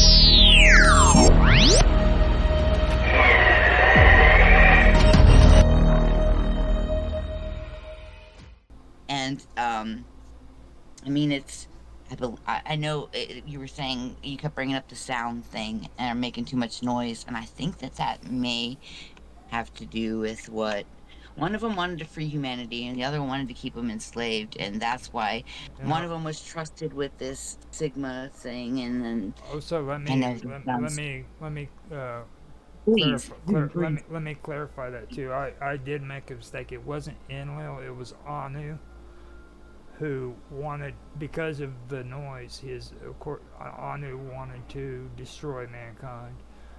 And I said Enlil, and I should have said Anu, so I wanted to clarify that and make sure that that was the point taken. And from what I've taken from everything that has been said, I believe that Anu had this ability to where he heard every single sound. You know what I mean? Like he heard everything. Well, the sound thing is like because it can re re I should have thought more about my sentence before I started it. I'm sorry. It's fine. It's like the resonance. I truly, in my heart of hearts, I believe that is a big Frequency. mystery. And like, if you look into any of those things, like it can restructure your molecular makeup. They can heal you, and it just there's healing frequencies. Like you hear that all the time, like the frequencies. And I think that I believe that's what they were meaning. Like if same thing with the spelling. Say you say certain words and it has certain effects on, like what I was saying with the water. Right. So the same thing, your voice is, it's that frequency, even with the words you speak. So that's what when earlier we were mentioning about spelling, and to cast spell is basically, spelling. Mm-hmm. And I forget where I was going, and I get a little lost sometimes. Sorry again. I'll probably say that about 50 times. That's perfectly fine. I actually, when it comes to the word, I've said it numerous times. I do believe that words have power, and I'm not talking. But it was just one of the first phrases, the first in the beginning of the Bible, Yeah. and God said, "Let there be light," Right, and there was light. He said, and when people read that, they don't understand that was words manifesting. Absolutely. You see. Absolutely. When it also says the Word was with God and the Word was God. That's correct. And exactly. Yeah. So that's the word. It's saying words are very important right from the get-go. It lays the foundation. That's right. I'm sorry to cut in, but when you had mentioned that is what the first thing that come up in my mind. And some people, I don't think they make that correlation. No. I don't think that like when God said, "Let there be light," and it was so. I don't think that they're putting together that thing with one another. Like, God, my words are terrible today. It's got to be nerves. It has to be my nerves because, like I said, I feel like I'm taking a test and I'm just blanking, and I think it's just anxiety or something. You're saying enough to get by, so that's the best. That's the best part of it. And the more you do stuff like this, the easier it'll get, the more comfortable you feel about it. That's what I was thinking. So it's, I mean, like I said, we're glad that you're here, and being a part of the conversation and actually wanting to talk with us. So just don't feel like you have to say anything or you don't have to say anything. You're just being here is a great thing. I feel like I'm so much smarter than I'm coming off because I do have like such a range of different informations, because I've been piecing things together as long as I can remember. And I think that I have a lot of good things to add. It's just going to be a process of being able to shake my nerves a little bit. And I promise, like, as you all get to know me, I will this will come easier. This is how I could put it. That's perfectly fine. Not how you're doing it right now. Yeah, I mean, it takes time. it's perfectly fine the way you're doing it right now. So now, while we're here, let me go ahead and read this. Have you guys ever heard of the myth of Etana? Is that I think so. This Indian, this is where Native American, no, this South is America? Etana is a Sumerian myth, and this is where it all comes together. This is where it goes from where I was talking about with the eagle and the snake. Okay, and it all starts with the myth of Etana, and it's a Babylonian legend that says that Etana was desperate to have a child, and Etana was a king of Samaria. Okay, and he was desperate to have a child until one day he helped save an eagle from starving. Okay, who then took him up into the sky to find the plant of birth is what it was called. Now this led to the birth of his son, Balai or Bala or whatever. Now, in the detailed form of the legend, there's a tree with the eagle's nest at the top and the serpent at the base. Now, both the serpent and the eagle have promised Utu, the sun god, to behave well towards one another, and they share food and their children, with their children, so like they would get along. But one day the eagle eats the serpent's children, okay, and the serpent comes back and cries. Now Utu tells the serpent to hide inside of the stomach of a dead bull, and the eagle goes down to try to eat the bull, and the serpent captures the eagle and throws him into a pit to die of hunger and thirst. Okay. So Utu sends a man, Etana, to help the eagle. Etana saves the eagle, but he also asks the bird to find the plant of birth. Okay, in order to become the father of the son. So the eagle takes Etana up to the heavens, to the heaven of the god Anu, which, by the way, Anu is actually supposed to be shortened to On, and On originally, according to the Sumerians, was heaven. Okay, but the bird flies him up to On, but Etana becomes afraid in the air, and he starts falling back to the ground. So he makes another attempt and finds the plant of birth, enabling him to have Balai. So far, after that was freaking discovered, the versions have been found in three languages.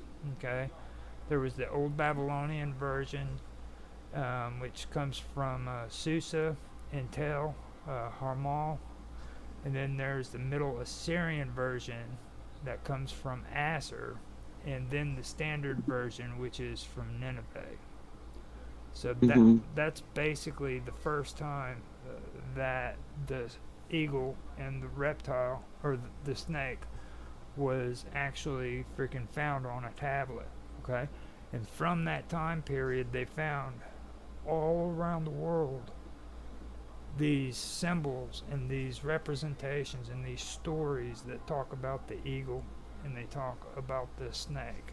And there's other things too, like you'll find the snake and the lion, but that's not as old as the snake and the eagle. Okay. And that's what I was wanting to bring up as a part of what we were wanting to discuss when it came to that video you showed on Discord, where the guy showed the Grand Canyon and is it a dragon? You know, that's for you to decide. But yeah, there is a correlation when it comes to dragons and when it comes to just the ancient lore and ancient myth. You know what I mean? It's intertwined in every culture, Part every of the world. civilization in the world. Yeah, everywhere. All throughout time too. That's another thing. It's, not only is it, these people didn't have cell phones and internet to communicate with one another, yet they kind of tell the same story. Mm-hmm. Yep. I mean, not verbatim, but along the lines of, like, it's just too coincidental. You know what I mean? Like, there's too much coincidence in that just doesn't, like, it was widely accepted, about back in the day with dragons.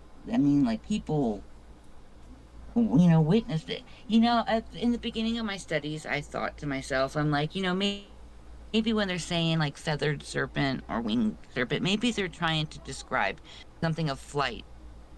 The best way that they could, um, to describe what it is that they were witnessing. Now, wouldn't it make some sense, like, for there to be a reptilian, um, like a being? Because if the dinosaurs, if they maybe wouldn't have gotten wiped out and throughout evolution, maybe they would have, turned into these, evolved into these super intelligent reptilian creatures. Like maybe the world would have evolved in more into these reptilian creatures if the dinosaurs weren't, just went kaputs. They weren't wiped out. Like how, it's just, I don't know, it's something in my mind that I've always thought. That's very possible, because instead of the mammalian, like we're mammals, instead of us becoming the dominating species, they would have, and they would have built civilizations, and then of course that also ties into what me and Roger do with our series, everything about aliens, where we talk about the alpha draconian reptilian beings and the Anunnaki. And those were supposed to be super intelligent beings, reptilian beings like you're describing, capable of building civilizations. So it does kind of tie in. That's absolutely not far-fetched in the least. I've thought the same thing you just many times myself, like what would have happened if the dinosaurs had never went extinct.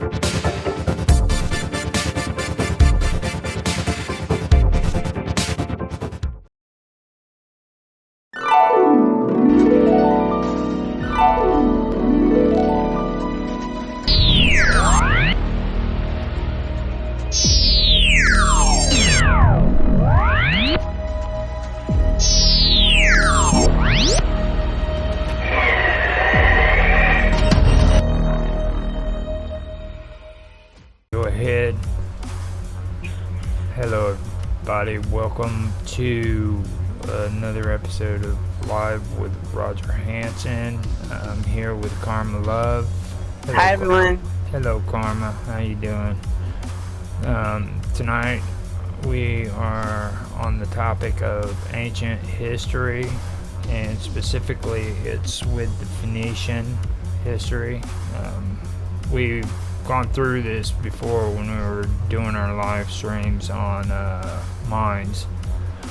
So if anybody wants to check that out, I've got them coming out in the uploads for Rumble, and everybody on Minds is pretty much caught up. Tonight I'm going to continue where we left off, but first I made a promise to you, Karma, that I'd go back and do the timeline for a lot of the things that we've been discussing. Okay, yeah. So I went and did that. One thing I noticed too is a lot of the stuff that we thought we needed to do a timeline on wasn't really in the part of the book that we were covering. It was just our own research. Yeah, from our own research is what I'm guessing, and we started talking about Tawadi. Yeah, we kind of went off on a tangent. Not a tangent because they're all connected, but yeah, we did kind of go for a little loop just to see how they could be intertwined with what we were studying. Now, he is mentioned in the book, Tawadis is, but we're not there yet, you know what I mean? But we are on some cool stuff. I actually went back through the timeline and I found out some interesting things too that we did cover. But here, let me try to find trying to figure out where everything is. On the timeline, when we were talking about what was her name, Semiramis. Yeah, that is a lot more interesting than what I thought. So I can Semiramis was who we were talking about last week. I gotta pull my notes up. You gotta give me, I don't have my notes pulled up in front of me. I literally walked in the door and then hit join. Well, right now, all I'm gonna do is do the timeline and tell you where everything was during the time period. So I'll give you time to do that. Okay. But in the story, the oldest thing that they mentioned so far is Byblos. Now, Byblos was founded between 8800 to 7000 BC.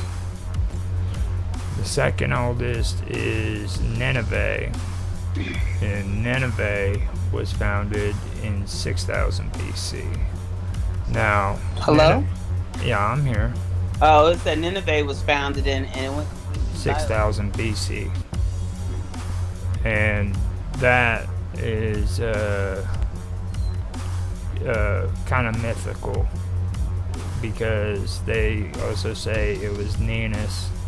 And Ninus was actually from 2000 BC, and according to the documents, it says Nineveh goes all the way back to 6000 BC. So, how long does it take you to upload the videos for the Minds table, for the round table?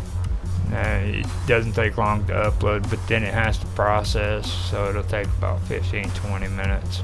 I've been uploading the same video for 3 days. Excuse me, I was gonna say hours. For 3 days. Well, so let me say, maybe more like deliberately 2 days. All night, all day, afternoon, yesterday, and it's some of the most like important content I've ever been able to distribute. And every single time, Rumble says that I cannot upload it to Rumble, which somebody hacked into my Rumble account yesterday. I was able to upload one video. And then today, YouTube always gives me trouble because of the people that own it and have the shares inside of it. That's why I was using Rumble as an alternative. And I've literally been attempting to upload the same video for now 2 days. And I know for a fact the Minds Roundtable is a good almost 10 hours sometimes. Not all the time, but like 6, 7, 8 hours. It's a 3-hour video and it's still not even done. 20%. I was just wondering. Yeah, It's crazy. it's purposeful. But go ahead. Okay. Because people will say, "Why aren't you putting your content out?" This is why. This is what I go through to put my content out. Yeah. Well, like I said, if you want me to go over some stuff and help you out, I can do it. You know, it's not that big of a problem for me. Maybe make it easier for you on some stuff. Okay, that sounds good. Thank you. I apologize to interrupt. I just It's was fine. It's fine. It's not being done yet, and just So, Tyree, what's his name? Philo of, no, it was Philos of Tyre, I believe it was. Now, Tyre was founded in 2750 BC. And then I already told you about Ninus. Now, he was supposed to have reigned in Assyria during the 2000 BC. And Ras Samra of Ugarit, that was between 1400 and 1200 BC. Jubabal or Hiramabal, which was Judah, I believe. We were talking about the one that I said wasn't really related because it was conjecture about him being Sennacherib's mentor. yeah. No, Judah was. I don't have him. I didn't take notes on him though. Jerubbaal. That was between 1100 BC, or that was in 1100 BC. And then when it comes to sun pillars in Assyria or Phoenician areas, especially the Phoenicians, those sun pillars actually were up there between 1050 and 1031 BC. So that's the time period they're talking about that with the sun pillars. And Abelbal or Abibal, that was 1000 to 981 BC. Abelbal. Abelbal or Abibal. Now, Semiramis, the older one, goes all the way back to Ninus, which is in the mythical one goes back to Ninus, which is 2000 BC. But the actual Semiramis that existed, who was married to Shamshi-Adad V, that one we were talking about. That's in the wind spirit, and go ahead. She was from 824 to 811 BC, and so, during Shamshi-Adad's rule, which was 824 to 811, but then she ruled 5 years after, until her son could take the throne. We had a conversation too about Berytus. It was a city that was there on the coast, and I found out the date for that. When it was founded, it was 110 to 109 BC. Now, Philo and Porphyry, Philo was the oldest of them, and he went also by Hieronymus Philon, and he lived between 64 to 141 AD. Then Porphyry, he lived from 234 to 305 AD. And then Eusebius of Caesarea, the guy that wrote the book we're going over, he lived between 260 to 341 AD. Now, the deities that we've been discussing, the two that we actually are at right now from what we've read is Nodos and Ba'u. And they don't have any dates associated to them, like when the first tablet was discovered of them or anything. None that I could find so far. And when it comes to Ba'au, B-A-A-U, the only place I could find him was in that theomythology encyclopedia that me and you looked at. Yeah. That was the only place. They didn't have it in Wikipedia or anything else. But I was able to find Notus, which the spelling also goes off of Notice, as in N-O-T-U-S, as well as N-O-T-O-S. So I've got the links for that. I'm going to put them in the chat for you.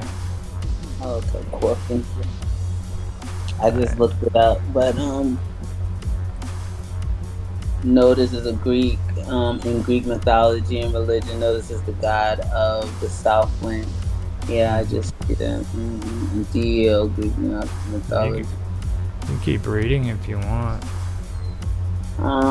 It says in Greek mythology and religion, Notus is the god of the south wind and one of the anemoic wind gods, son of the dawn goddess Eos and the star god Astrius. Necessitating hot wind of heat. Notice was associated with the storm of late summer and early autumn wetness, mist, and was seen as a rain bringer. Unlike his two more notable brothers, Boreas, the god of the north wind, and Zephyrus, the god of the west wind, Notice has little to no unique mythology of his own. His Roman equivalency, and we were looking that up, his Roman equivalent is the god Austere. And then it says, the Greek noun, it looks like Vogue, but I'm not even going to make the attempt, it's like V-O-T-O, some weird letter, refers both to the south cardinal direction and the south wind that blows from it. Its ultimate etymology remains unknown, although a pre-Greek origin seems to be the most likely origin. Okay, and it says and then the pre-Greek substrate consists of unknown pre-Indo-European languages spoken in prehistoric Greece before the advent of the Proto-Greek language in the Greek Peninsula during the Bronze Age. It is possible that Greek acquired approximately 10,000 words from such a language. I'll leave it at that. Go ahead. That was something that I picked up on before. That you added. No, I was looking because I don't see that. But are you reading? So you have Wikipedia. You see where it has the blue lit up words? Yeah. If you run your mouse over that, it'll kind of give a little bit of an explanation. Pre-Greek origin. I see what you're saying. Okay. Yeah. And okay. I ran into that earlier, and that kind of stuck out to me because that takes it back to Proto-Greek, which is Indo-European languages. And a lot of people believe that that's where the Greek language actually came from. It came from Indo-European. So. Oh, that's why it's saying pre-Greek origin. Okay. Notice, like most of the wind gods, the Anemoi was said to be the son of Eos, the goddess of the dawn, by her husband Astrius, a minor god related to the stars.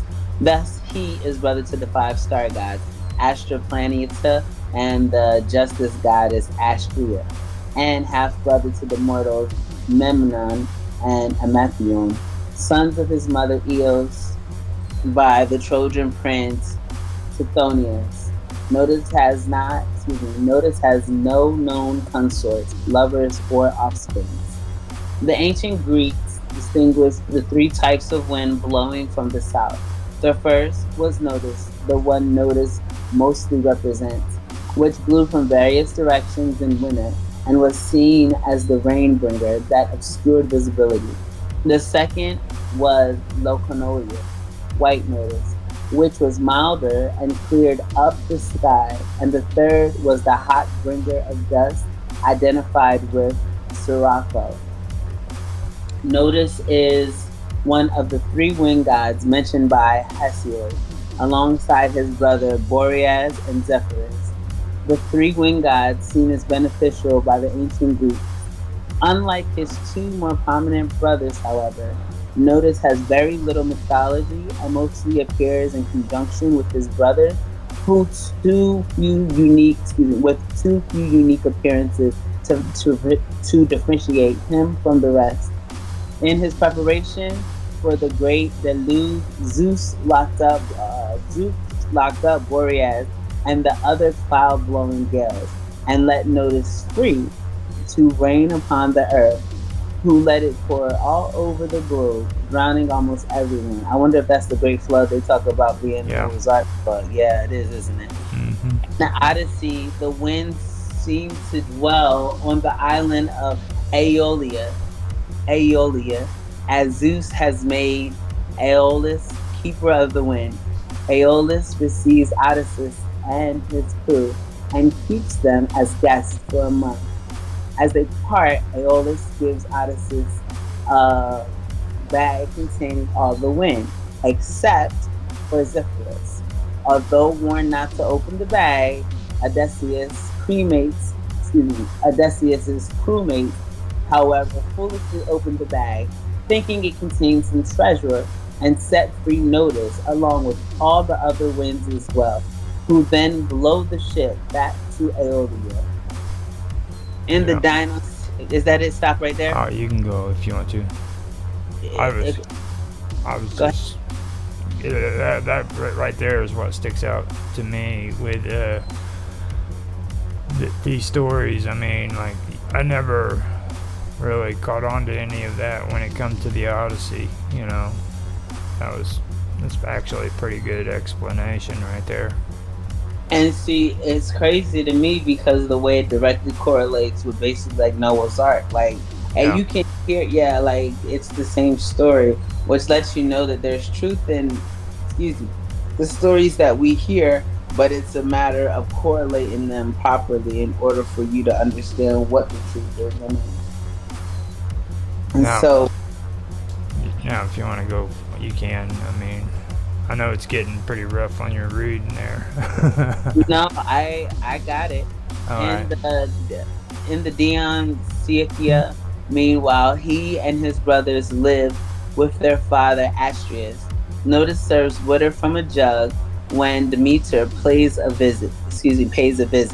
In the Iliad, Notus dined together with his brothers in a faraway land as Iris visited to summon Boreas and Zephyrus.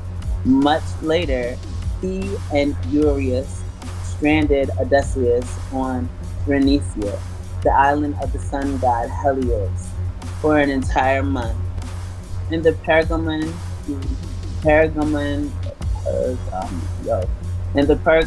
altar, which depicts the battle of the gods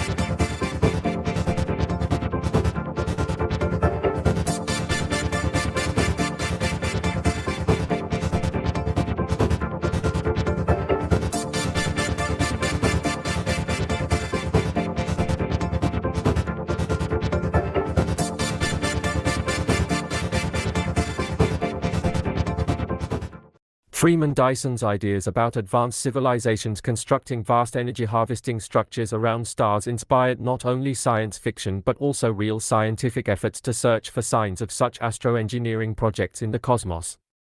Modern astronomical surveys have incorporated elements of Dyson's thought experiment into their search strategies, particularly in the field known as the search for extraterrestrial intelligence. This has led to studies that aim to detect the kind of telltale infrared signatures Dyson predicted, using increasingly sophisticated telescopes and data analysis techniques. The core idea Dyson proposed was that a civilization building a sphere or swarm to capture most or all of its star's light would necessarily have to dispose of the collected energy somehow. According to the laws of thermodynamics, this energy would eventually be re-emitted as heat, most likely as infrared radiation.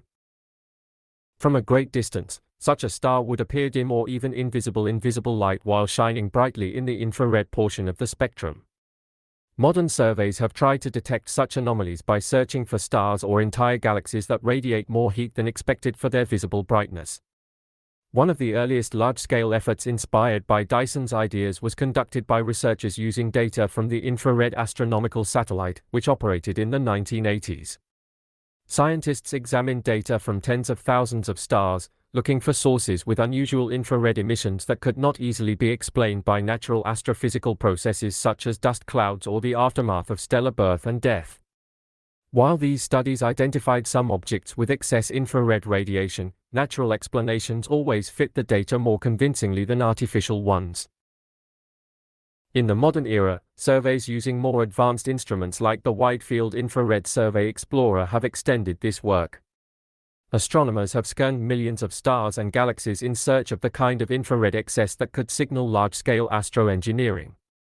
In 2015, for example, a group led by Jason Wright at Pennsylvania State University published a study that analyzed data on hundreds of thousands of galaxies, searching for cases where the infrared output suggested significant energy reprocessing by something other than stars or dust.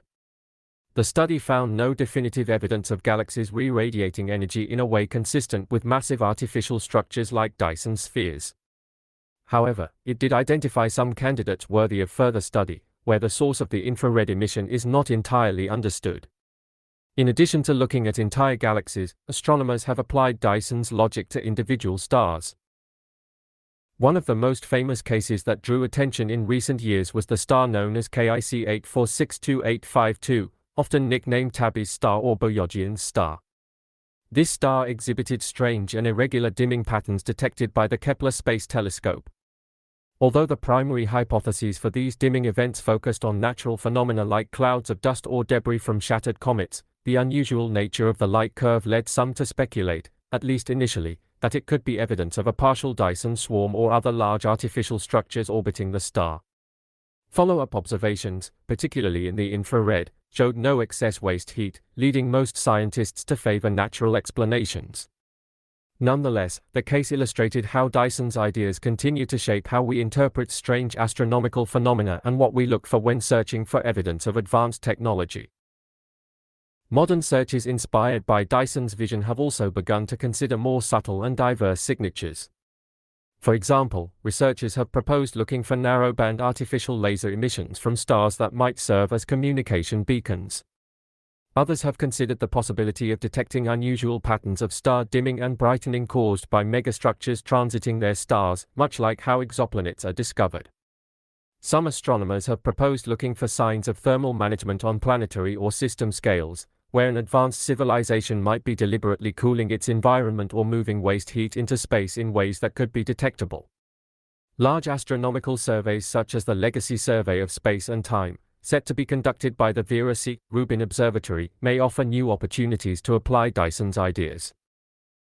The unprecedented depth and breadth of this survey will produce data on billions of stars and galaxies, enabling scientists to search for subtle anomalies in brightness, color, and variability that might hint at the presence of artificial structures or energy use on massive scales. The concept centers on the idea that a sufficiently advanced civilization, faced with ever-growing energy demands, would seek to harness the full energy output of its central star. Instead of relying solely on the limited solar energy reaching a single planet, this civilization might construct a vast assembly of structures orbiting the star, designed to capture and utilize almost all of its emitted radiation. This construct would likely not be a single solid shell but rather a swarm of independent satellites or habitats arranged in dense formation around the star. Each component would collect solar energy for the civilization's needs. Because the total energy output of the star would be intercepted, the visible light escaping the system would be greatly diminished. However, according to thermodynamic principles, the captured energy would eventually be emitted as waste heat, primarily in the form of infrared radiation. From an observational perspective, such a system would appear as an object emitting a high level of infrared radiation but significantly reduced visible light compared to a typical star. This led to the suggestion that astronomical surveys could search for these infrared excesses as potential indicators of advanced technological activity. The idea emerged as a thought experiment aimed at guiding the search for extraterrestrial intelligence by identifying unusual astrophysical signatures that could not be easily explained by natural processes. It has inspired numerous investigations to detect stars or galaxies exhibiting anomalous infrared emissions that might hint at large-scale artificial energy harvesting. Over time, the concept has been expanded and refined, giving rise to more complex models involving nested layers of energy-collecting shells, designed to maximize efficiency by channeling heat from inner layers outward. These multi-layered constructs resemble the nesting dolls of Russian tradition, symbolizing the layering approach. Such structures have been theorized to function not only as energy collectors but also as vast computational platforms. In a study led by Jason Wright and his colleagues, the team sifted through an enormous dataset gathered by the Wide Field Infrared Survey Explorer, WISE, which had scanned the entire sky in the infrared spectrum. Infrared light is particularly useful for this kind of search because, according to thermodynamic principles, any large-scale energy consumption by an advanced civilization, such as capturing a star's output via megastructures, would eventually be emitted as waste heat in the form of infrared radiation. Among the hundreds of thousands of galaxies examined, most exhibited infrared emissions that could be explained by well-understood astrophysical phenomena. These include star formation regions, where clouds of dust heated by young stars glow brightly in the infrared, or the presence of active galactic nuclei, supermassive black holes at galaxy centers that emit radiation across the spectrum. However, Wright's team found a small number of galaxies whose mid-infrared output was significantly higher than expected given their visible light and other observable characteristics. These galaxies appeared to be reprocessing an extraordinary amount of energy, with their infrared brightness exceeding typical levels without clear signs of the usual sources like intense star formation or active nuclei. This anomaly raised the intriguing possibility that such infrared excesses could be the result of non-natural processes, specifically, large-scale artificial energy use and waste heat emission consistent with hypothetical megastructures or astroengineering projects on a galactic scale. In other words, these galaxies might be partially or wholly enshrouded by structures or systems capturing and re-emitting energy in ways that do not align with known natural astrophysics. Despite the excitement this suggested, the researchers were cautious. They emphasized that alternative natural explanations could still account for the observations. For instance, unusual dust properties, previously unrecognized astrophysical processes, or transient phenomena might produce similar infrared signatures. The data resolution and sensitivity also limited the ability to distinguish between these possibilities definitively.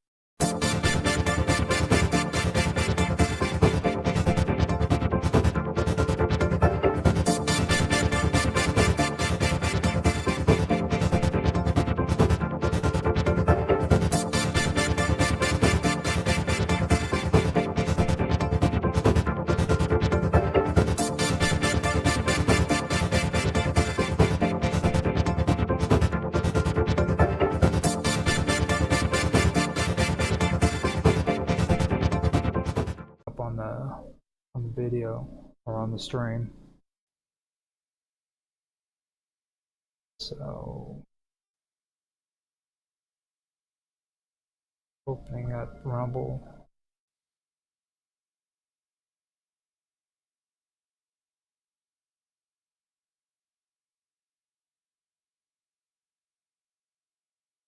Okay, so I heard it on the stream, which is good. I believe I heard it on the stream. Actually, I've got to turn that audio back up.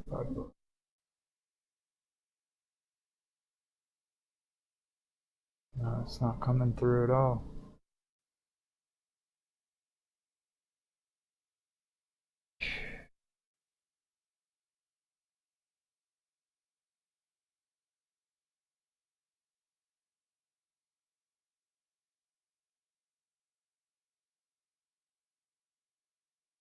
All right, that was it. Okay, so it is coming through. All right. So hopefully tonight works out pretty good. I am going to be doing another episode of the Cosmic Weave. So let me double check. So it is coming through on Rumble. Now the big issue I had last night was that we were doing all of this with a round table, and I'm trying to incorporate OBS within Ingress on Rumble Studio, and that is causing issues with me because now I have to get all fancy. I haven't had the opportunity for a while to get fancy like this, so I'm trying to be. Oh, let me mute that out. Hopefully that didn't show up on my stream. At DLive, I'm telling you, man. You're liable to hear almost anything the moment you get on there, man. So yeah, everything seems to be sounding good on X and on Rumble. Now I'm checking out DLive to get it going. Yeah, sounds good on DLive. Everything is up and running, sounding good. Sounds good on Twitch. And now I'm going on to. Okay, there we go. Now I've got it set up. Set it up on Kick, and okay, everything seems to be up and running now. Now, like I said last night, I was having issues with the stream. It literally freaking took all my audio off, and I had to basically delete every video that I had for it. And it was a really, really good conversation. It was on my series called Untethered. I made the topic, the internet is a scam, and me, Mark Edworthy, and then eventually Mr. Robot came in, and we were talking some really, really good stuff. It was about hackers and the history of hacking on the internet, things of that nature, and it all got deleted. It was probably one of the best streams I've ever freaking had, to be honest with you. I don't know if Mark Edworthy felt the same way. He was really, really tired, and he was a grumpy butt, which made it even better because we got him good. So, but in my opinion, it was probably the best live stream that I've ever done so far when it comes to content and stuff like that, and I was really happy with it.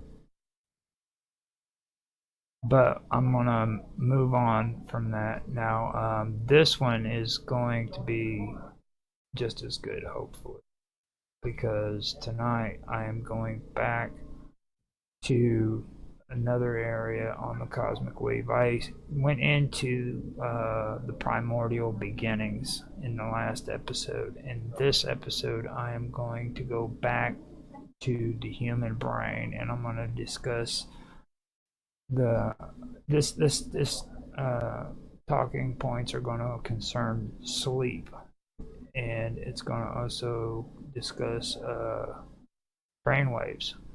So this all pertains to the human brain, and it's going to be a pretty good topic for tonight. I think it is. This is going to be pretty good. So Before I get started, let me go ahead and put some music on for you guys because I need to really get up and go get some coffee, smoke a cigarette, and come back, and it gives me a chance to to help promote Mr. Robot and his music. So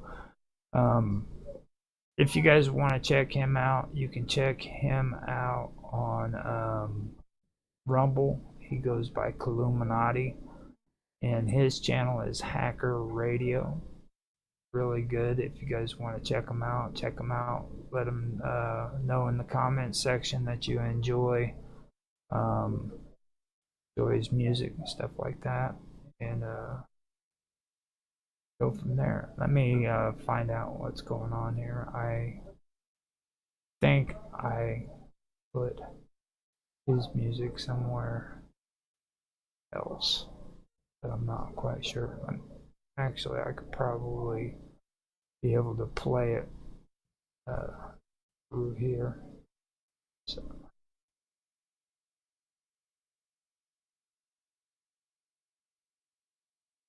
actually, probably better not. I don't want to get more feedback. What I'm going to do is just go ahead and play one of mine. I know I have Mr. Robot stuff, but it's a matter of finding it. I actually found it. Okay, so with that, I am going to do the War Machine. Or actually, no, you know what? I'm gonna do I'm going to do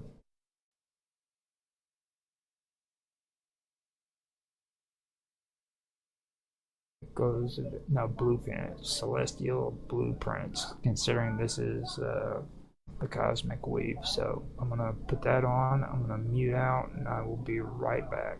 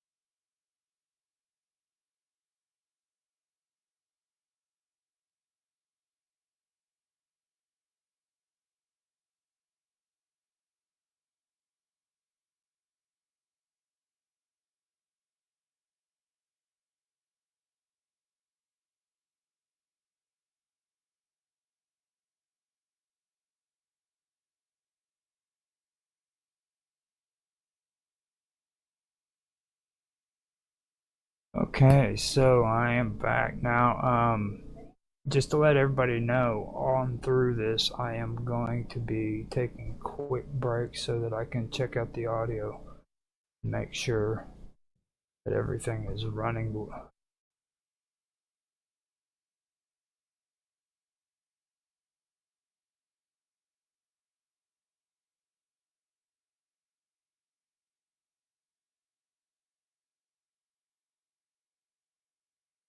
Yeah, see, like right there, there was absolutely no sound, and the music was playing now. So I have got some issues, I guess.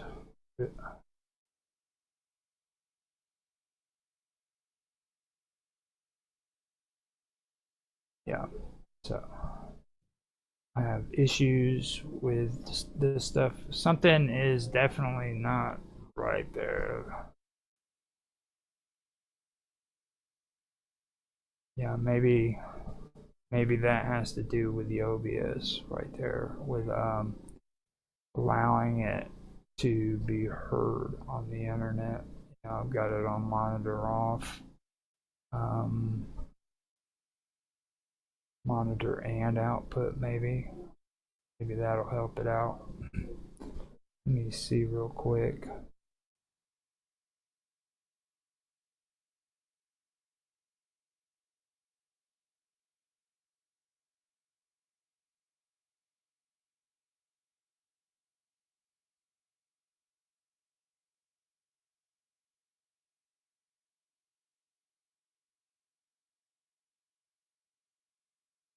Okay, so I'm gonna do music now.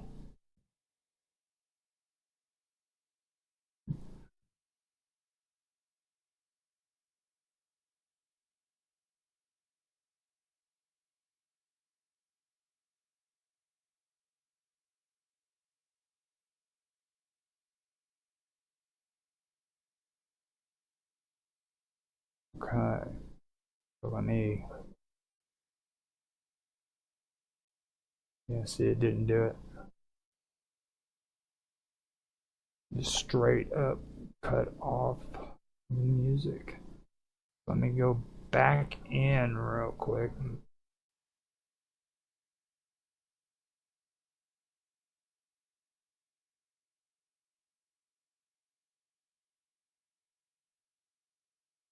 Alright.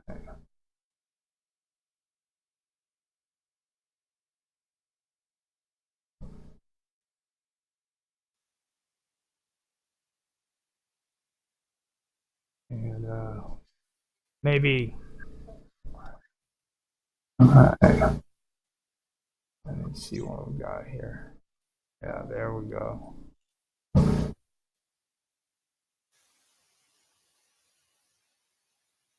That might help. Let me do this again. Alright. Let me see what we got here. No matter how and what's written, modern science scratches heads. These structures can't be mimicked. Copper tools, now scholars tripping, logic thinly stretched and twisted. Ran on all Might help. Maybe. Today's crates can't lift the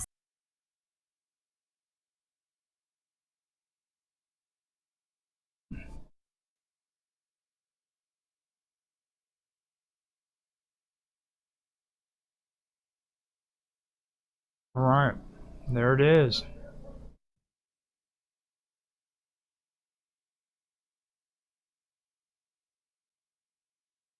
That did it. So we are set. It's good to go, I believe.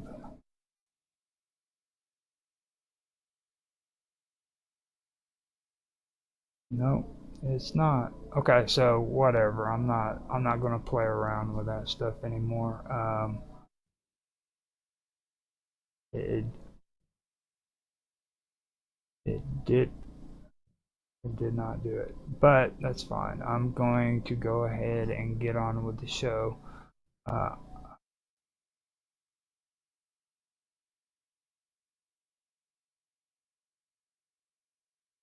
am going to go ahead and get on with the topic. So here we go.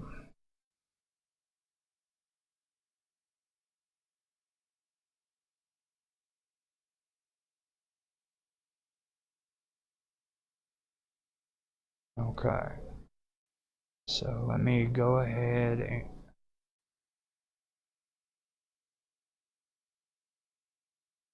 alright. Now that I've got that going, I got this back up.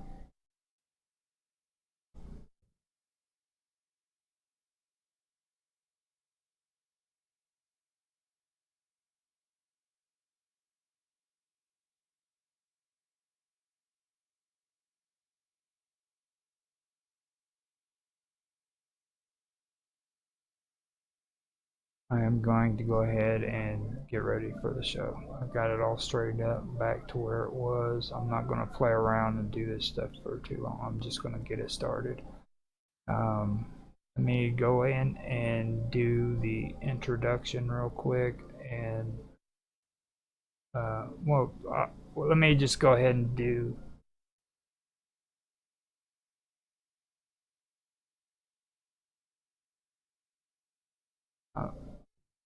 I'm gonna go ahead and just do the reading and stuff, and we will get it going. That'll be it.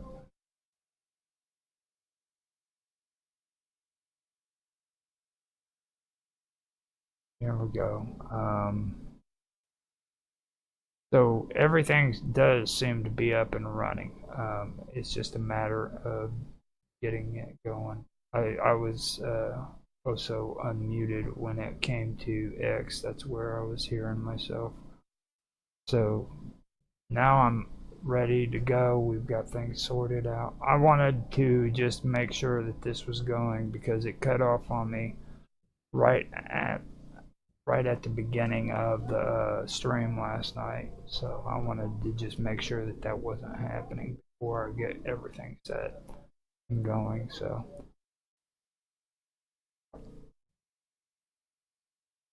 we are good to go. Now what I'm going to do is I'm going to record tonight too, so that if anything does go wrong, I will have everything backed up.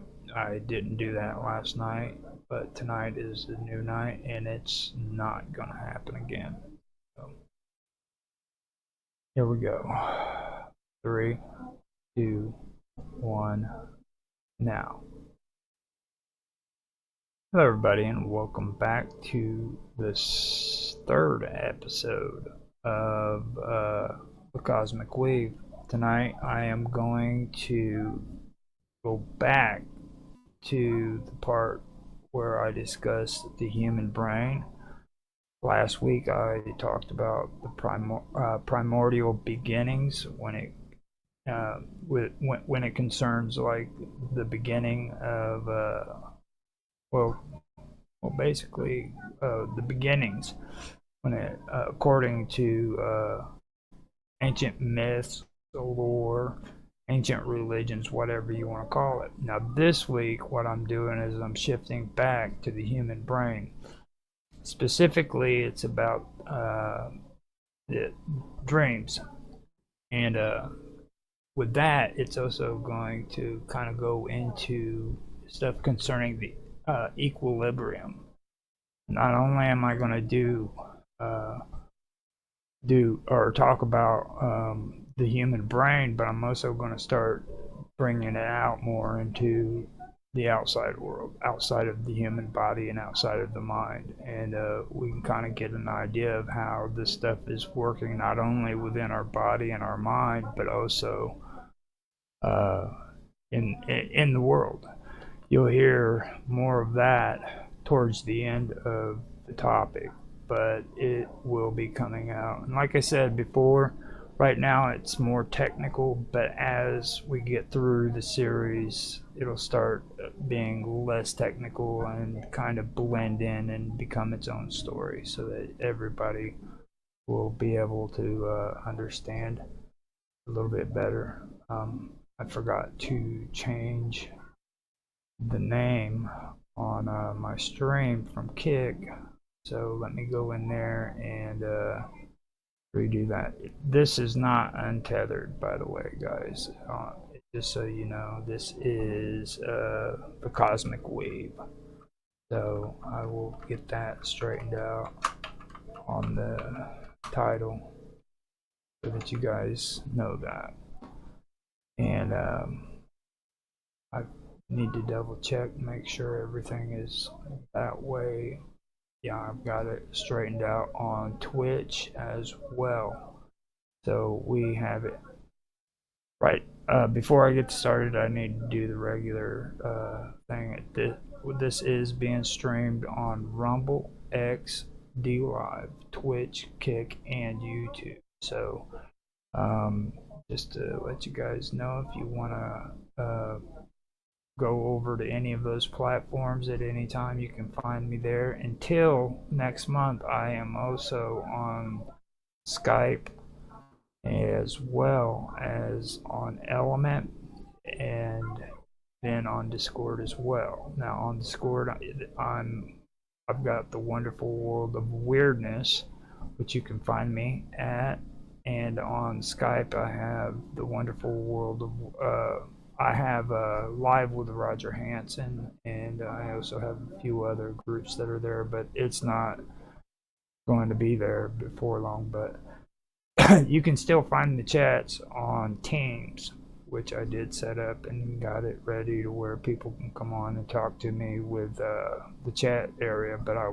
will not be doing streams on there. So I'll be doing them directly through Rumble Studios, as well as maybe other avenues like Jitsi and things of that nature, but I will not be doing them on Teams. So with that being said, let me go ahead and get everything going. Naroki is sending out tons of messages and stuff, so all of a sudden I'm getting bombarded by it. So with that being said, let me go ahead and get on with the topic. Now, each night we go through several sleep cycles, with a complete cycle lasting about 90 minutes. Now, these cycles consist of different stages of sleep too. These stages are light sleep, deep sleep, which is slow wave sleep, and finally rapid eye movement sleep. Most people discuss rapid eye movement sleep, but I'm going to focus on slow wave sleep instead. Slow wave sleep is sometimes called deep sleep, and it occurs during the third stage of non-rapid eye movement sleep. During this phase of sleep, the body repairs tissues, builds bones and muscles, strengthens the immune system, and is the most restorative phase of the sleep cycle. It is also an important time for memory formation and brain recovery. During the first part of the night, your body spends more time in slow wave sleep, but as the night progresses, you begin to spend more time in rapid eye movement sleep. Rapid eye movement sleep is the phase of sleep when dreaming occurs and is linked to emotional regulation and creative thinking. Slow wave sleep is marked by very slow and high amplitude brain waves called delta waves. This is where your heartbeat, breathing, and brain activity all slow down. This is the deepest part of sleep, and if interrupted, it can lead to grogginess and disorientation when waking up. Now, during infancy and early childhood, deep sleep makes up a large part of our total sleep time. This is because deep sleep plays an important role in brain development and physical growth. As we become teenagers, we still experience a good amount of deep sleep, which allows for better learning and memory, as well as physical development. As we develop into young adults, though, the amount of slow wave sleep we experience begins to gradually decline. By the time we become older adults, around 60 or 65, our amount of deep sleep declines significantly, and we begin to frequently awaken during the night. This can result in lighter, more fragmented sleep and may affect memory, our energy levels, and our overall mood. Besides repairing and rebuilding tissues and muscles, supporting immune functions, and storing and consolidating memories, slow wave sleep is important for clearing waste products from the brain, emotional balance, decision making, and learning. Slow wave sleep, or deep sleep, is the brain's save button for our memories. We take in tons of information throughout the day, and not all of this is considered important for keeping when it comes to the brain. When we enter slow wave sleep, our brain begins to sort this information, deciding what to store and what to forget. Memory consolidation happens mostly during slow wave sleep. This is where the brain sorts short-term memories, then stores them within our long-term memories. Now, the hippocampus, or the hippocampus, however you pronounce it, is deeply involved in learning and memory. It works closely with the neocortex during slow wave sleep. The hippocampus, or campus, relays recent experiences to the neocortex for storage, thus strengthening the connection between the neurons. This helps in times when you're studying, practicing new skills, and experiencing something that is emotionally significant. Slow wave sleep helps to make those things stick. But the brain is incredibly busy, even during sleep. And like a busy system, it creates waste. This includes leftover proteins, cellular debris, and byproducts that can build up and interfere with function. Now, the glymphatic system, a special waste clearance system in the brain, is limited during the day. During slow wave sleep, though, it kicks into high gear as the space between brain cells widens. This allows cerebrospinal fluid to flow more freely throughout the brain, acting as a cleaning agent, washing away waste, including potentially harmful substances like beta amyloid. This keeps the brain cells healthy and functioning properly. So slow wave sleep also physically protects your brain. It also supports long-term mental health as well. Significant variations of delta wave activity can be seen across the lifespan of humans, both in its frequency of occurrence and its amplitude. In infancy and early childhood, delta waves dominate the I have a hard time with this one. Electroencephalographic parts, showing the high demand for neurodevelopmental processes like synaptogenesis and myelination,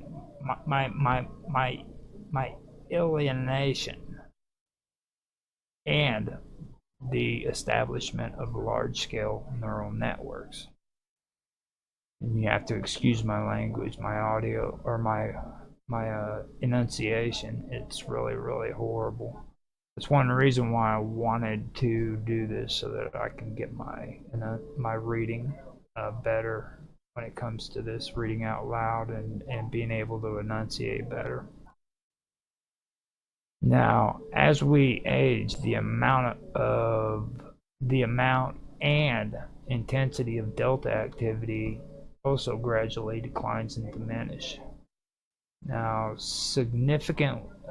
it diminishes significantly for older people as well. Now, besides developmental trajectory, delta wave activities interact dynamically with other brain oscillations such as theta, alpha, beta, and gamma waves. During the descent into deep sleep, the brain transitions from faster alpha and beta rhythms into slower theta and eventually delta frequencies. Intricate cross-frequency coupling transitions where slower delta waves modulate the amplitude or phase of faster oscillations like gamma waves are not abrupt. These couplings support information transfer across regions of the brain, which is essential for consolidation and synaptic downscaling. Delta waves are thought to act like timing mechanisms as well, coordinating and reactivating memory traces across the hippocampus and neocortex during sleep. This also provides a background rhythm that enables high-frequency bursts to occur in synchrony, creating windows of opportunity for neural plasticity and network refinement. Natural oscillations often govern the timing and intensity of biological phenomena, including animal migration and circadian cycles in planets.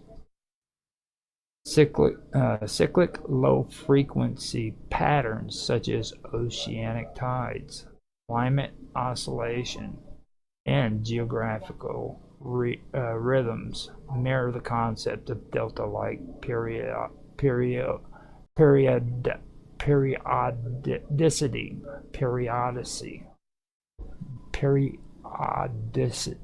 There it is.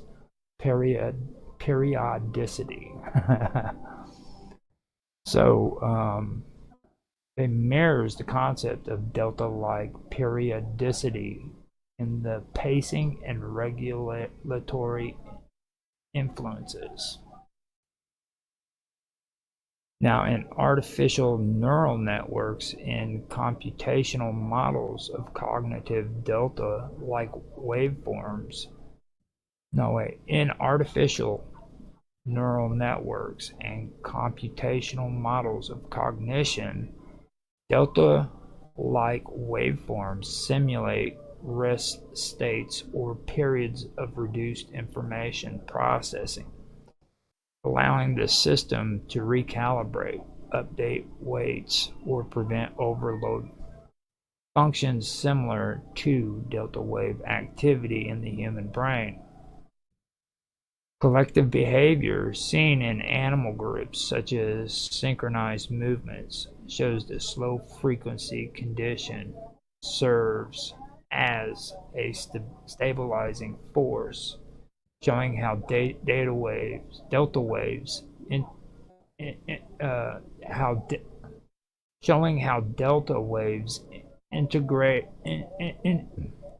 integrative role plays a part in neuronal populations, not only as a part of internal neurophysiological states, but also as a fundamental principle of temporal organization and systemic balance in both living and non-living systems.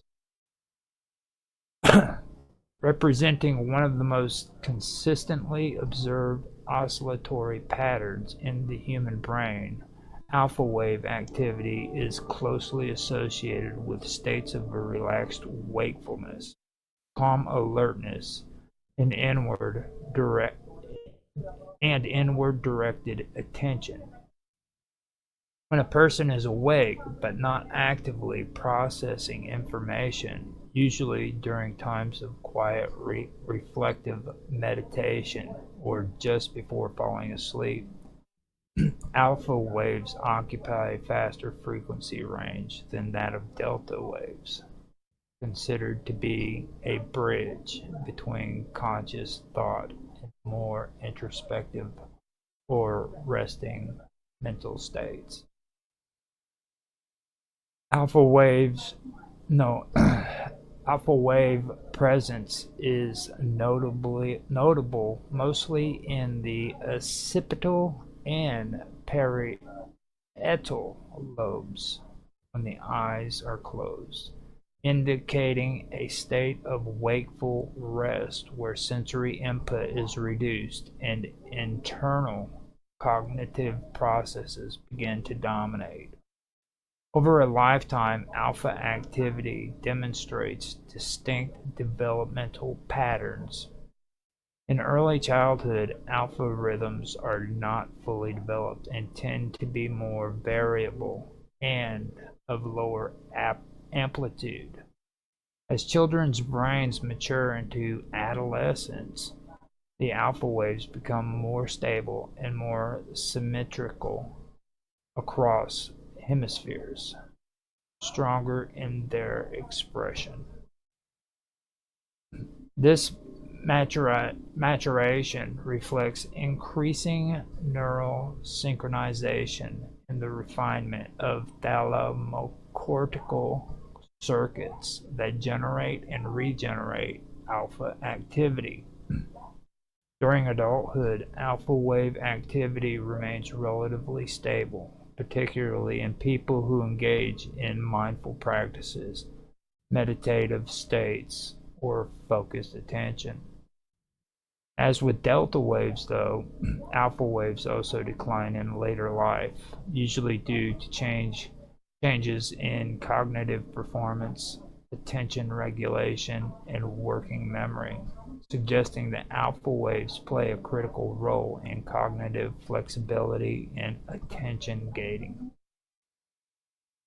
Alpha waves also serve as a neural filter or regulatory rhythm that actively suppresses irrelevant information to enhance focus and minimize distractions. This is not a passive role either. Rather, it reflects the brain's ability to dynamically allocate resources by reducing cortical excitability in regions not currently needed for a specific task. This reveals a sophisticated system of interregional modulation where alpha oscillations allow certain pathways to become more dominant while silencing others.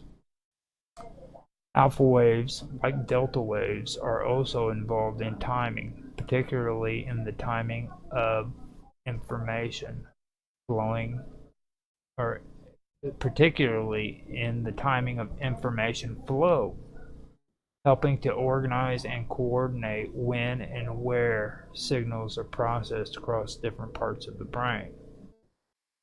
These rhythms are critical in situations requiring anticipation, working memory, or the suppression of habitual responses in favor of intentional actions.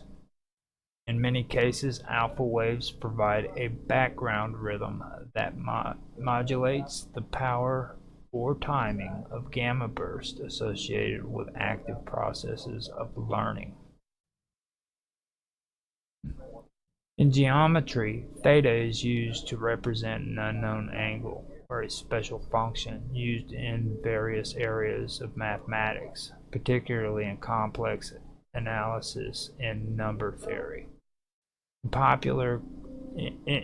polar coordinates, theta often represents the angle in relationship to the origin, and the letter itself is sometimes used to represent temperature or potential in certain physics formulas. Theta waves are a type of brainwave that occur during periods of deep relaxation, light sleep, or meditation. They are often associated with a state of creativity, intuition, and memory consolidation. The interplay between alpha and theta rhythms is evident during meditative or trance-like states, where both relaxation and introspective awareness are heightened. Alpha rhythms may serve as a scaffold for mental imagery, memory retrieval, or emotional regulation in such a state. Outside of the brain, alpha-like rhythmic patterns can be seen in systems that rely on cycles of restraint and release, such as biological feedback loops, circadian biology, and certain technological systems.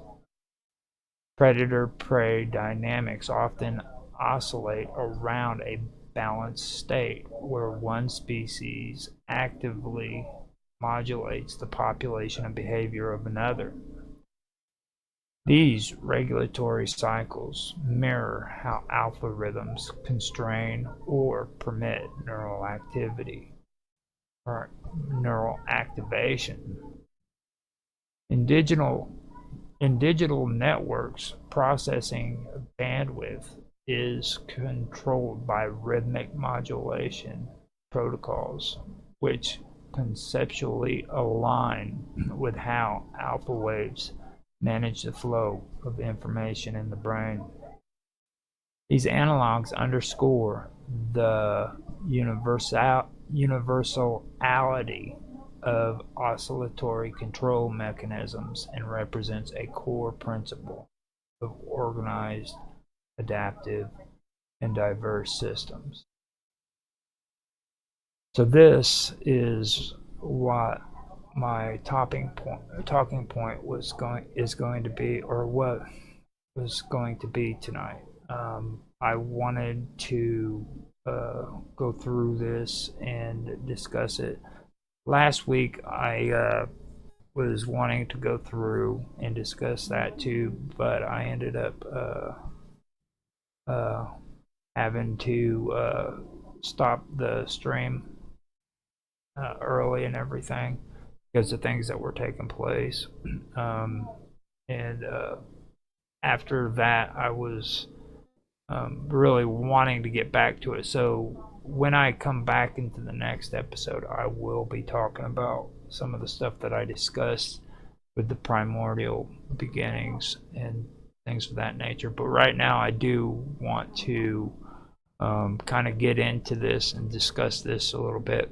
Now, on YouTube, we have Joe, and he said, bro. So, hi, Joe.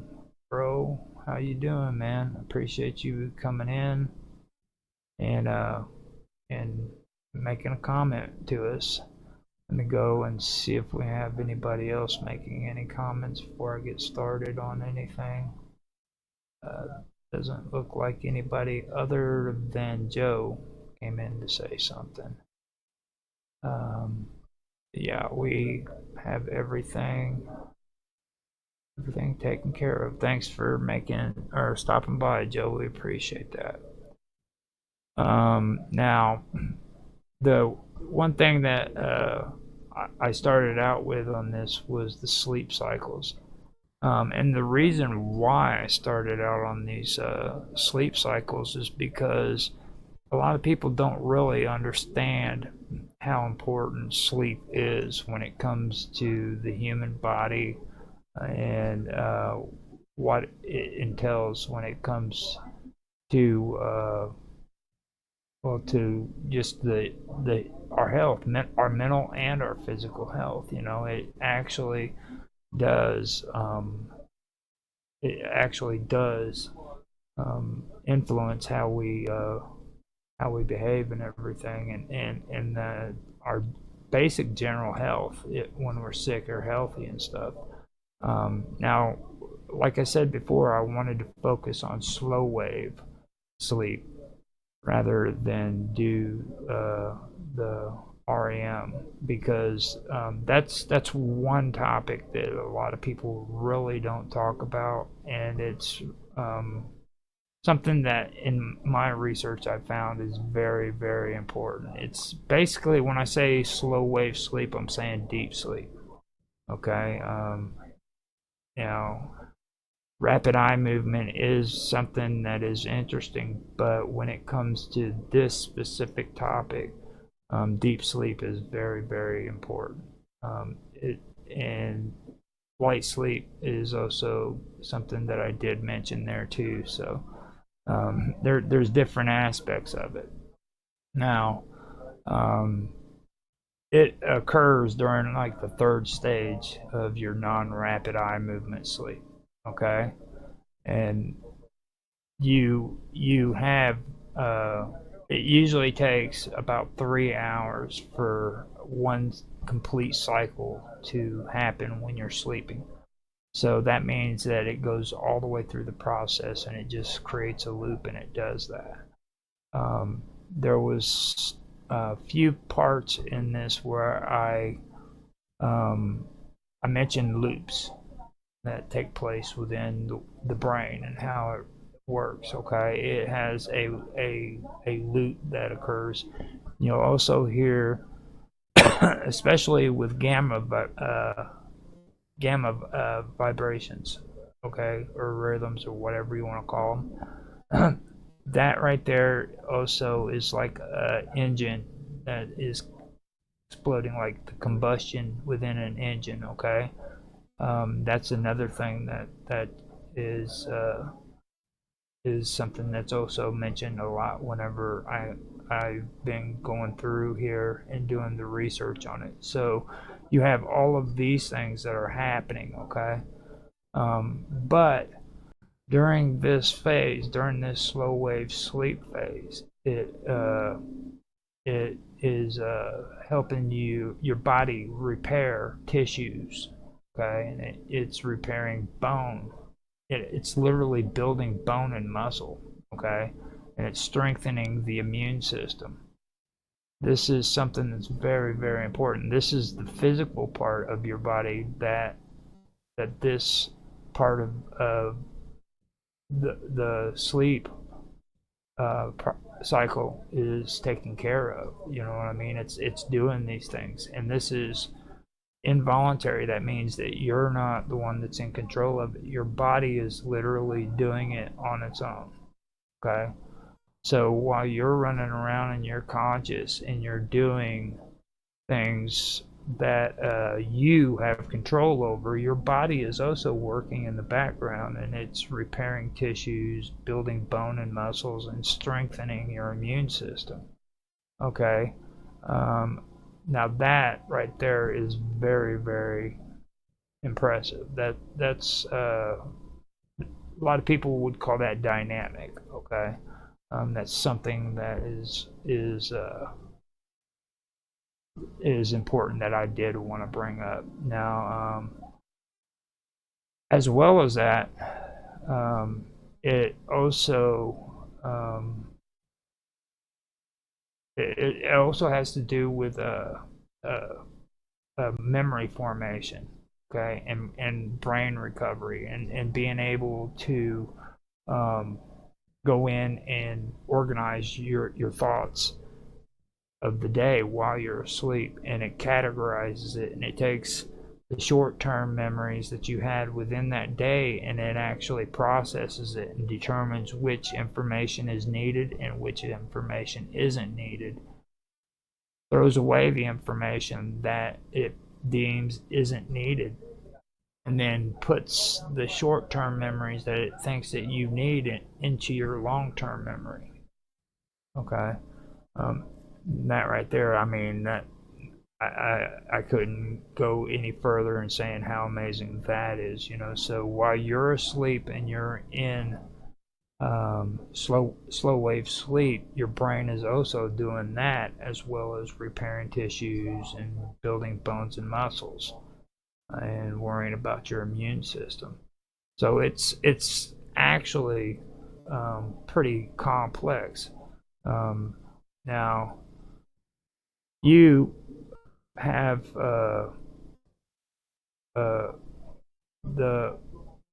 the majority of the time when you first go to sleep, your body is pretty much in this stage, okay? But later on, farther into your sleep, like the farther you go into, like say you go to bed in 8 hours, the later part of that 8 hours, your rapid eye movement sleep becomes more and more prevalent. You know what I mean? It becomes more.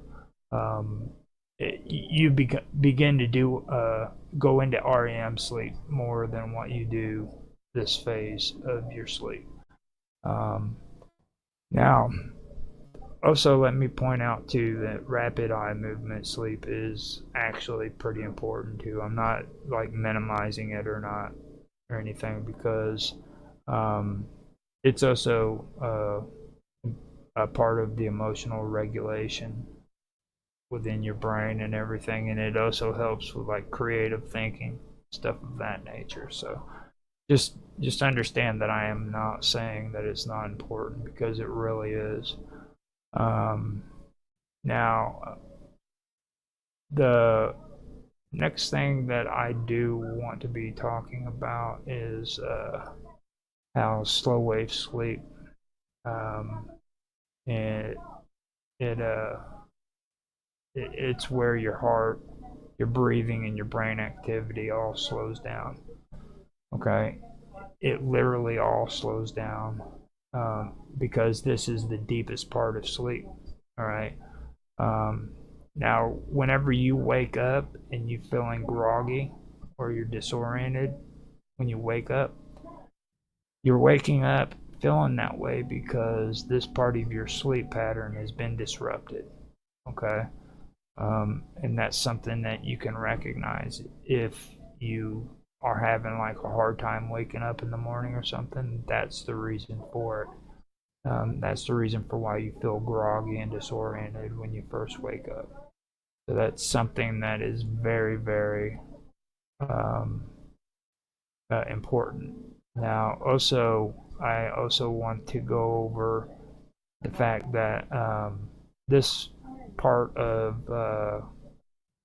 your sleep, the slow wave sleep, it's very, very important for infancy, infants and children in early childhood. It really is very important. It helps with brain development and physical growth. So, you know, this is the important time in their life where they're developing physically and mentally. And slow wave sleep or deep sleep is very, very important. And like I said in the reading, the majority of your infancy is spent in deep sleep. You're all just laying around with your tongue hanging out, and you know, that's what that's all about. You're just stuck in deep sleep, relaxing, you know. But as you start developing into a teenager, you're still gonna experience a good amount of deep sleep. Don't get me wrong, because that is important for like better learning and your memory, and you're still developing. You know what I mean? But as you go, all of that starts declining. So by the time you become a young adult, all of, you know, this deep sleep, it starts declining and becoming less and less. But this is gradual. Okay, the time where it starts getting significant is by the time you become an older adult, which I said was between about 60 or 65. Now I'm 51, getting ready to hit 52. Okay, and this is the stuff that I need to be thinking about, because as time goes by, you know, when you start getting to that age, there's going to be parts of your brain that's not going to be functioning as well as what they were whenever you were younger. You know what I mean? So that's the one thing that I am going to be working out on. It's it's something that I've noticed with a lot of people that are in my age group and older, especially being around my parents. I help take care of them and everything. And my mom, she's up there in the years, you know, and I can see that whenever it comes to a lot of this stuff being lost. Now, she has a problem with sleeping, and that is usually what happens when it comes to people that are her age. You know, they begin to frequently awaken up during the night. And that's an issue that my mom does have. She has a hard time sleeping for very long periods of time. So I know that she's, if she's only sleeping maybe 3 to 5 hours, she's not getting very much deep sleep when it comes to this stuff. You know what I mean? And that can do, like I just read, you know, it could result in a lighter or more fragmented sleep, and that affects your memory, and your energy levels, your overall mood, things of that nature. So these are the things that I have to look out for, you know, and even though I'd like to help my mom and everything, I need to kind of just be there for her and everything, let her do her own thing. But at the same time, it can be a warning to me, you know, that you need to watch out, make sure that you're doing what you need to do, because this is going to happen to me too, you know. So that's really important to understand. Now, besides repairing and building tissues and muscles, and supporting immune functions, and storing, you know, and consolidating memories and stuff, slow wave sleep is also important to clearing waste products from the brain. Now, this is something that I hear a lot of people talk about. A lot of people discuss calcification and things of that nature in your brain. And whenever I'm involved with people who are having this conversation, there's always 3 or 4 different people out there who has their opinion, saying, oh, you're just a quack, you're talking about it, you know, just nonsense and stuff. But no, they're not. Now, a lot of people who discuss this topic, they don't really know a lot of the specifics about it, but they have the gist of what's going on there, okay?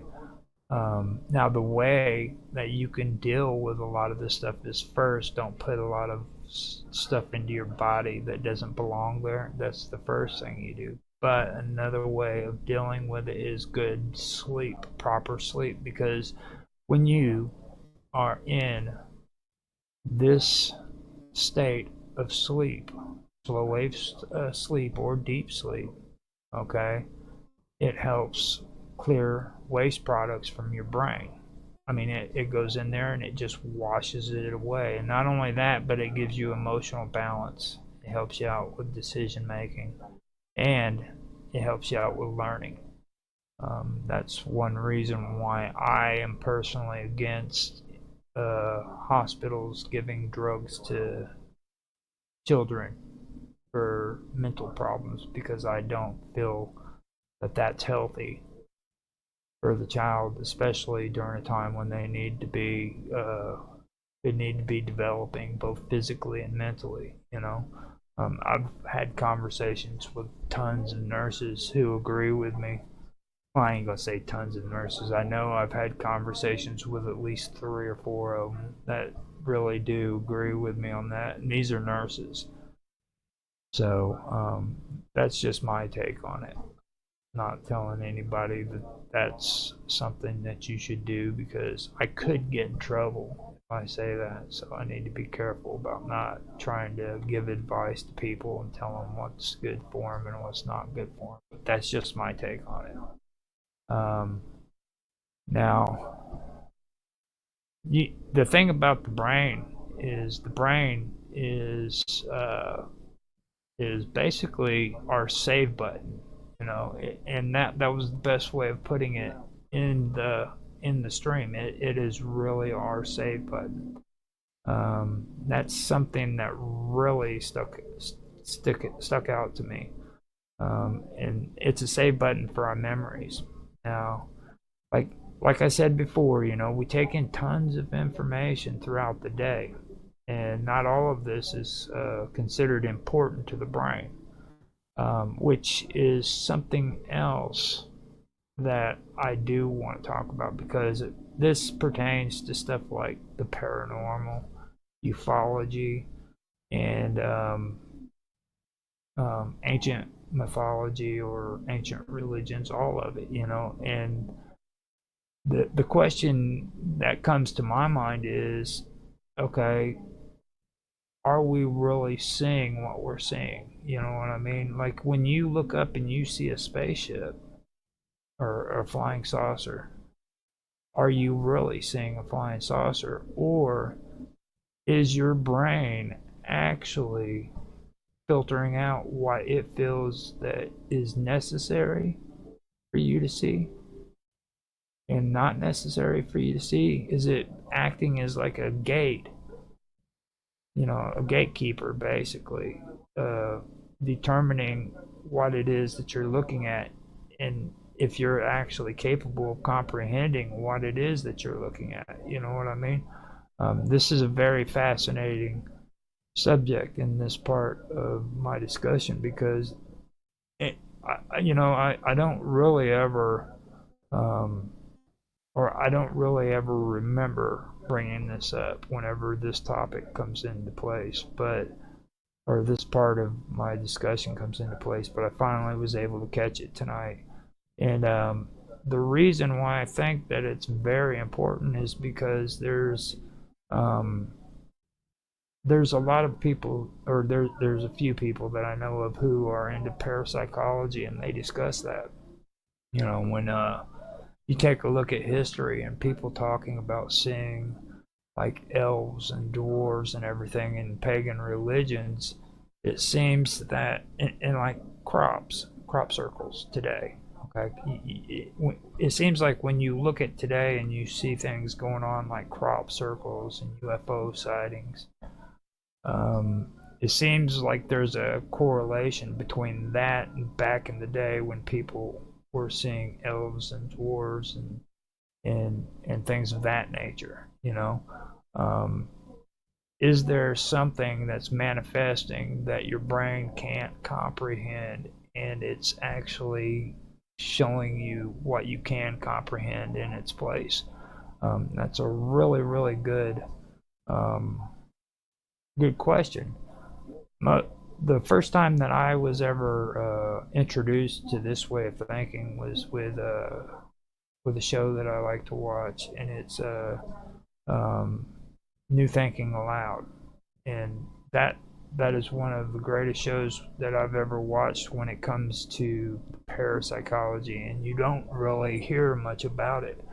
I mentioned in one of the previous episodes about the psychologist who was hypnotizing people who had been abducted by aliens, and they all kept saying that they were seeing owls until they were hypnotized and they started saying that they seen aliens. Now, that was really an interesting thing that happened to me. That's why I started, you know, thinking about this for a second, because I was like, first of all, owls are very symbolic in a lot of cultures when it comes to history. Birds, period, are very symbolic. So you start wondering about stuff like that. Is it really what you think you're seeing, you know? You're looking up in the sky, you see a cylinder or saucer that's floating in the air. You know, if you're aware of it, you know that according to freaking physics, that is impossible. It cannot be done. At least we don't have the capabilities of doing it. So what you're looking at, you know that it is beyond our capabilities at this moment in time. You know that. Is that what your mind is showing you and representing to you so that you can comprehend, have some kind of comprehension of what it is you're actually looking at, you know, and then fast turns to the left, fast turns to the right, things of that nature. Now, also, I want to point out too that maybe it's not that. Maybe it's a way that these aliens. It's a type of ability that these aliens or their technology has, to where it makes you see that image. You know what I mean? Maybe they have the capabilities of doing that to your brain by tapping in to this part of your mind and making you see what they want you to see. I know I didn't elaborate very well on that in the last room where I mentioned it, so I wanted to say that again so that I could actually mention it, you know what I mean? But maybe that's the case too. Maybe these entities are making you see what they want you to see because you're not able to comprehend what it is that you're really looking at, you know? And that is very important, you know? Now, when you enter slow wave sleep, okay, your brain, it starts to sort information out, and it decides what to store and what to forget, okay? That's called memory consolidation, and it happens mostly during your slow wave sleep. Now, with this set up inside of your brain, this is what I'm talking about. If we know this, then maybe these entities or these beings know this as well, and they have the technology to influence that. Or maybe it's our brain doing it for us automatically, you know what I mean? Maybe it's automatically put into our brain because we've been genetically engineered to where we think like that, you know what I mean? It can be so many different things. It's just it's something that I think is worthy of bringing up and noticing, you know? Like the hippocampus, that's another thing that is very important and that I did allude to. Now that and the neocortex, these two things are very important when it comes to slow wave sleep. Okay, this is where your brain is relaying information. Okay, it relays information from the hippocampus to the neocortex, and like I said, it's during slow wave sleep. Now, this is like recent experiences and stuff like that, you know, and your these incidents are stored within the neocortex. So that makes me think of lost time. You sit and you listen to people who talk about abductions and everything. They always talk about time that comes up missing or is lost. This could be another situation where it relates to what I was just talking about, you know. These are all parts of the brain that aren't science fiction. They aren't conspiracy. They aren't paranormal. This is actual scientific data that I'm bringing to you. If you don't believe it, search it out yourself, you know. It's right there. It's in black and white. And you can easily find it on your own. There's no problem with searching it out and finding it for yourself. Now, this also gets into the cosmic weave, okay? Now that the hippocampus relays recent experiences to the neocortex for storage. Now, when it does this, what it does is it strengthens the connection between neurons. Now, neurons, okay, are like little relays that are up inside of the brain, and they're firing off electricity. This is where I get to finally talk about this phase of the brain. Now it's firing off these electricity or vibrations or waves, whatever you want to call it. It's releasing it. Okay, rhythms, you know.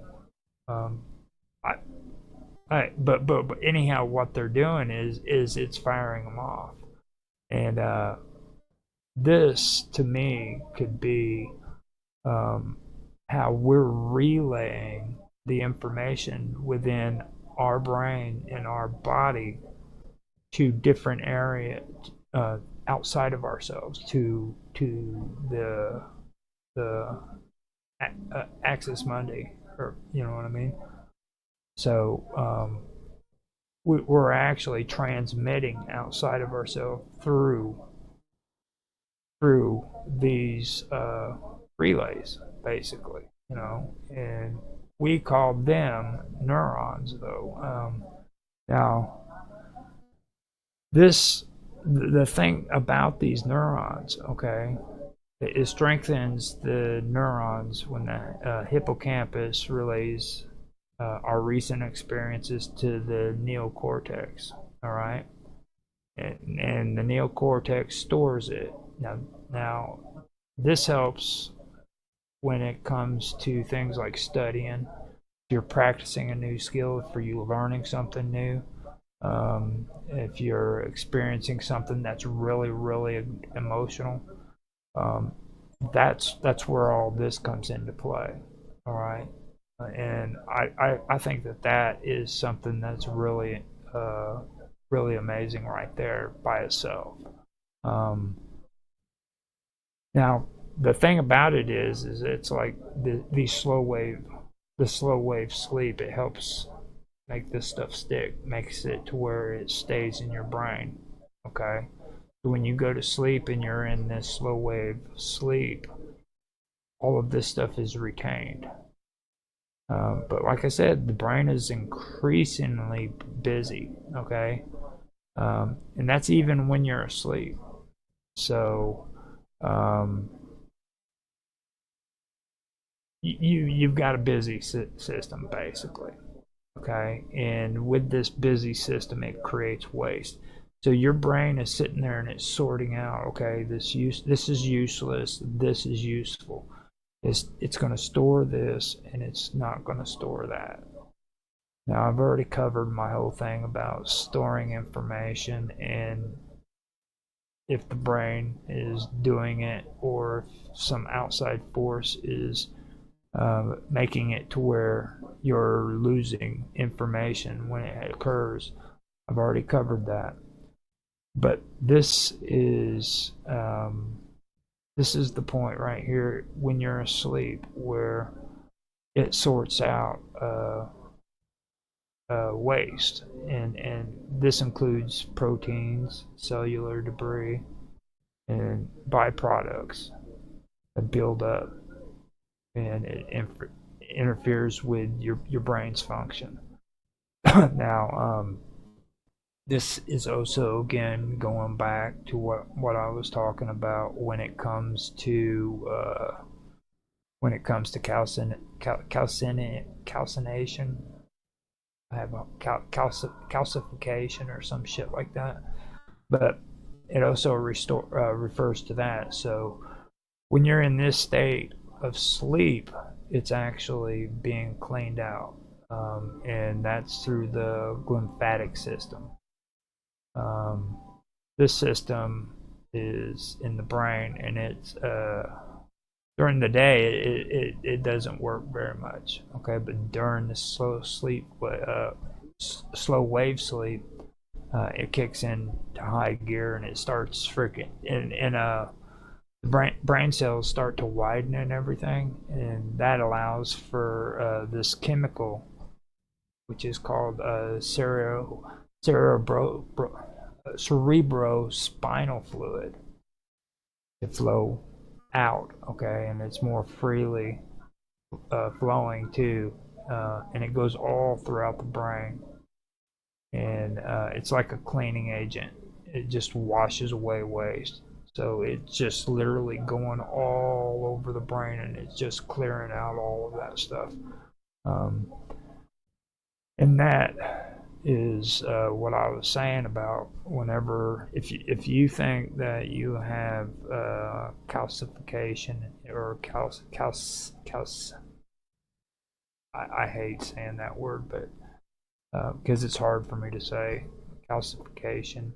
If you think that you have it in your brain, this is the time where you have to focus on good sleep habits. Make sure that you actually sleep long enough to where you can go into deep sleep and you can allow your brain to function properly, and it will clean out a lot of that. Now, also, I'm gonna say it again. It's good that you watch what you put into your body. Okay, I hear people talking about calcification and how they don't want it in their body because they talk about fluoride and everything like that. But then at the same time, they go and they smoke dope, and then they drink alcohol, and then they freaking eat bad foods that are just horrible for you. You can't do that and then say that fluoride is causing all these problems for you. Okay, maybe it's all of it, you know what I mean? So kind of take that into mind whenever you talk about that. You can't be doing this but saying this is the problem. It's not, it doesn't work that way. So I'm not telling people what to do. I'm just saying, kind of think about that, because that is a factor. It's all a factor. So before I get started going any further, let me see if I have any comments in the comment section. Yes, I have actually gotten through most of this without any comments other than Joe saying hi. And again, thank you, Joe, for making a comment. I'm going to test the audio, make sure. Yeah, it sounds like everything's working. So there we go. So let me get back on track. There we go. All right, so here we go. With that being said, though, now see, I did want to focus on the delta waves. Now, delta waves are very important. Now, this has to do with slow wave sleep also. Now, slow wave sleep physically protects your brain. And I've just gone through all of that and told you like how it does. It also helps with long-term mental health. Now, after that, you also have significant variations of delta wave activities. Okay, now these are delta waves, and they have variations of activities. So it changes all through your lifestyle or your life, basically. And a lot of these, like the delta waves, you have the gamma waves, and then you have the theta waves, all of these alpha waves. Well, I think I already said it, but these kind of like go according to, or they are actually line up with your sleep, your the way you sleep and stuff like that. It's really strange how they kind of align with one another. That's the one thing that I did catch on to that was very, very distinct. I guess that would be the best way of saying it. especially like the way these delta waves work with like people when they're an infant or early or in early childhood, you know. They're dominant. These delta waves are real dominant in your mind, and that is something that really stuck out to me. Now, what they're doing is they're trying to freaking establish large-scale neural networks. So that's where the cosmic weave comes into play. These neural networks, I like to call them climbing fibers. And that's how I referred to them before when I was getting into this stuff back on my other channel, Earth. I had some stories that I put together called hummingbirds and bumblebees, and that's what I referred to them as climbing fibers. But that represented this right here. This is where it is. It's large-scale neural networks that are being set up. This involves the thalamus and other parts of the brain, which later on we will be getting into, hopefully. I believe we will. But I wanted to talk about delta waves and just waves, period. The waves that are being that are right within your brain, you know. So as we age, the amount and intensity of delta activity starts to decline and diminish, just like the slow wave sleep. And that is something that goes along with what I'm saying. They kind of correlate with one another, you know what I mean? So you do have that going on. Now, besides developing trajectory, delta wave activity interacts dynamically with other brain oscillations such as theta, alpha, beta, and gamma waves. Now, I did mention a little bit of gamma waves, don't get me wrong, and if you notice I didn't mention beta at all. Now, what I did mention was alpha and theta and a little bit of gamma waves, and I did that for a reason. Okay. Now these pertain to the human brain, sleep, and the cosmic weave. Okay. Maybe later on, if I find more things that make beta waves more important to it, then I'll contribute to that. But these waves, though, except for the gamma waves, don't get me wrong, that's, like I said, that is like the car pistons that are exploding. Okay, that's not the same as what I'm getting ready to say. But like theta and alpha is very important because they have to do with the more meditative parts of the brain. You know what I mean? And you have something that's going on within your brain. There's a cross frequency coupling.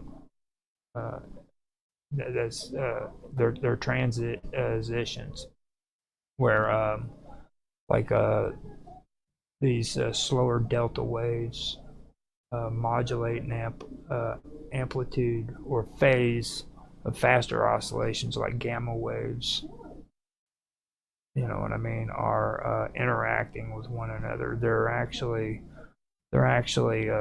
coupling. So earlier I was talking about how they aren't abrupt, you know what I mean, or they're not abrupt. They happen very, very well. They don't happen quickly, is what I'm saying, you know. Now this is basically information being transferred and it's being transferred across different parts of your brain. This is for like consolidation and synaptic downscaling.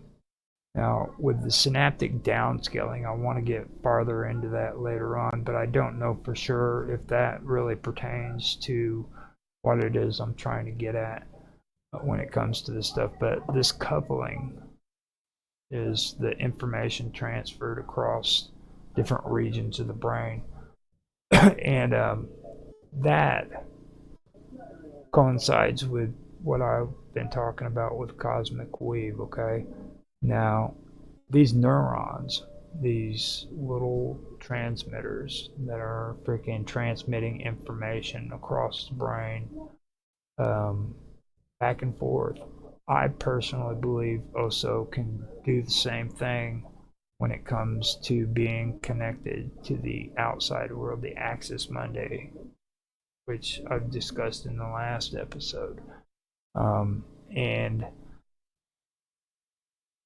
what happens is this information is getting transferred back and forth across the freaking body, and then it's being transmitted outward. Not only that, but information from the Axis Mundi is also being transferred in or introduced into our brain from the Axis Mundi through these transmitters, okay, through these neurons. And that is through these waves, okay? So we have theta, alpha, beta, and gamma waves that are actually working within our brain, and they're transmitting information. And that is what I personally feel is going on when it comes to a lot of that.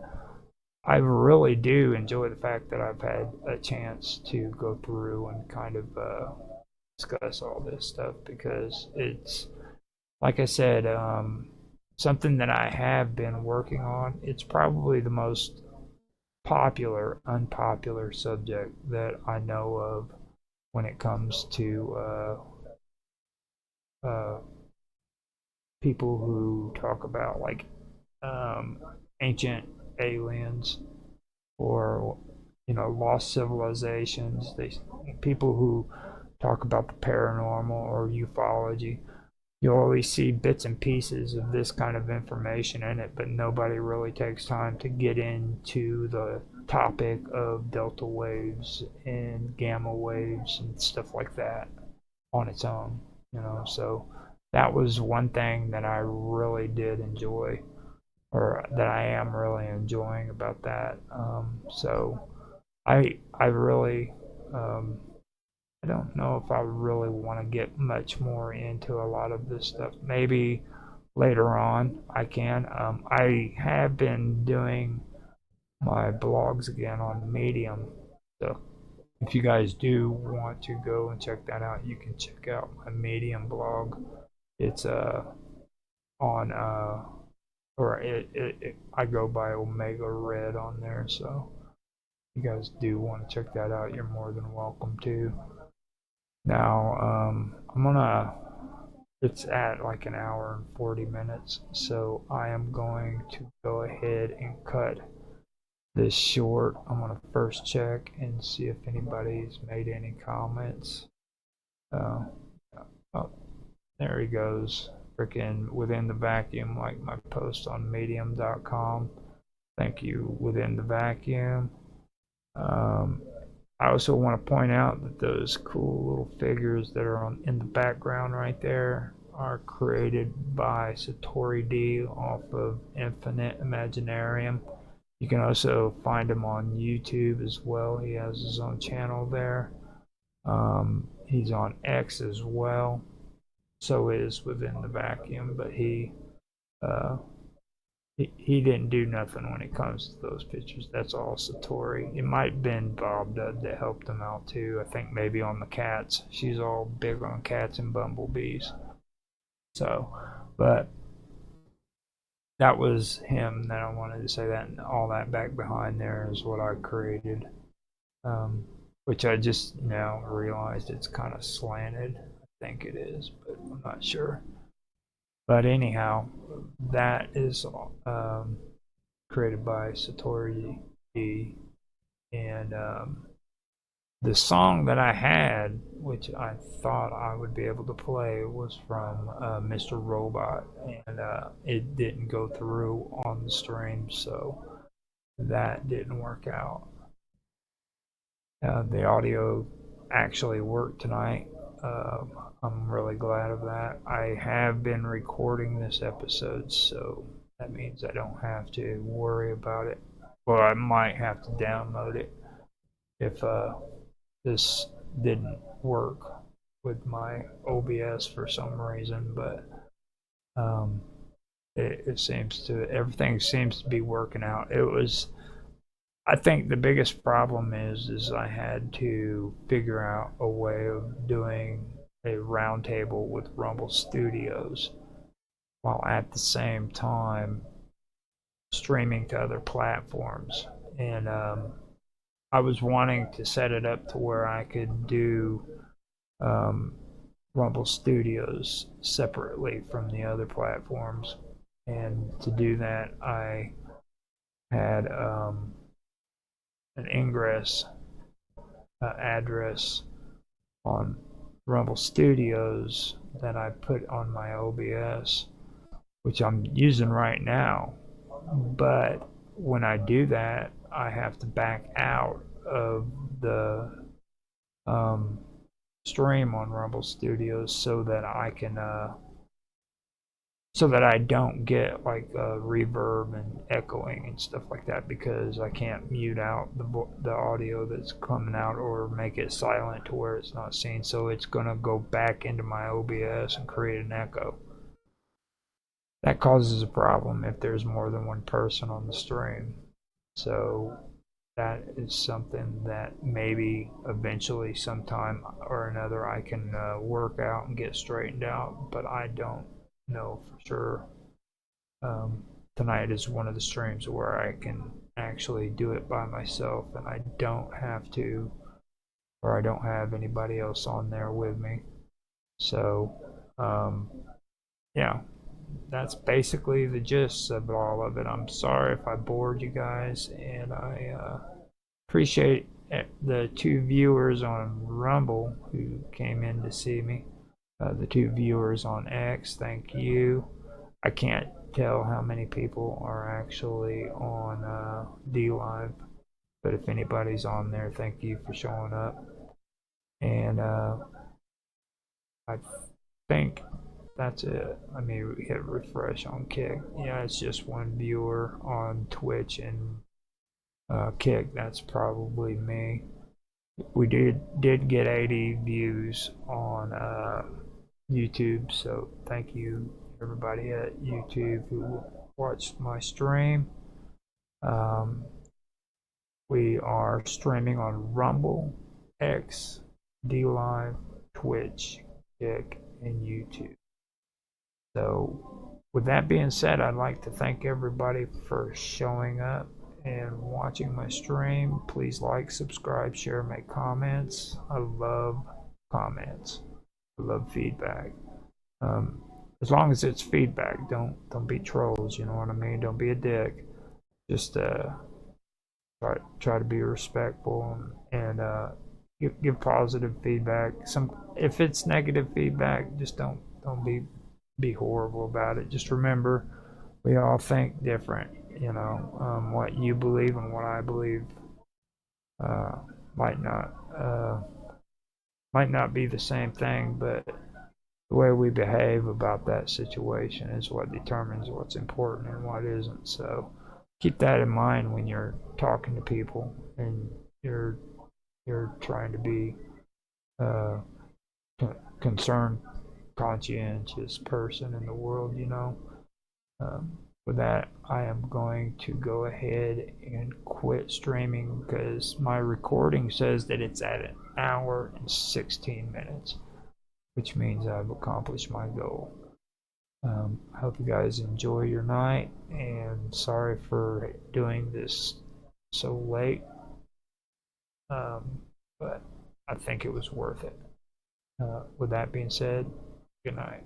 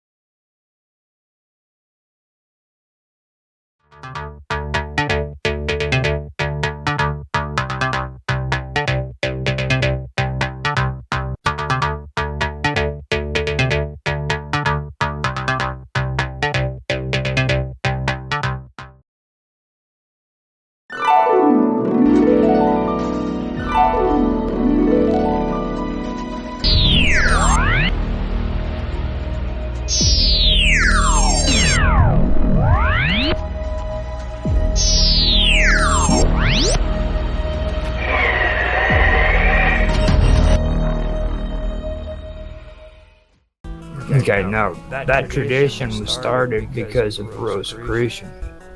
What? Okay? Yeah. How and why? The royals, the Catholic Church also did it in confessionals. Different organizations did it, and what it was is when they put this rose up on those that trim, and it ran across like that.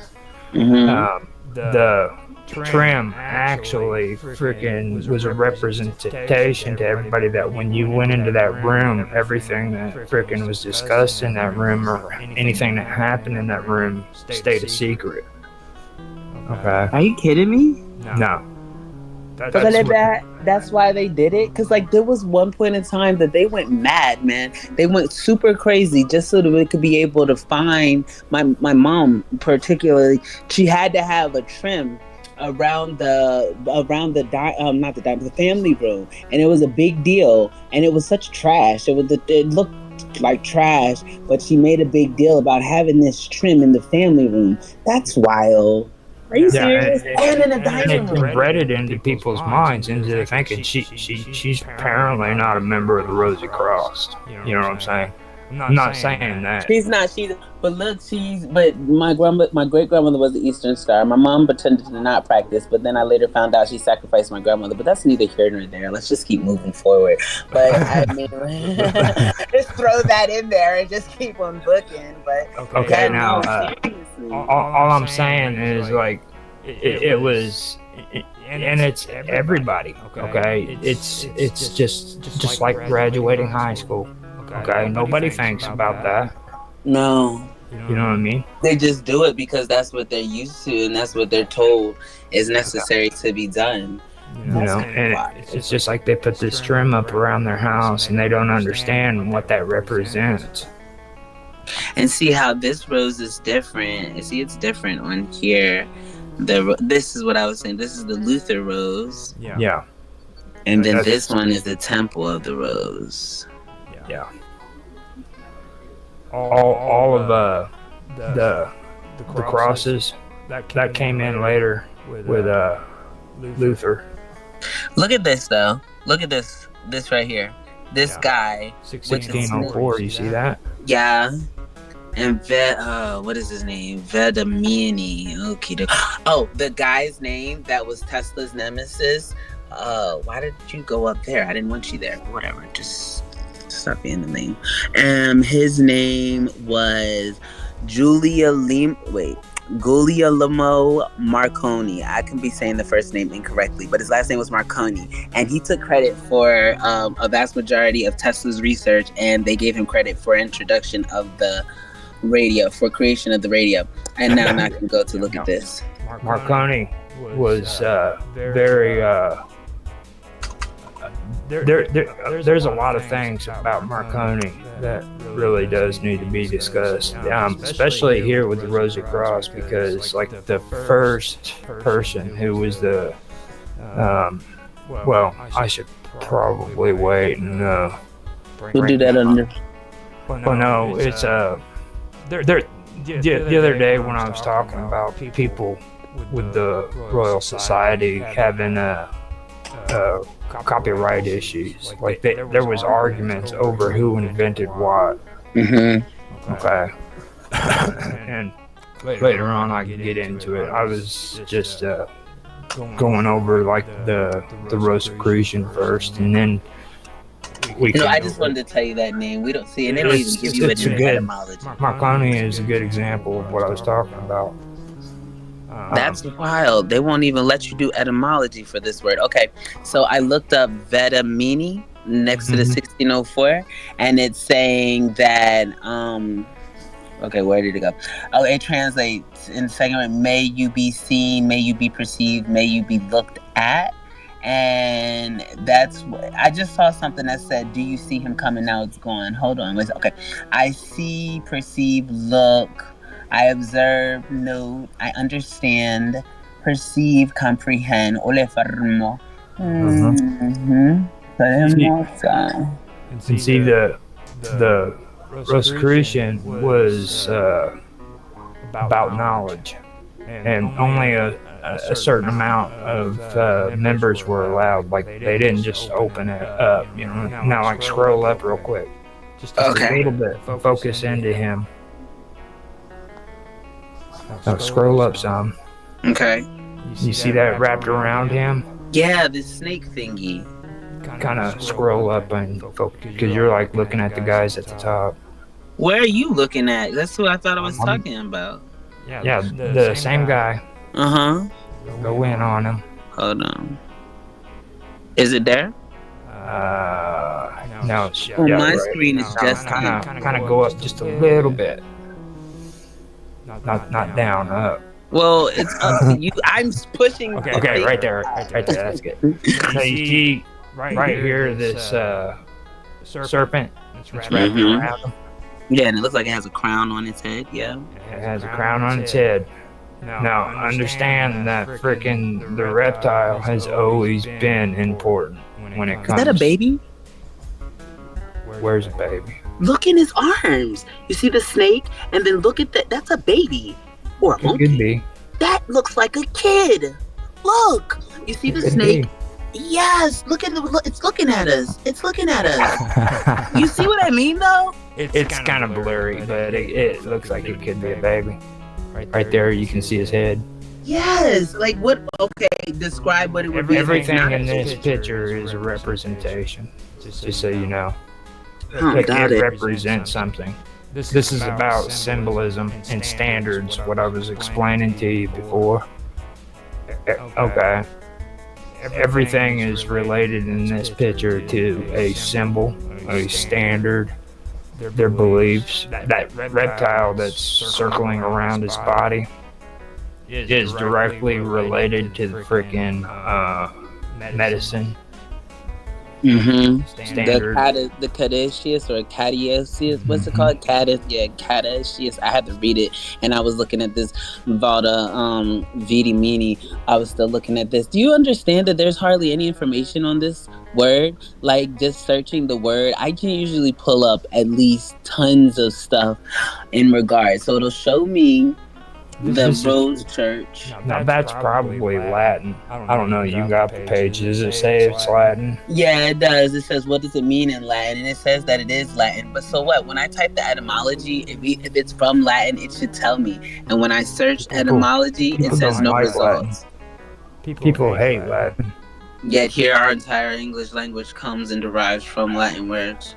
All of the freaking real texts that are historical is usually done in Latin. Yep.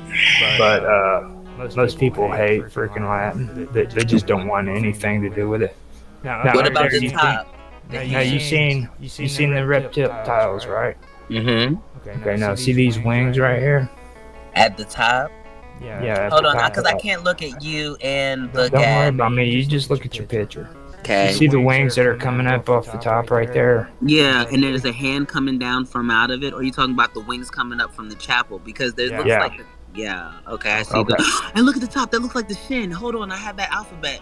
that alphabet, those letters. Hold on. Go ahead. I'm listening to you too, but it's just all happening at one time. So now you have the reptile wrapped around him, and then you have these freaking wings right here. This is another important representation. Okay. Mhm. In the ancient days, people freaking venerated the eagle, and they venerated freaking reptile, the snake. As a matter of fact, there's a freaking lore that's written about the snake and the reptile, and later on I can read that. Maybe in ancient history, when we do that topic, I'll talk about that. But it's been passed down. The Gnostics have a symbol where there's a creature with a freaking like different amounts of heads, and his main face is that of a freaking a lion. He has wings, and then he's wrapped, completely wrapped around by a freaking snake or reptile. Look at this guy over here falling. I'm tripping about the letters at the top. See, you see the You cloud see right where it here? says- See that guy right there at the side? He's falling, right? Now, Yeah. if you look at him, he's got wings. So he might not be falling. He might be flying.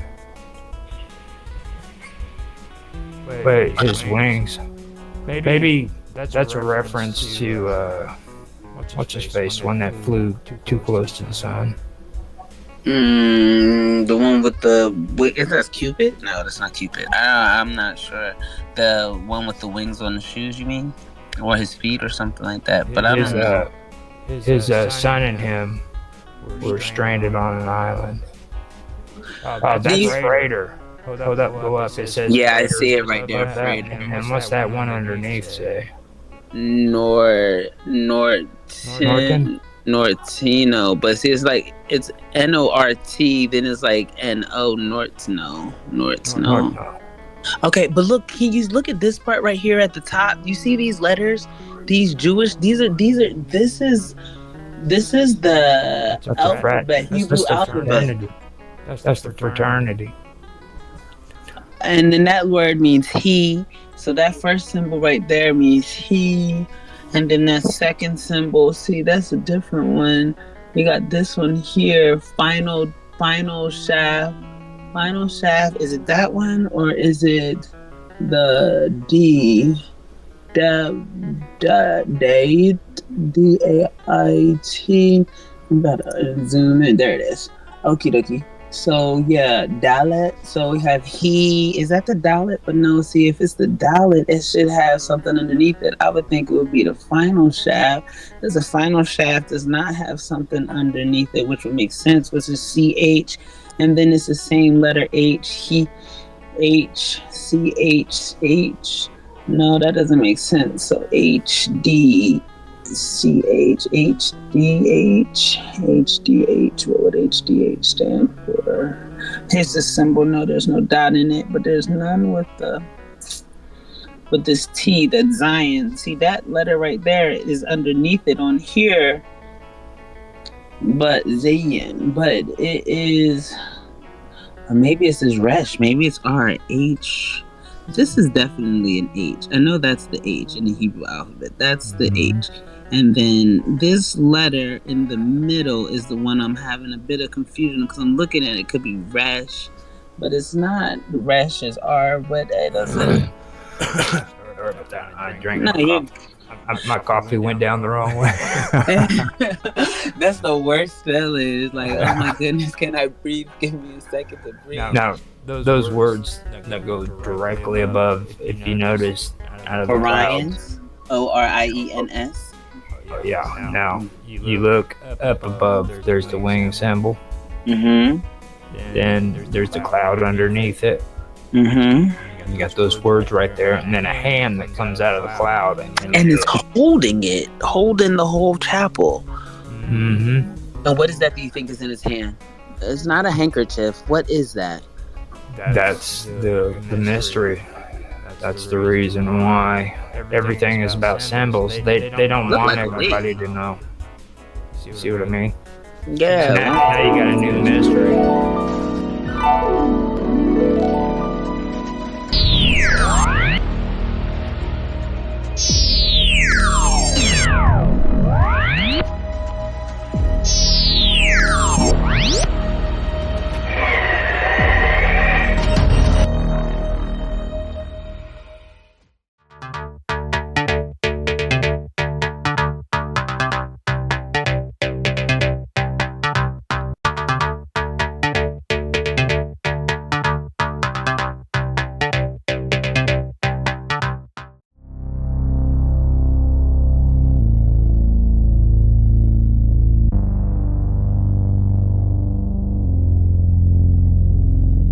On the other hand, 19th century amateur scholars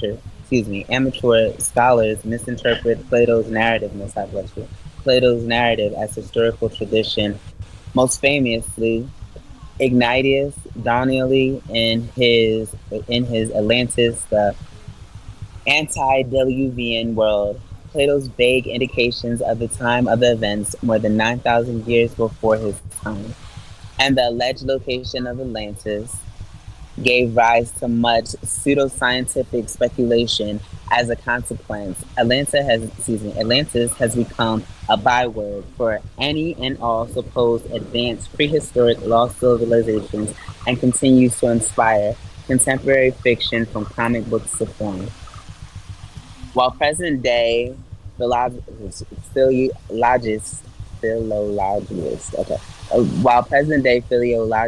and classicists agree on the story's fictional nature, there is still debate on what served as its inspiration.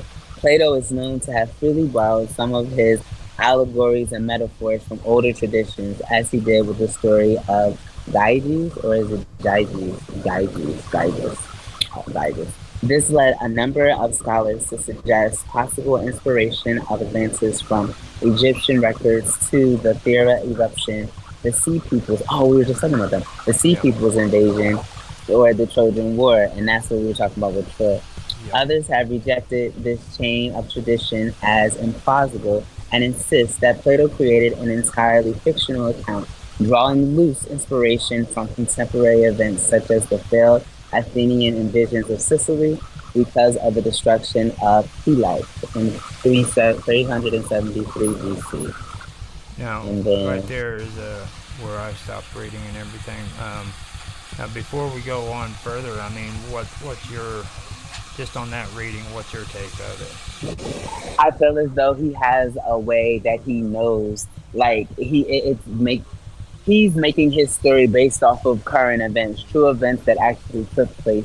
But he presented it kind of like you're doing with your story, how you do your story every day, because he's making it to where it's an incorporation of stuff that's real, but he maybe might perhaps exaggerated or embellished on some of the details, making it to be more interesting. But in the account too, just because you know how sometimes people can get like visions or get to where they're able to have interpretations of certain type of events based off of like not really realizing where it's coming from, but they're being shown it from other entities and stuff like that. In which regard that could very well be possible. And if it is possible, then I feel as though most likely he wrote based off of his experience, embellished the work just a little bit in order to make it more intriguing. And then that's kind of the part that people attempted to discredit. Also, too, as well, more so, people might have been attempting to disassociate the concept because of its secrecy, just because of the sacredness as well as secrecy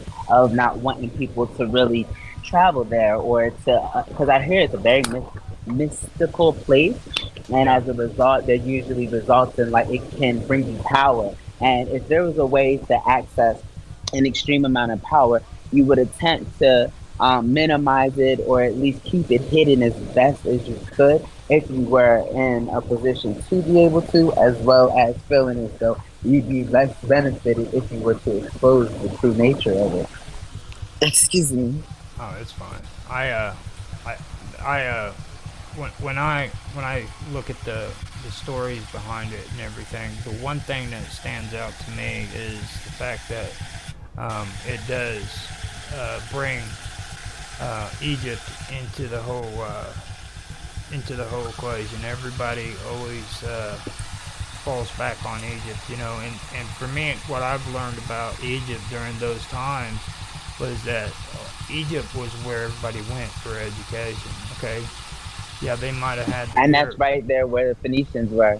you know, they might have had like the Great Pyramids and everything, and they might not have been the same as the people up in, you know, Europe, like around Greece and Italy was, but they understood that great knowledge came out of frickin' Egypt. And there are other things that have been discussed when it comes to. Now I gotta try to get it off that. I've got the map zoomed in. Oh, well, see, I don't see the map. I was looking at the map on mine. I should have screen shared. I was looking at the map on mine, and I'm looking at its relation to Africa as far as location. And you see where it has Atlantis here, then you see America, and then you see this map makes me feel like it's backwards, because is America not supposed to be on the left and then Africa on the right? Like, what is this about? I'm thinking that was because of photography. Whenever they took the picture, and then it's a reflection. They added it to wherever they added it to, it could have flipped. Now I could be wrong, but that does happen. Yeah, but yeah, what if it's a deeper I see meaning? that too. I thought I was losing it. I mean, I might still be losing it, but it's definitely made no sense. I believe I put it down on my my screen share. Let me see. Can you see it? No, my screen is blank on your screen. It's just black. It's not even the chat anymore. Because usually I can see the chat. Oh, there it is. Yeah, I see it now. Okay. I just wanted to make sure. And now I've got to try to get out of out of the picture. Usually I hit frickin' escape and it just does it, but now I guess there's some kind of different code that goes into it. Well, you're being hacked. Severely hacked. That's very well possible. Seems as much as so. But you have 3 screens on here. You do see that, right? It's usually just 2, but there's 3 of them now. Perhaps something's glitching because of that. The reason for that is because I want on the stream you're gonna see after it's done recording and everything, you're gonna see another screen that shows what I've been going over and stuff like that. That's what I usually do see, and I think it's so cool because I see our like Jitsi chat on the top of the stream, and then I see what you're usually referring to or reading. Like, what's never our chat. Like in Jitsi, I can see our chat, but I don't ever see the chat, or at least I never pay attention. But I never see the chat on the stream. I usually see something like the information that you're presenting. So, okay, what you're saying makes sense there. That makes sense. Now, but look at the sea people. They did just mention the sea people in here as well. Or were you going to say something else? Because I was going to ask about that correlation. I'm good to go, man. Okay. I can. There is. Now this right here is kind of what I was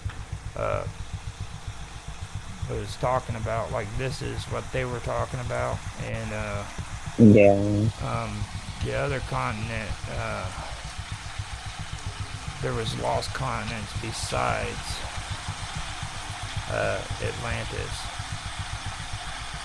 Yeah, that's what I was asking you, because you said there were other cities that were continents. So what besides Atlantis that are supposedly underwater as well? Let me pull it up. I want to make sure I got the names right. Let's see here. No, they'll first always mention the lost continent of Atlantis, but like on here you have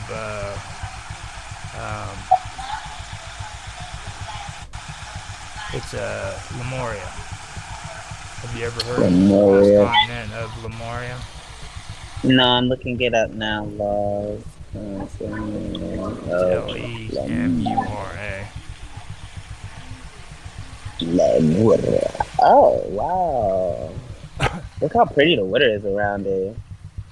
Now, Lemuria, or Lemuria, was a continent proposed in 1864 by zoologist Philip Slater, theorized to have sunk beneath the Indian Ocean,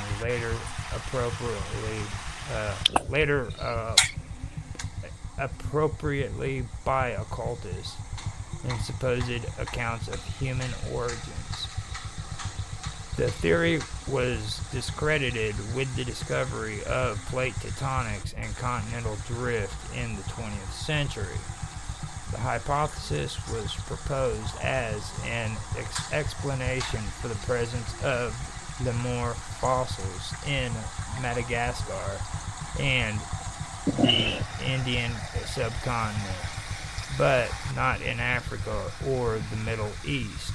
Biologist Ernest Haeckel's suggestion in 1870 that Lemuria could be the ancient home of humans caused the hypothesis to move beyond the scope of geology and zoogeography, ensuring its popularity outside of the framework of the scientific community. Occultist and founder of Theosophy, Helen Blavatsky, during the latter part of the 19th century, placed Lemuria in the system of her mystical religious doctrines, claiming that this continent was the homeland of the human ancestors, whom she called Lemurians. The writings of Blavatsky had a significant impact on Western esotericism, popularizing the myth of Lemuria and its mystical inhabitants. Theories about Lemuria became untenable when, in the 1960s, the scientific community accepted Alfred Wegener's theory of continental drift, presented in 1912, but the idea lived on in the popular imagination, especially in relation to the Theosophist tradition. And I also do want to add that I did find a lot of influence with the Theosophical Society when it comes to a lot of the people who discusses this topic, like Graham Hancock. The people? Yeah, like Graham Hancock, for example. A lot of the stuff he discusses is has to do with a lot of the things that are closely connected to the Theosophical Society. You know what I mean? So, and there was a big thing that came up in the conspiracy theory net groups, you know what I mean, about him being a Freemason and stuff like that. But for me, I think he's more of a member of the Theosophical Society more than anything else, other than being a Freemason. But the Freemasons, yeah, they believed in. Wait, hold on. You know who I'm talking about, don't you? No, say it again, because it's like cutting out. I was like, you sound like a robot, honestly. No, what exactly was it that you did? Yeah, Graham Hughes. No, I don't know him. Yeah, that part, I heard his name, but that I didn't know. You're saying he's a Freemason? No, a lot. There was people that has made comments that he might have been a Freemason, but I see him more as being a member of the Theosophical Society. Graham Hughes. I'm looking him up now. Is it G? Oh, okay, sure. Yeah, it said this man is an actor. Hold on, wait a minute. Graham Hancock. This can't be the right person. Here, I can type the name in the chat for you. When I look him up, they say that he's the Odyssey Expedition. Is that what I'm looking at? No, The Odyssey. you got the name. I apologize. The background's going to be loud for a little while, as I It's can't fine. keep muting you and talk to you. And then I apologize. Thank you. Now, did you? I didn't look it up. I looked him up, but I didn't type it. Oh, let me see how you wrote it. See, this is how I spelled it. It's like I apologize. I'm sorry. Oh, don't worry about it. Like, way louder. It's fine. As long as you're good, then I'm good. It's your show. It's very-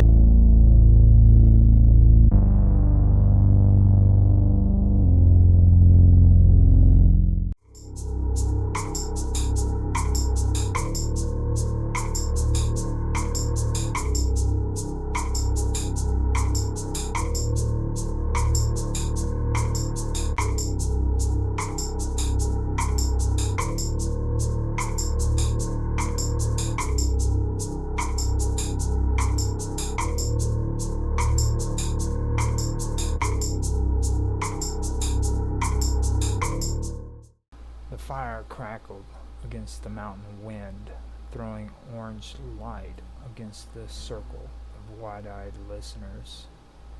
The scent of pine needles and ash curled up into the night sky. Just beyond the light, a black slope stretched down into the hollow where no one dared to pitch a tent, not since the incident. The man who knew the story best leaned forward, his face cast in flickering shadows. It started with a group of researchers who weren't like the rest, he began. They weren't there for fossils or cave systems. They were esoteric historians, following a trail of a name not even whispered in academic circles anymore. Labasu. The name lingered in the air like smoke. They came from different backgrounds. One was an Arabic scholar who had studied ancient grimoires. Another was a linguistics obsessed with untranslated tablets found in a closed dig near Eridu. The leader, a woman named Celine, had reportedly deciphered part of an older Mesopotamian manuscript that had never been catalogued. In that fragment, a phrase had appeared that matched symbols on a stone stela buried beneath this very hill. The hill was marked only in a few medieval maps. It was shaped like a cone and strangely symmetrical, as though nature had formed it for some hidden reason. Some claimed it was a burial mound. Others believed it had no earthly origin. Celine and her team believed it was a gate, a sealed door between worlds. They called it the Hill of the Sealed Door, not because of its outward appearance, but because of what lay inside. The map referenced a chamber made not of stone, but of compacted soil burned black by what the text called the breath of Labasu. The ancient manuscript described Labasu not as a god, but as a wrathful force, an entity buried beneath the earth by the seven who rose in radiance. No other text mentioned them again. The dig began without permits or fanfare. Celine's group worked quietly, moving soil under the cover of forest canopy, relying only on old tools and instinct. They camped at the base of the hill and dug by hand, ignoring the warnings of locals who spoke of strange lights and sounds from the slope. After 3 nights of digging, they found it, a perfectly rectangular seam in the earth, packed so tightly that water pooled around its base without soaking through. The black clay around it felt warm. The moment it was uncovered, the forest around them became silent. No insects, no wind, just a stillness that pressed against the skull. They waited until nightfall to begin the ritual Celine had planned. The words were reconstructed from Akkadian phonetics, resembling invocations found in the Greek magical papyri, laced with Semitic vocalizations and what appeared to be early forms of Vocus Magicae. They recited them around the seam, lighting resin-infused torches placed in iron holders carved with geometric symbols. Each torch was meant to represent a sephira on an ancient diagram. 10 flames illuminated a circle, and then the earth groaned. At first, the sound was faint, like shifting gravel beneath the mountain, but then the torches flickered in unison, not from wind, but from something pulling the flames inward. The black seam cracked open, not in the way a stone might split, but like skin parting under pressure.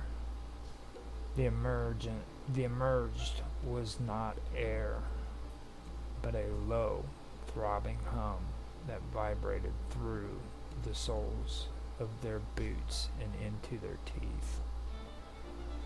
Celine dropped to her knees. The others followed, not from fear, but because something inside them seemed to collapse under the weight they could not see.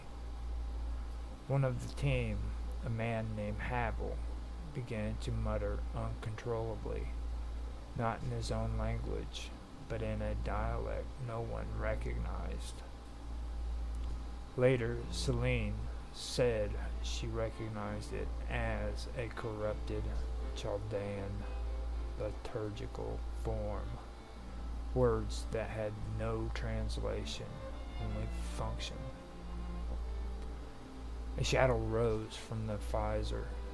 It did not move with mass, but with suggestion, as though the firelight bent around it instead of revealing it. The air became thick with a scent like hot metal and rotting flowers. Celine stood up and reached towards it. Her eyes turned entirely black, reflecting not the fire, but a distant light from somewhere behind the shadow. She spoke the name, Labasu. The hill trembled. The torches snapped sideways, extinguishing one by one as a pressure wave moved outward from the visor. Only Celine stood in its path. The others fell unconscious or paralyzed. Something passed over them like a fog that whispered and clawed at their thoughts, pulling secrets from their past and flooding their minds with images that they could not understand. Some saw shapes in the darkness, wheels within wheels, faces with no mouths, stars weeping blood into oceans that boiled with unseen creatures. Celine spoke again, but her voice was not her own. It rang in a threefold tone, layered like chords from a broken instrument. Her body convulsed, and from the visor came a whisper, not made with lungs or tongue, but through the bones of the earth itself. You have opened the eyes that sleeps beneath. Later, the survivors would describe the next few minutes as fragmented. Some remembered symbols burning into the walls of the chamber. Others recall a white tree covered with roses that bled from the thorns. And at the center of it all, a disc floating above a pit, a mirror that reflected not your image, but your potential. If you looked into it, you did not see yourself. You saw what you would become if you made a certain choice or failed to. Celine walked into the visor. No one stopped her. The shadow closed behind her, sealing again like skin. The warmth vanished. The black clay cooled instantly. The torches sputtered and went cold. Havel screamed and did not stop until dawn. Morning came like a blade. The forest felt wrong in daylight, as though the trees were trying to pretend nothing had happened. The birds returned, but sang in stuttering, confused patterns. When the team awoke fully, they found the seam in the earth sealed once more. No trace of heat, no sign of the black clay. Celine was gone. All that remained was the iron torch stand where she had stood, melted into the shape of a rose curling around a spiral eye. The authorities were not contacted. The survivors disbanded. Some entered monasteries, others disappeared entirely. Havel, who had muttered in that unknown tongue, lost the ability to speak any modern language and spent his remaining years drawing elaborate diagrams, trees filled with serpents and suns, locked inside pyramids. One image appeared over and over again, a circle of 10 stars surrounding a disk with a single word beneath it, Labasu. Years passed. The place where it happened was marked only by absence. Nothing would grow there. Animals avoided it. A camper who tried to pitch his tent on the slope during a summer hike was found days later walking barefoot in the rain, eyes white as milk, whispering about voices beneath the roots. They say, if you go there now, under the right stars, you can hear the hill breathe. Not the wind, something deeper, something slower. And they say, if you dig, you might find the seam again. But no one dares dig, not after what was found in the journal of a young linguist who went back one last time. He returned alone, carrying only a copy of the ancient manuscript Celine had once studied. His journal described new insights.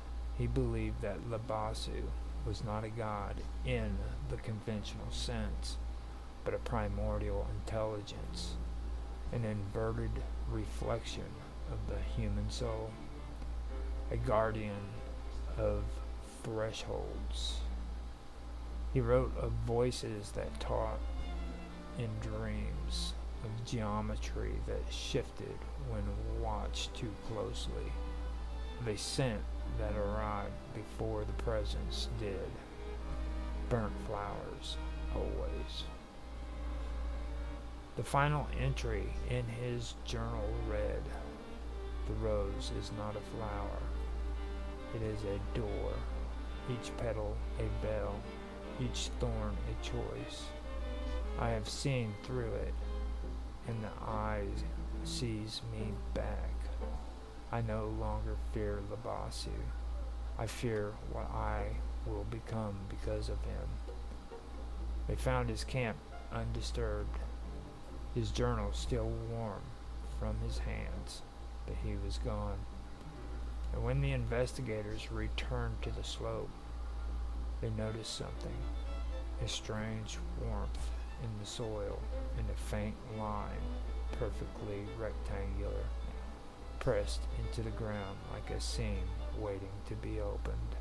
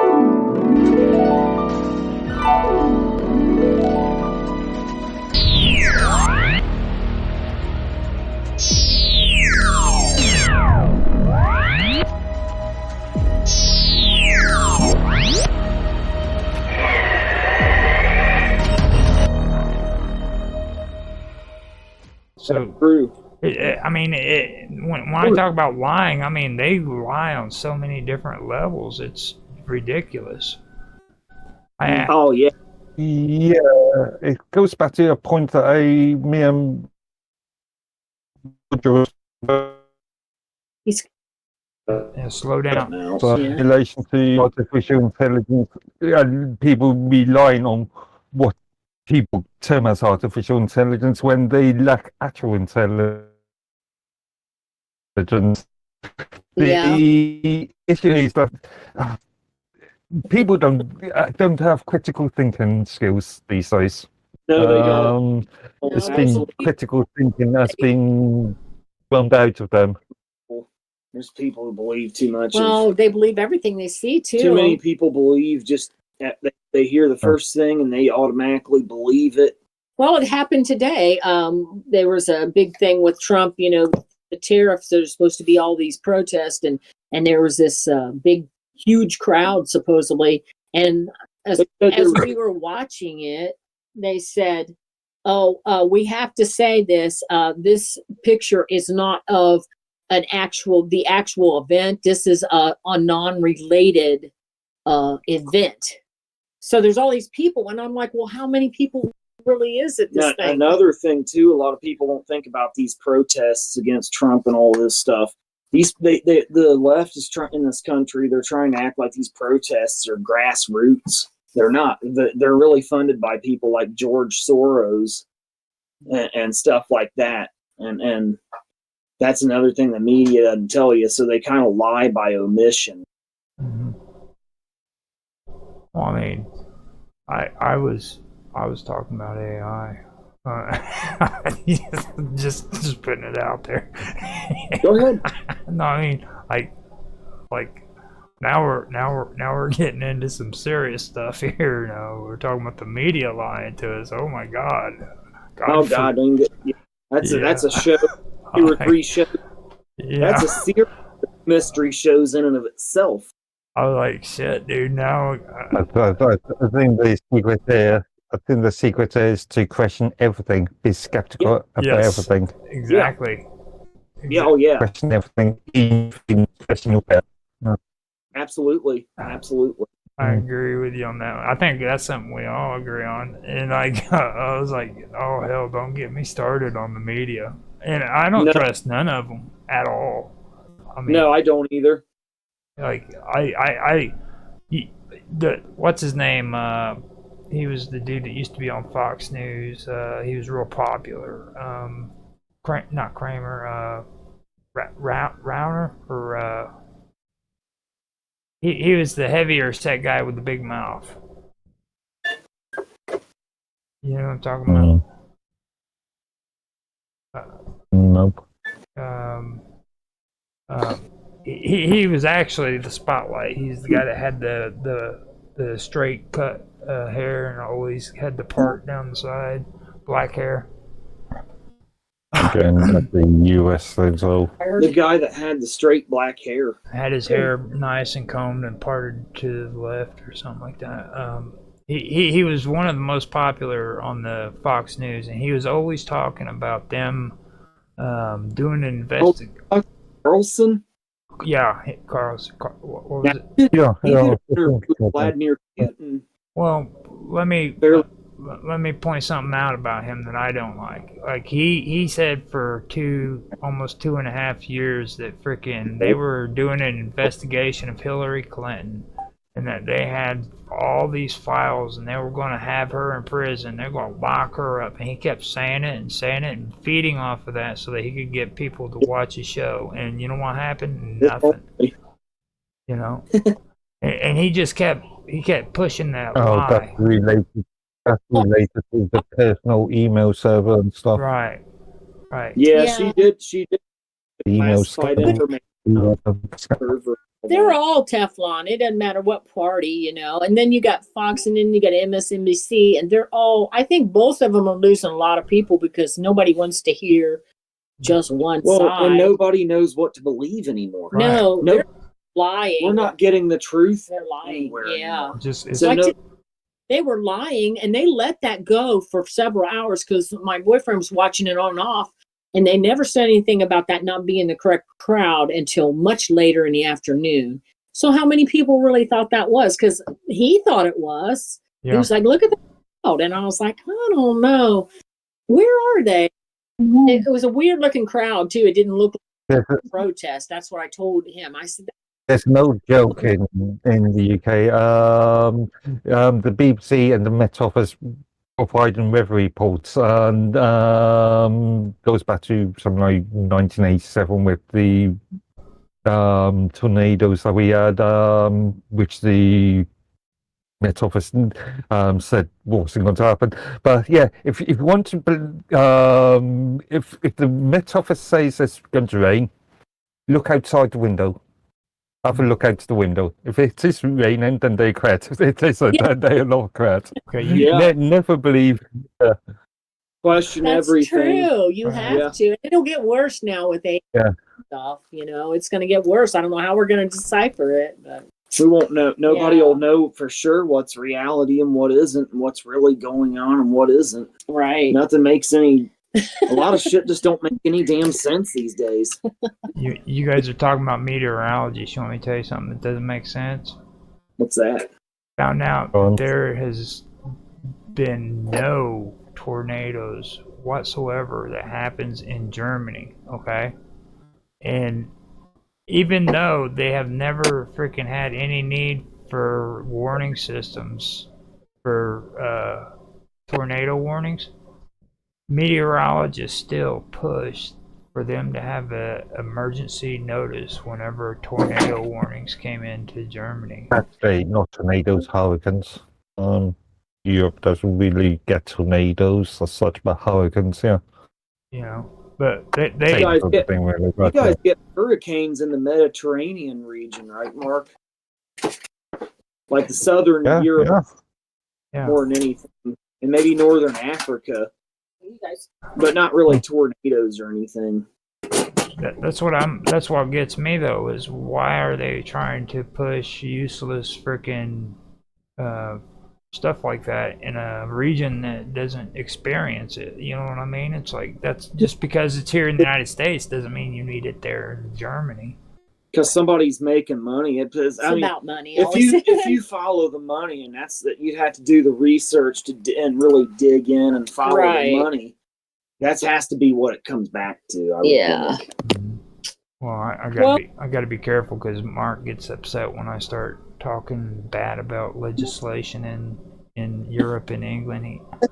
Yeah. Well, Well, it depends on the subject. Depends on how accurate you are. Well, legislation. He loves bureaucracy. Like, he loves it. there's bureaucracy everywhere. Yeah. It's not Well- just Europe, it's America too. We got a lot of red tape and bureaucracy and infringements on the Constitution. Yeah. Now that's something I'll cover. I'll cover all that stuff in depth on my upcoming series, Reluctantly Political, Yeah. with Roger Hanson and Mark Edworthy. There we go. Yeah, I guess wrap it Yeah. up because our She's perspective of getting this- tired, is what it is. She's getting with what No. she's going. No, Yeah, I figured it's she was been- drunk like a half an hour ago. My To be honest, boyfriend- she When- She started, is drunk.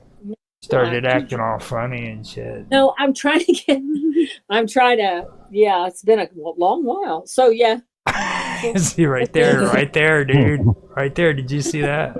She goes, what is that? Well, yeah. See, well, anyhow. they're wondering. They want us to wrap it up, but yeah, But yeah, yeah. it's been a good show.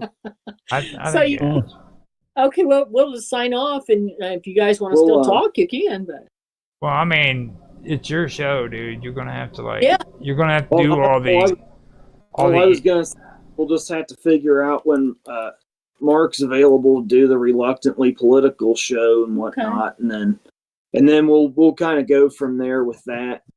okay, We'll just He's gonna he's gonna love you, dude. Okay, like this is the kind of politics he loves. So, like, I'm the one who wants to do the actual historical politics and stuff like that. Yeah, The- and that's what we'll do. Well, He- We've done that in the past. but I'm saying Yeah, we've Mark is like a freaking I like to call it garbage politics, but he's a junkie of that shit. He eats it up like it's freaking going out of style, dude. Here, put my wine bottle open. You know you're addicted. Depends, yeah. Depends. First Yeah. episode. On the first episode, I want to talk about how the idea for Reluctantly Political came about and why I call it Reluctantly Political. Okay. And then we'll talk about, we'll all three Okay. talk about what we want to talk about throughout the whole series. That'll be the first episode, just kind of laying the foundation for the show. Cool. Does that sound good to you guys? It sounds good. Yeah. Now- yeah. When will you be available to do that, Mark? I know Roger's always available. He's around. Generally speaking, fairly free most evenings. Again, when are you thinking? Within the next month or something? Okay, so maybe during the weekday well, the problem with us is the differences in time zones. Just So add 4 hours to Well, your time. again, I do quite a bit of stuff in the evenings. As Roger knows, people like Naoki and Dixon's votes and stuff. Jeffrey's Whenever you want to do it. 4 Now, a.m. in the morning by time. Okay, we'll just agree. Preferably earlier, so something like 10, 11 p.m. UTC. yeah, that would be 6 o'clock for you. For me, Yeah. that's not terrible. Yeah, we could. I'll try to do at least maybe an episode a month or so of that. Okay. But we'll lay the foundation in the first episode. And here in the next week or two, we'll agree on a date for our first episode, and then we'll go from there. Okay. Now, are you on Discord still, Mark? Yeah.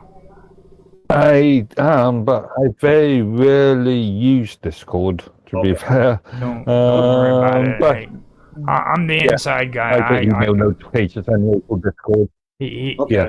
Whenever you're ready to talk to him, I'll let him know if he's not on here. Okay.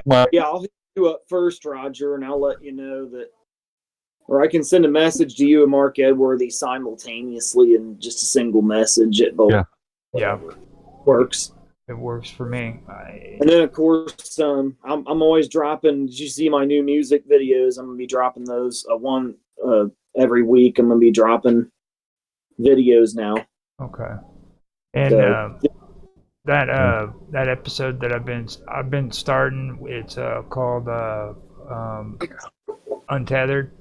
Now that's gonna be about everything, including freaking like current events and entertainment. So freaking we can probably set something up to where you can come on Again, and I talk about apologise for missing last night's, but I was just so knackered.